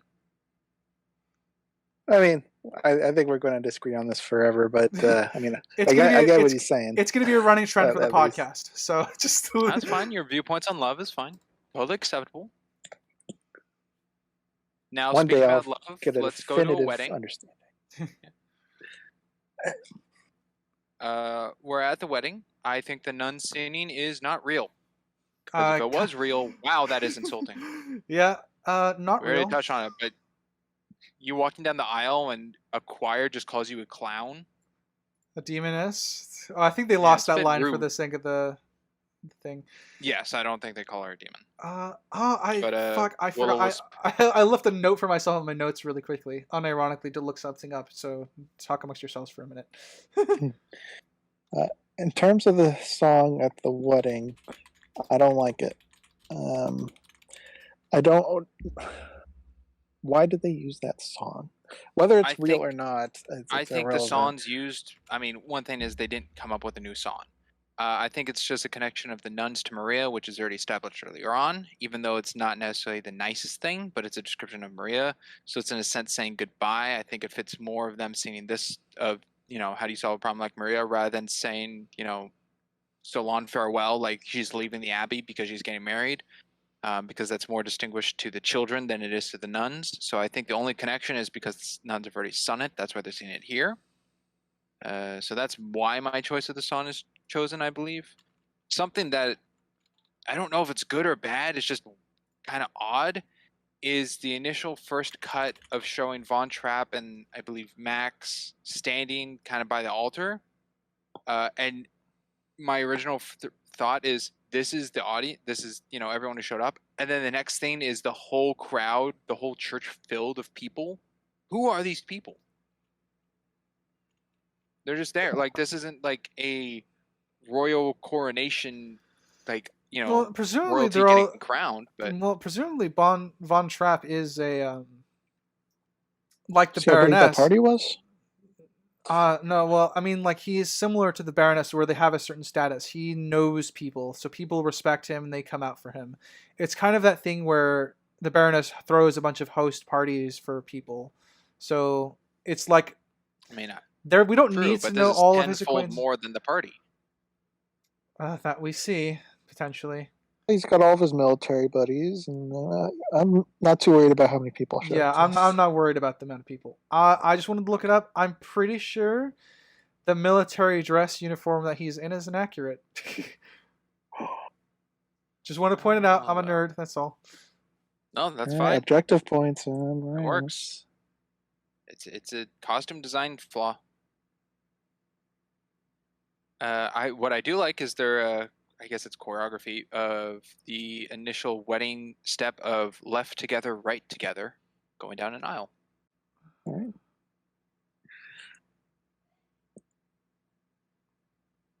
Anything else on the wedding? Let's see. I liked the bellboy. Oh, jumping, just being forcibly pulled. Oh, come on! You didn't like the for whom the bell tolls? Yeah. It's entirely what that's entirely what that read to me. Yeah. It's just wedding bells. And then we get the bad guys from World War II. Yes. Yes. The occupation has started. Which I guess really dates the end of this film. Let me actually look up the actual date for us here. Oh, Germans in Austria? When they rolled in, yeah. 39 or yeah, I know it's in 1939. I just don't remember the month. Well, they actually earlier on the Reverend said you will be the governess of the children till September. Oh, it's 1938. On the morning of March the 12th, 1938, the 8th Army of German Wehrmacht crossed the border into Austria. The troops were greeted by cheering Austrians. Oh, Captain. Oh, right. This is the bloodless one. As this is, they even referenced that it's bloodless. This is the one where there was actually going to be a vote in Austria of whether they were going to join up. They were going to officially, formally join Germany, rather than waiting, of course, because not trusting the outcome of democracy. The Germans invaded. Yes. Strengths, were you saying something? Just how Maria's initial governess was going up to September, if that helped with dates. No. Because Ryder was curious what month. That is interesting how that lines up then with the historical accuracy of this. Well, was it one of my facts that this was a historically. Based off a real story. Yeah. Yeah, the Von Trapps didn't skip up the mountain Yeah. in accuracy. I don't know. They are looking for the captain, and they go to the festival with Max and the children. No, they know. Max will be there. Yes. I mean, this isn't his first festival. Probably not. At least here. So the honeymoon's been gone for a month, as we talked about earlier. Max is caved in to be safe politically at this point, at this particular moment. Yes. What else happened on this scene? The festival is still a go because Austria is the same. Yes, to show sinning and wonder. Oh, interesting. What's not the same, however, is Rolf. Here's a potentially interesting thing, because I was looking up to see where they got the uniform for the captain for in the wedding. It's actually more reminiscent of a German officer's colonel uniform from the 1930s. That's slightly worse. Yeah. Yeah, just a little bit. Von Trapp's character. Yeah. If for the film they needed to get a surplus of German outfits. Yeah, it's a military dress. Military dress is a little different than the actual uniforms. It might be more uniformic because they were because whether Von Trapp likes it or not, Austria has very, very close is very, very close culturally with Germany, so they might have similar uniforms. So now you're telling me it's not inconsistent now? It might not be. It's more gray for me now because I can't really find anything definitive. Scratch that from my list then. Boop. Yeah. Man, your objective score is just bouncing all over the place. That did not raise it or lower it by half a point. I think he's just fucking with us. Oh no, I have been writing down all the negatives. So. And then cross them out with the positives. Anywho, Rolf is certainly changed, and he's more for the cause than for love. Yes, he is now a military man, or he's doing a very, very bad job of hiding it, but, you know. Yes, and I'm still believing he's 17 at this age. Yeah, presumably. Could be 18, but I'm going to guess that he's still 17. Yeah. Going on 18. I'm just saying he could have celebrated his birthday in that time, but there's no scene of Well, celebrating. we got 2 months. Hey. Actually, no, at that point it would have been 3. Right. 3 months where it could have been his birthday. Yes. And it's very telling, by the way, that the Germans went to the captain's house to take down his Austrian flag. Yeah. Put up a nice bright red flag. Did he have an Austrian flag flying at the front of his house? No, the inside. Right? I know it was on the inside, but I think there's one inside, but I don't think they took it down. The Germans they said they took care of it. Yeah, they took it down. Okay. They explicitly say they took care of it, and then they hung up the, as you say, the bright spider flag. Yes. Yes. I thought them saying they took care of it was in a conversation where they said Von Trapp's the only household that wasn't flying it, so they said they took care of it as if they put up the flag outside. I think they say that in reference to the Austrian flag, though. Okay.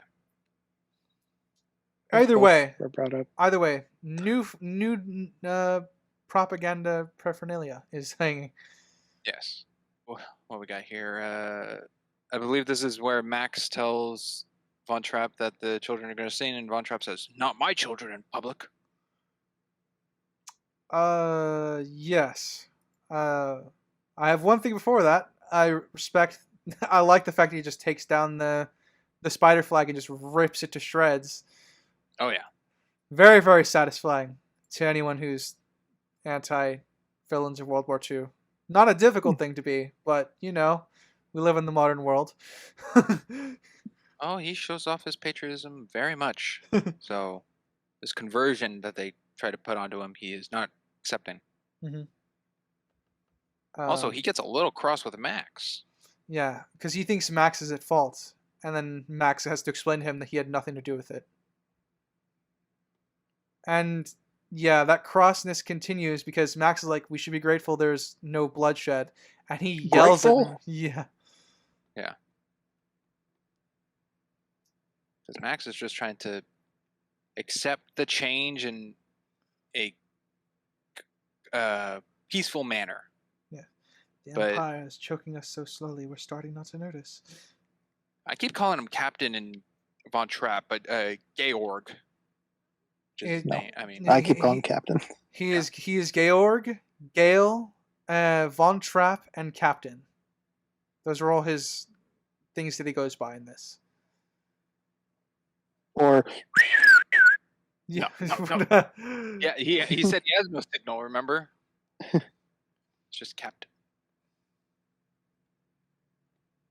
But yeah, the change of Austria is not being accepted. Also, Yeah. it's interesting, all the kids and Maria are in yellow, I believe. I don't remember. Or like shades of like gold, yellow, brown. Mm-hmm. Their clothing. But I don't know if that's as significant. I forget the color theory of yellow. But Coward. It's usually attributed. No. Yellow's usually attributed with spring, wealth, or among other things. And I think in this time I would attribute to spring just because they're back from the honeymoon. Like they've had a wonderful time together. So like they've clearly enjoyed their time together, which is where I think it finds its origins for this scene. If I'm going to play color theory. Because even when Liesel and Maria sit down to have their little chat in the next room, the love seat they're sitting on is yellow. The drapes in the background are yellow. It's a very yellow scene. Yes. So I feel like it's really in there to show, but I just don't. I personally don't know the connection off the top of my head. I don't. Yeah.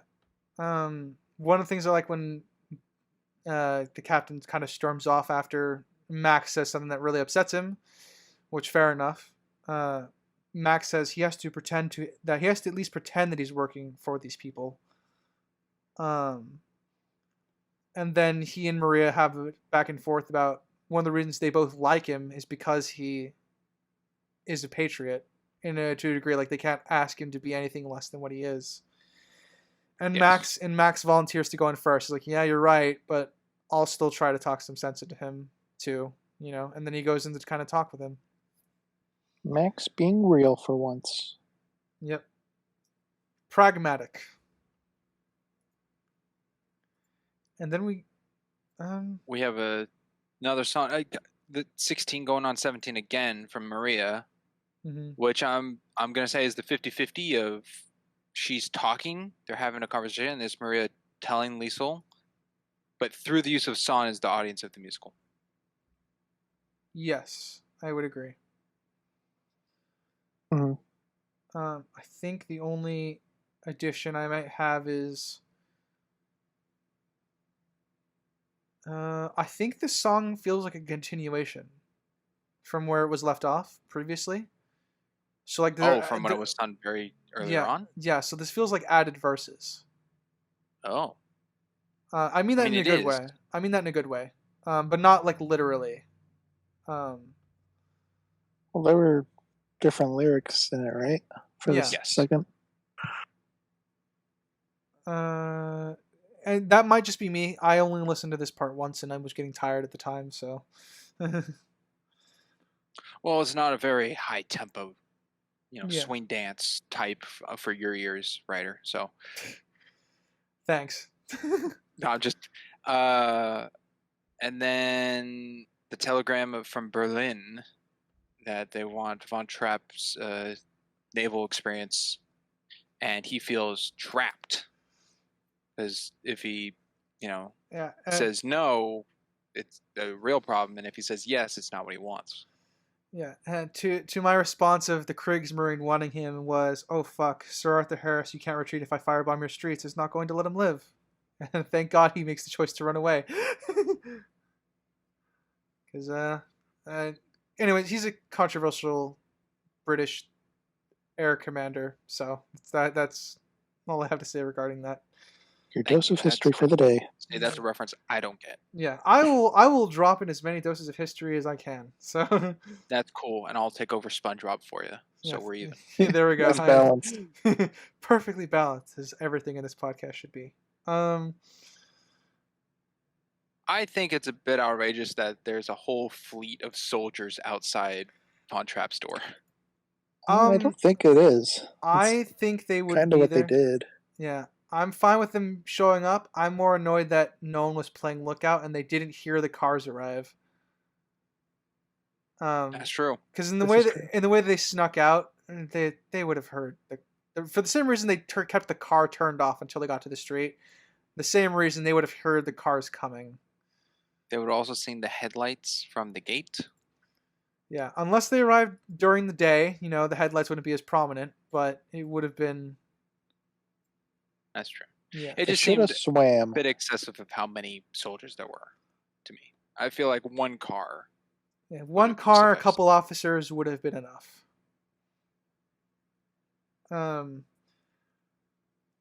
I don't know if any of you have ever pushed a car in neutral, but I have.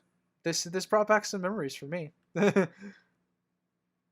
I guess all of us have.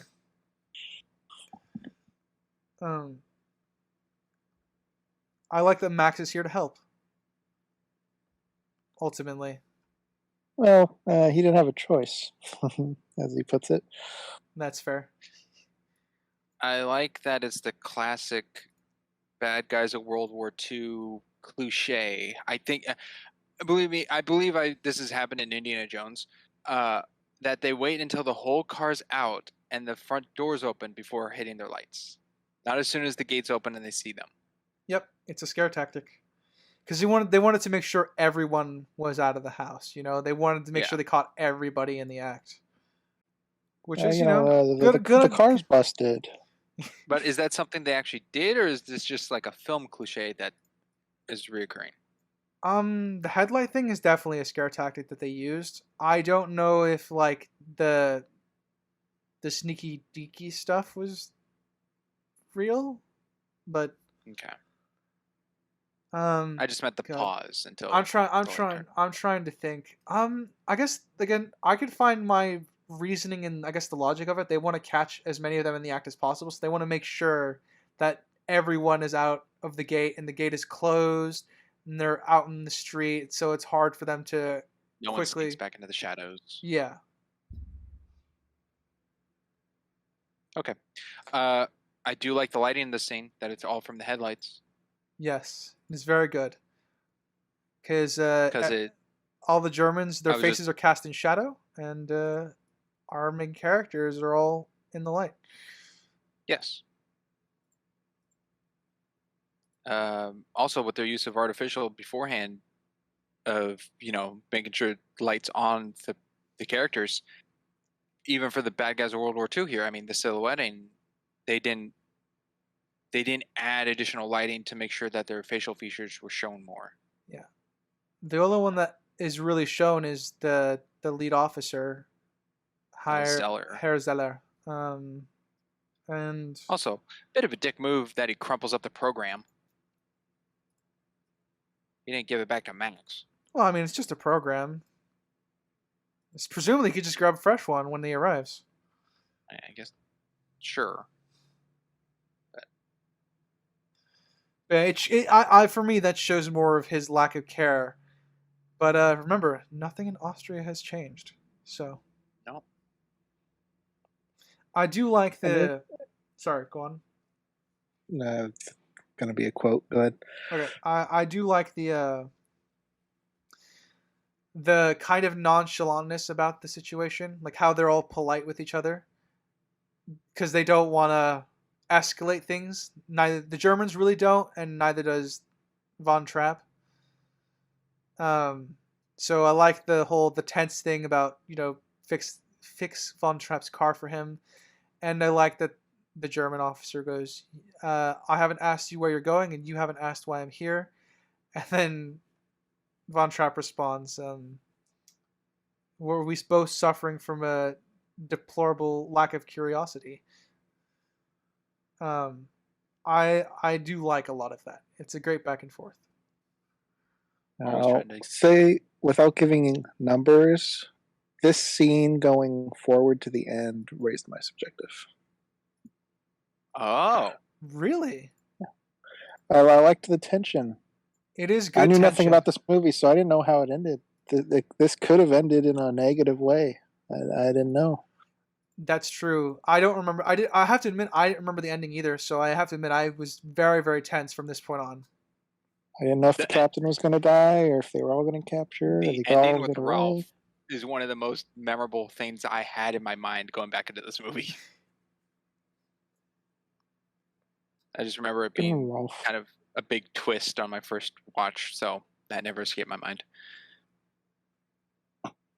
What I do like about the acting here, even though in the fun facts it said that, Von Trapp was drunk while filming, even his acting, though, I can tell when he stumbles on his words during Edelweiss, he's scared because he doesn't know of the escape. And I think that's good acting and a bit touching that it's coming from Von Trapp. Yep, I agree. He was drunk when he was filming that? That was one of the fun facts, how much he hated the movie. He admitted that on the DVD commentary that he was drunk while filming the music festival. That's different time, but that still kind of sucks. But also, fucking nailed it as the actor anyway. Like, seriously. It comes across as him being terrified.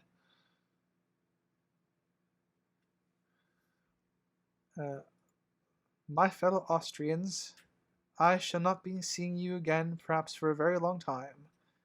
I would like to sing for you now a love song. I know you share this love, and I pray that you will never let it die. Sorry, go on. Now, I find it a little interesting that no flags are waving at the festival. There's no Austrian flags, and there's no bad guys of World War II flags. We do see the bad guys of World War II. We do see the bad guys of World War II flags hanging outside on the streets, but I think it's because they're in an amphitheater, more or less. Is why I would have thought they would have put the spider flags on the backdrop where the soldiers were standing. Yeah, it's just something I caught, but I don't see a good or bad thing. It was just a little surprising. Yeah, because they made sure to have their presence known by having the security everywhere.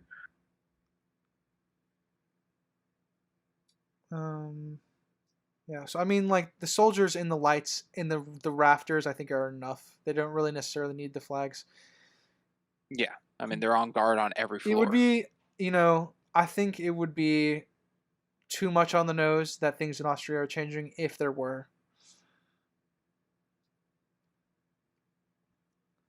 Yeah, I think it's content enough. What I think is a little tone shift, which is a bit odd, is how serious and sad Von Trapp's feeling, stumbling on his words, getting all the Austrians to sing back to him about the change, like Austria is still strong kind of thing. Like, at least that's what I took from it, and the love of his family and being scared. To then cut to the awards of third and second place as jokes. I think that was intentional. Meaning that they had talked, like Max or the family had talked with the other contestants. Oh, to stall. Yes. Oh, I didn't see it that way. I saw it written as this was a really sharp, serious, scary scene for a romance musical. Let's throw in a joke. Yeah, for me, the tension didn't evaporate. I was waiting for the German officer to realize that he'd been duped. But for me, especially with the constant bowing on the first one, I immediately read it as stalling. That's also how I read it. Okay. Okay. Well, I mean, that's just the difference I saw on it. So, which of course interpreted either way, because we don't see Max talking to these people. Yeah. Or the family. It could have been anyone, but True. yeah. Also, it would have had to happen right when they got to the festival then. Unless it was rigged to know who's going to be in what place because the judges voted. So unless they talk to the judges to know who's going to come up, or they talk to every contestant. Like I said, it's possible. I read it as stalling. I could see Max telling them that, once all the contestants were together, he could pass the word along. Like, if you are selected, you need to help stall. And, just do something funny and humorous that will distract the crowd, make them laugh a bit, bow extra times, that sort of thing. Yeah, shake everyone's hand, shake your partner's hand, shake your own hand. Yeah.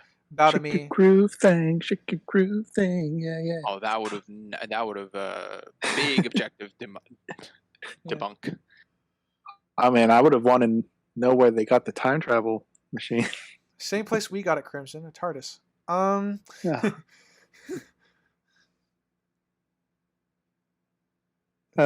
So the farewell song, that was not originally planned, right, for the program?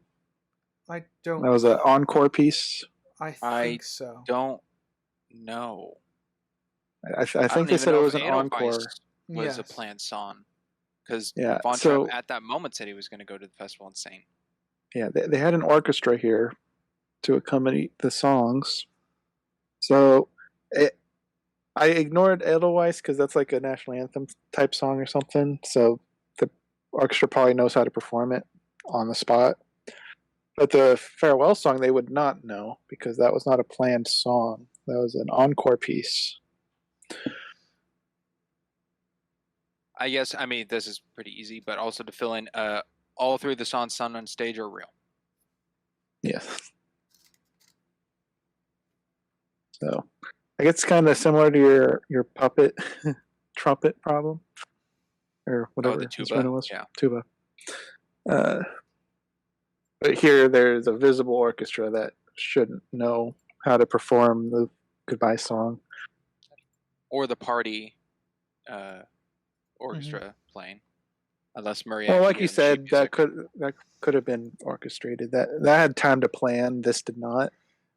Yeah. This goodbye song was planned because they were on the spot by the bad guys from World War II as an exit strategy. So the orchestra didn't have time to actually study this one. Yeah. On the Edelweiss song, once more, one of my favorite tropes, using art in the face of oppression. Beautiful. Love it. My thing. Absolutely subjective. Love it.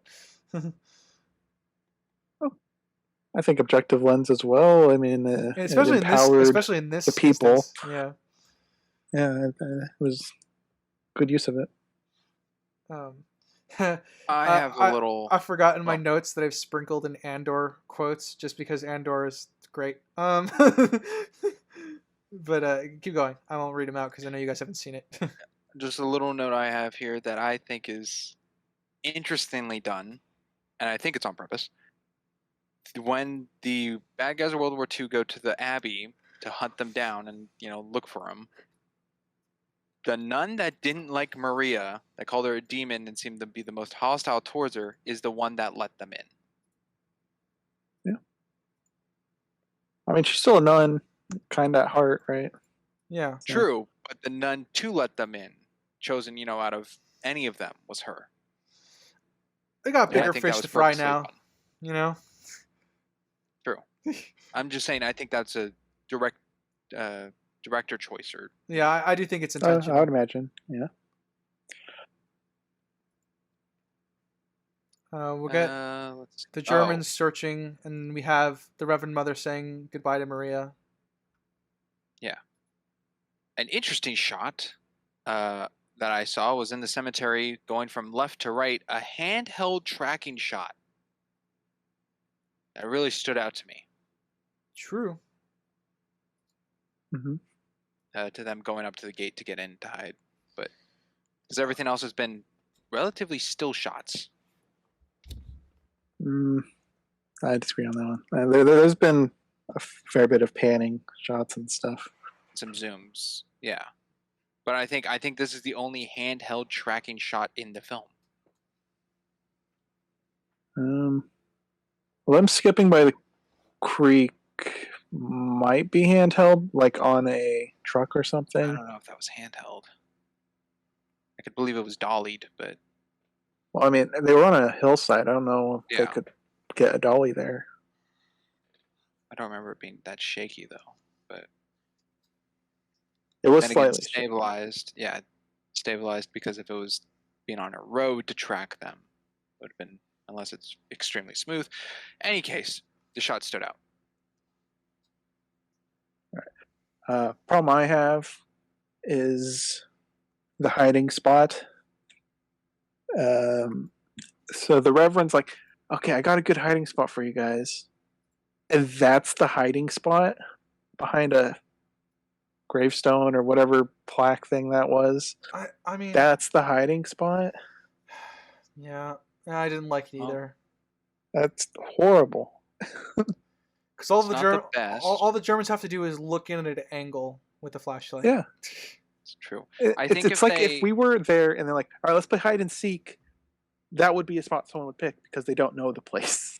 They have 7 children in Maria and Von Trapp, so there's 9 of them total, hiding behind only 2. I think that's my problem here. If they were more spaced out, maybe 2 behind each, it would have fit more. Because they're trying to hide 5 people behind one of them. It's an old church. I'm kind of angry they just didn't have a secret getaway. We lose the confrontation. We lose a confrontation with Rolf, but that felt, in retrospect, like padding. I like it, but I don't need it.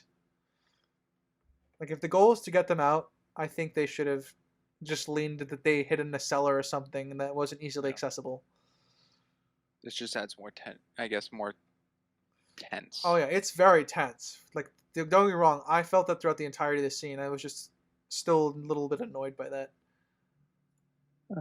Yeah, I'm with you, Ryder, where I feel like there should have been a secret passage. And even if not that, a lot of these churches have like these large tapestries. They could have had one that covers up a door. And that's a better hiding spot than what they picked. So, found that pretty artificial just so we get this tenth scene. In reality, that's a pretty bad hiding spot. Mm-hmm. Okay. What else I got here? Crimson, do you find it coincidental that Ralph is the one that heard a little to stay back? Well, not that he heard because she made noise because it was him. Just the fact that he was the one in there is the problem. Okay. Because there was a good number of guys, and the odds of him even being in that group is already slim as well. Because presumably they got these guys all over Austria at this point. That's true. Did anyone? I didn't see him, but did anyone see like Ralph at the gates when they let them in? I did not notice. We don't see they're shrouded in light when we're facing them, but when they're being let in, we only see their backs. So we don't. This is more of a reveal that Ralph is there. So this is intentionally. I don't think there was. His reveal is when he's coming up the steps off the right side. Yes, rather than the initial back. So yeah, he comes in by himself. Is what it looks like. He comes in with the rest of the group, and we see somebody. We just don't see his face. We see them go down the steps, like they're dispersing out to search. He just happened to be the one that was the last one to leave. Oh, gotcha. Okay, he was the first one out the steps. Got it. Sorry. I thought he came up the steps by himself. No, he was with the rest of the group. Which he did. He did come with the group. He was just the last to leave. Yeah. Okay. Also, yikes! What a scene. Well, which one? Just Ralph and Von Trapp. Okay. Good tension. I think pulls a gun on him. He pulls a gun on him. Instead of blowing the whistle, which I think after some retrospect, I think is a better choice because he was reaching for the whistle and then Von Trapp moved for him and he dropped the whistle to go for his gun. Because, someone bum rushing you need to worry about that first. Yeah. Yeah.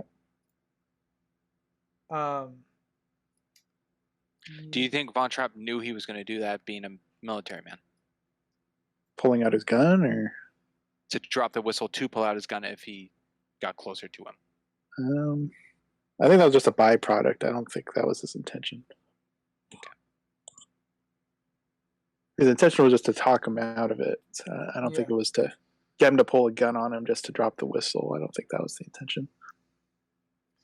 I mean, if he'd gone for the whistle, Von Trapp would have gone to him, got his gun, potentially knocked him out or killed him, and then they would have left. The same thing would have happened.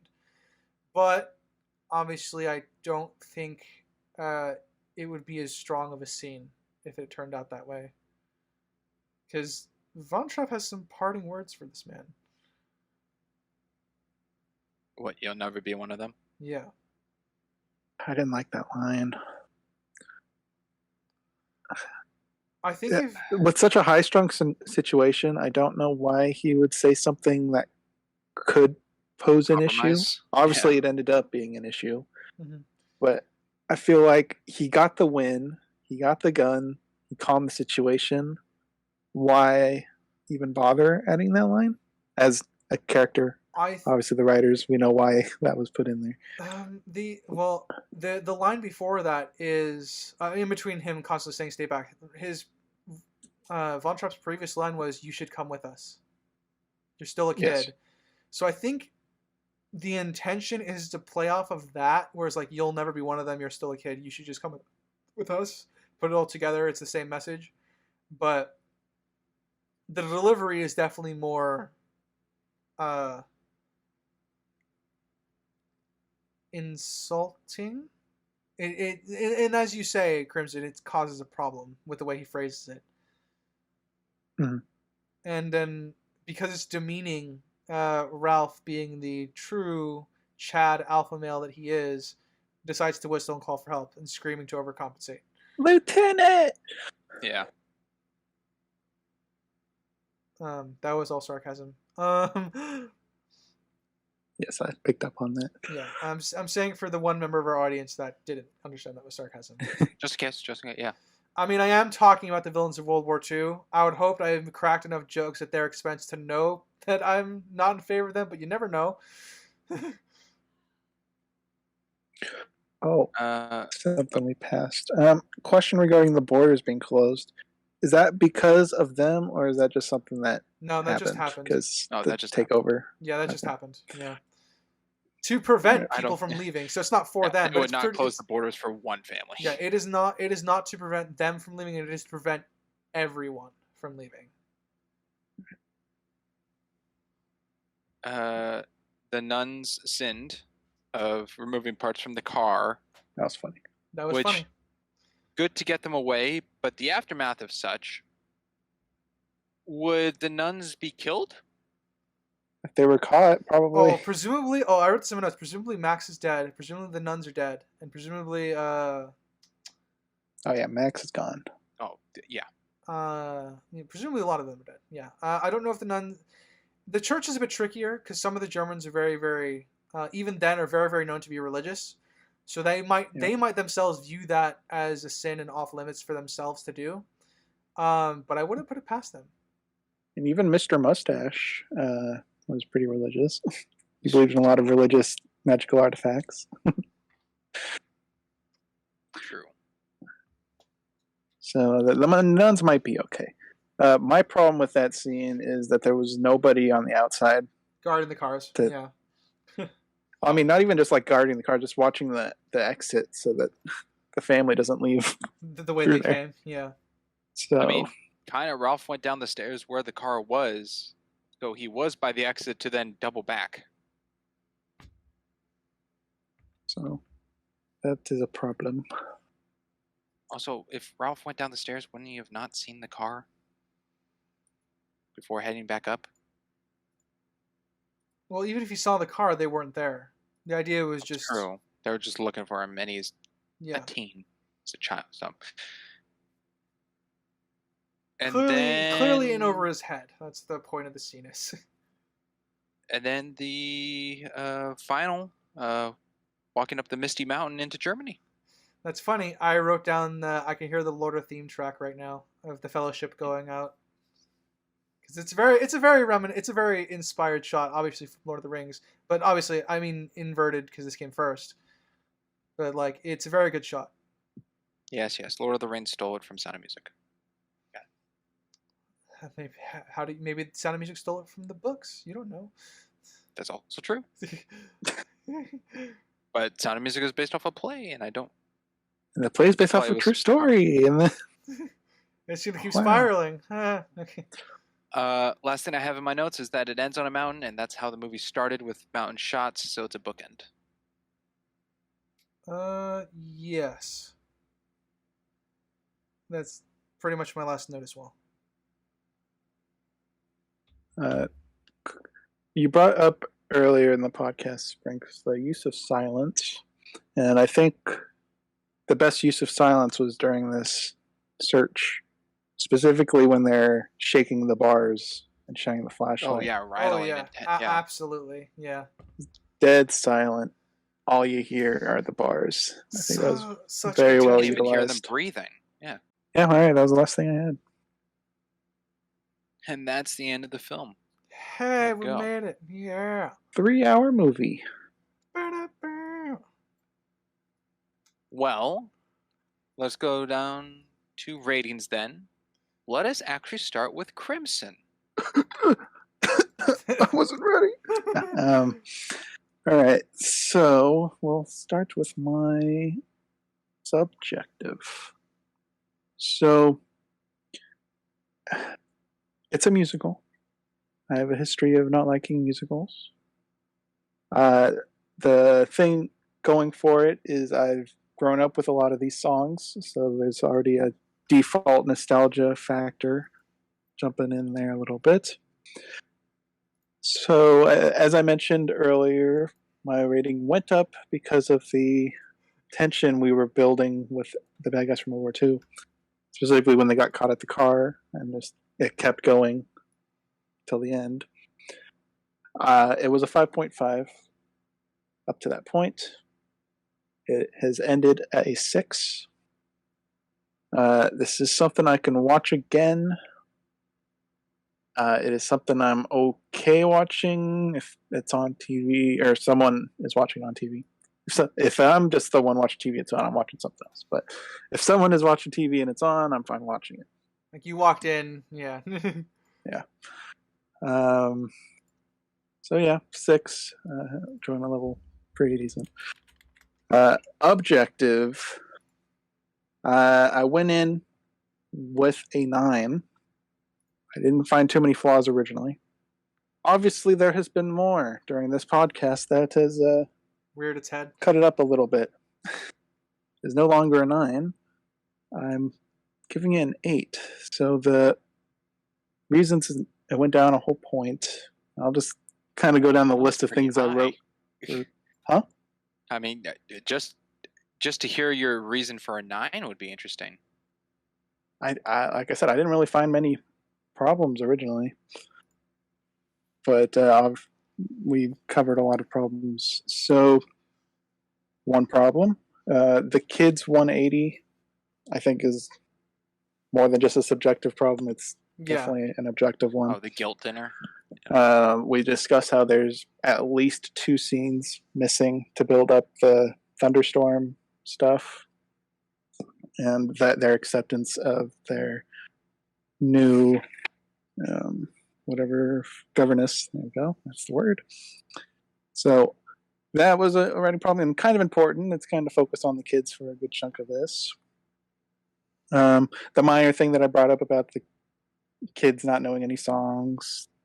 Oh man, I wish I wrote this better. I'm having trouble reading my handwriting right now.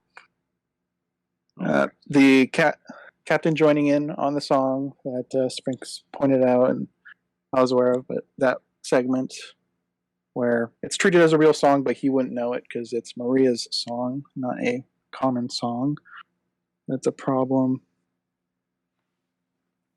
The lighting I brought up earlier, I think it's not the best because it looks so artificial when I don't think that's their intent in those indoor scenes. Maria leaving without saying goodbye. We talked about it a lot. At the end of the day, I still think she would, based off of the character we've established up to that point. Baby thing, Frederick biting the finger. Why? Obviously, it was a funny thing, but why is it the 14-year-old biting a 5-year-old's finger? I don't get that. Should have been Kurt. Yeah. Even if we're why? Well, Kurt would make more sense. He's younger, but it would make more sense. The hiding spot, horrible. Could have been way better. Obviously, it's there for the tension, which I do like, so it's kind of a give and take on that. But it is still objectively a bad hiding spot. The fact that there were no guards outside by the car, at least one guard, anyways, was a problem. Obviously, they weren't there, so the nuns could be sinners and be banished to hell. Yeah, an easy fix for that would be is the nuns figure out a way to distract them. Yeah, which wouldn't have fit the flow. Yes, of what was going on. Yeah. So it's not an easy fix, but it is a problem nonetheless. So that's most of the reasons why I went down a whole point. Everything else, I think the shot composition is stellar. Out of the 40-something, definitely I think got the most standout scenes and composition-wise. There we go. I'll leave it at that. I'll leave some meat on the bone for you guys. Here we go. All right, Ryder, go ahead second. All right. I'll start with my subjective as always. I remember liking Chitty Chitty Bang Bang a lot more growing up. And this one was kind of always just background noise that didn't really have much interest. This aged much better in my head, from what I remember. And like I said, a lot of my memories of this were hazy and just like, it's background noise. I can see it on in my mom's room or something to that effect. But this holds up really, really well for me. And I'm a huge history nerd, so anything that takes place as a period piece and a time that I study a lot, I tend to really, really enjoy, even if it's inaccurate. Michael Bay's World War II movie is hilariously historically inaccurate, but it is still fun for me because I enjoy that. And I have a lot of fun. I'm probably going to memorize a couple songs from this musical now, just by virtue of the fact of how much I actually liked it and how much I've enjoyed it now as I've gotten older. So subjectively, I'm sitting at about an 8.5. Wow. Objectively, yeah, we got some problems. Crimson's brought up a few things. I pretty much agree with most of the criticisms that we had. You skipped the "I love you" discussion, Crimson, but I'll add that to the list for you. As a minor list. So and the fact that the kids aren't much of a character. Yeah, and yeah, the kids aren't much of a character, so I'll dive into that a little bit. I kind of already offered the two scenes that we really needed in order to strengthen. Even if the kids were relegated to being the background for the rest of the film, just we needed these two scenes with them to make them perfect, essentially, to kind of button note them, because right now they do 180, and I don't really like that. Max as a character, I really enjoy him. He's on the side character sort of thing. He's very middle of the road. He wants to survive, more or less. That's why we compared him to Louis earlier, and it's a very interesting comparison. He just wants to live. He just wants to survive the changing. And unironically, I don't think he will by the end of this, because we know that Louis at least gets away. But know nothing about Max. Max is dead. Sorry, folks. But He died sticking it to the villains of World War II, which is in a way respectable. Um, then go to the Baroness. Kind of happy I reread my notes there because I could more define my objective from my subjective. I do not like the fact that she was portrayed in a very manipulative and uh,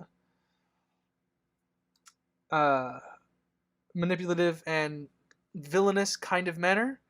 When she had been so nuanced before that scene. Um, and I view that as not really a character assassination, but it's definitely a chink in what I think was a really good character. Um, and while subjectively, I definitely didn't like that change. That's pretty much one of the main reasons why my subjective isn't higher.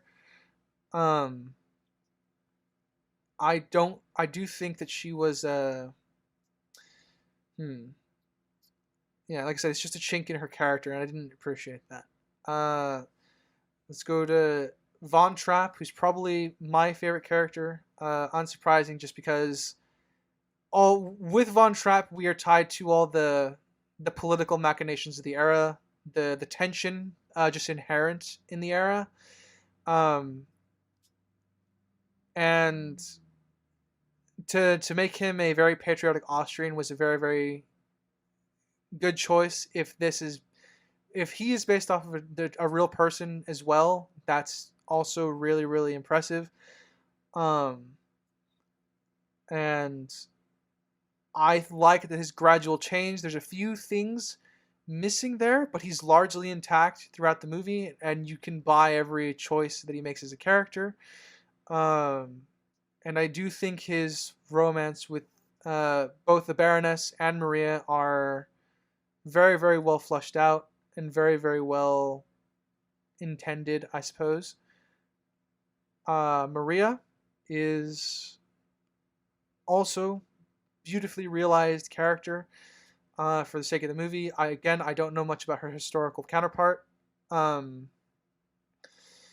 but there's a lot of symbolism you can read into her about being an angel that descended from the mountains, angel that descended from heaven, yada yada. There's a lot of that there for symbolism for my fellow college literary essay writers. But there's also the aspect of that she's just a very well fleshed out character. She's got just a bit of naivety in her due to her just being wanting to be a nun and having been closed off due to that preference of what she wanted from her life.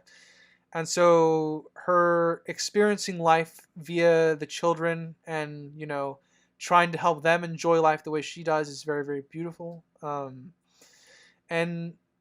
I think I stand by with Maria being the main character the first half of the film and Von Trapp being the main character of the second half. Even after discussing it over with you guys. From there, I'll move on to the plot. The plot is pretty well paced. I think there is, for condensing what was supposed to be 12 years of history of a historical character into essentially 3 months over which the film takes place. Very, very good job. I guess I have to tie the plot as opposed to the world building because there is the sense of looming threat and that's slowly introduced to us that it becomes ever more important to the plot, but it's drip fed to us as a lot of things are. So nothing is sudden. We hear stuff about characters before we meet them to help set up their framework and things of that nature. And I think it really, really does feed into the world building, which, as we've discussed, there is some potential problems with historical inaccuracies. Going over the mountains is starkly something they do not want to do. They're going the opposite way when they do that.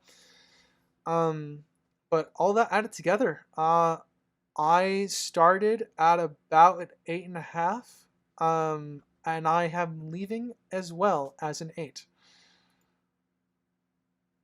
For objective. For objective, yes. All right.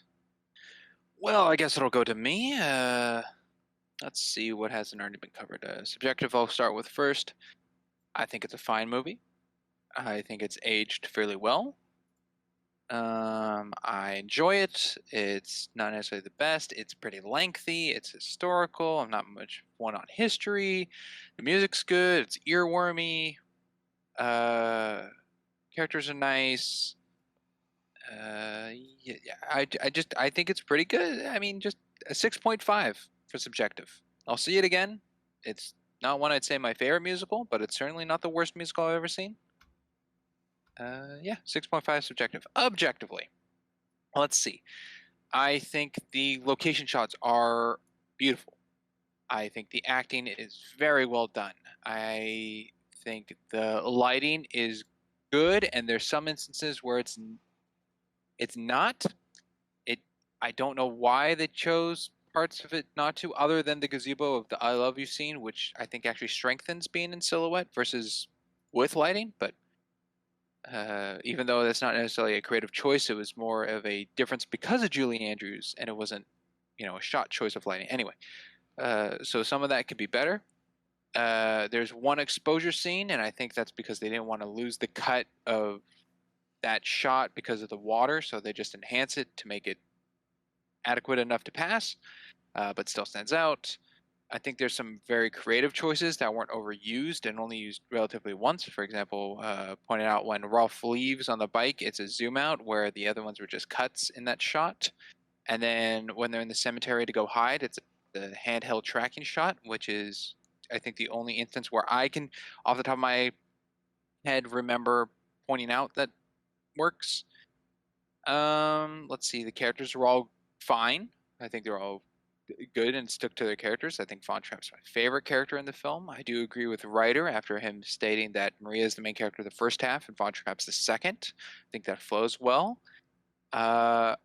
Max, I think, is a good intermixed character, not necessarily in Casablanca of Louis as a comic relief at times, but Max is a little more lighthearted character that stands out a little more than the kids, which is interesting that the kids aren't seen as the childish different. I mean, they are the kids, but they are kind of grouped into one, except Liesel, who stands out because of her own musical number and her sit-down song of 16 going on 17 again with Maria, so she does stand out. And Gretel's, the little kid, the youngest one.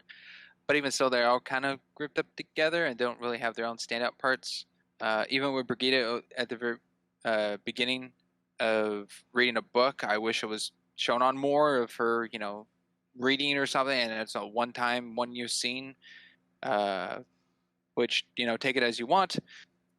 I think the gradual change of time works for the development of characters, so it's not necessarily a full 180. Crimson did touch on the dinner scene of the guilt trip, which is a 180. I just believe that none of the governesses did such a thing, and just didn't want to take the effort to get closer to the children or whatnot, and wanted to go with a more discipline to follow Von Trapp's ruling, which the kids were against, and this was the way to get the attention, yada yada. So the use of Maria being more of a creative, free-spirited to somewhat manipulate the children into crying and everything, I think is just a difference and still works in my eyes. I think the most filler part is still the Yodely puppets, because it doesn't really come up later. Like, they don't go to the music festival and do a puppet show, or the puppets aren't used as another song piece or discussed. It's just a one and done kind of thing to show as a group activity, which is okay. I mean, so far they've just used them singing as a group, which has worked everywhere else in the film. So this is one difference, which one could say is like, this one tracking shot they did is a difference, or the one lighting piece is a difference. So this one setting of a song to be puppets is a difference, and it is. I think it's a bit odd. That's a one and done deal. We went over the errors of the film, which I think play into the writing of it. They could have written one little scene differently. They could have taken out one little line differently to kind of flow it more better or change it up. And I don't mean so in the songs themselves, but in the dialogue discussed in scenes. Mm-hmm. So overall, my objective is it started as a number. We had our conversation for about an hour, and I lowered it by 0.5 point, and then we continued talking, and I raised it back up. So technically, it did not change from the start. So my objective is an 8. What raised it?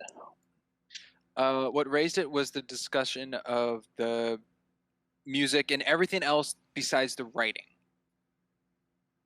Because I lowered it because the flaws we kept pinpointing out of the writing, but everything else of the film wasn't demoting it enough to give it that 0.5 point. All right. Well, should I read us out then, gentlemen? I have one last thing before that. Oh. I know we're all familiar with Julie Andrews as Mary Poppins, and if you're a fan of Princess Diaries, she's in that, and she's been in countless other things. Is anyone familiar with Christopher Plummer, who played Von Trapp? Nope. Don't think so. Well, that's surprising because I know something both of you have seen with him. I actually looked up because he looked very familiar to me, and I'm like, why do I know him from something else? So I looked it up, and I found out what I know him from. Let me see. So, first thing is, he plays Carl Fredricksen in Up. Okay. Not Doesn't true. count. Not Continue. true. Not true. Oh, he's in He plays Knives Out, Charles isn't Muntz. he? Fuck. He's in Knives Out. He plays the old man in Knives Out. Oh, fuck. I knew Crimson. I recognized him from somewhere. Crimson, you know him from National Treasure. What? He's the grandpa. The Disney Plus show? I didn't. You guys watched it Oh without God, me? that doesn't look anything Writer. like him. That's him. Man, did he not age gracefully? I'm like, why does he look familiar? I know him from He's got a something. mustache in that. He does. That looks that is nothing other like things him. he's from. That's So fair. just put that I forgot to mention in this during the notes. This is one more thing before I read out. I actually thought the silhouette of him looked like Christopher Waltz when we first see him. Christopher Oh, Waltz. the door. Yeah. The dancing there. I don't see it. It's just the silhouette of him. I'm saying that's what I know it's not him because the movie's too old. But I thought it was funny. All right. All right, Ryder, you are good to Yeah. send us off. All right. Well then, thank you for listening, audience. Whether you be on Spotify, Anchor, Amazon, Castbox, Google Podcasts, and Pocket Cast, and Samsung, please feel free to like, comment, and subscribe on our YouTube channel where we have our little PNG stores up and we do, go give you a slideshow of the movies we go along. Please feel free to tell how much you hate my opinion of love or hate Crimson's opinion about love and tell us how we're both wrong. And it's then good content for the recap. good content for the recap. And yeah, we'll bring it whatever you see up in the recap. But as always, I have been a geeky writer. I'm Crimson Maroon. And I'm Sprinks. And we will catch you next time. Later, everybody. Toodaloo. Bye.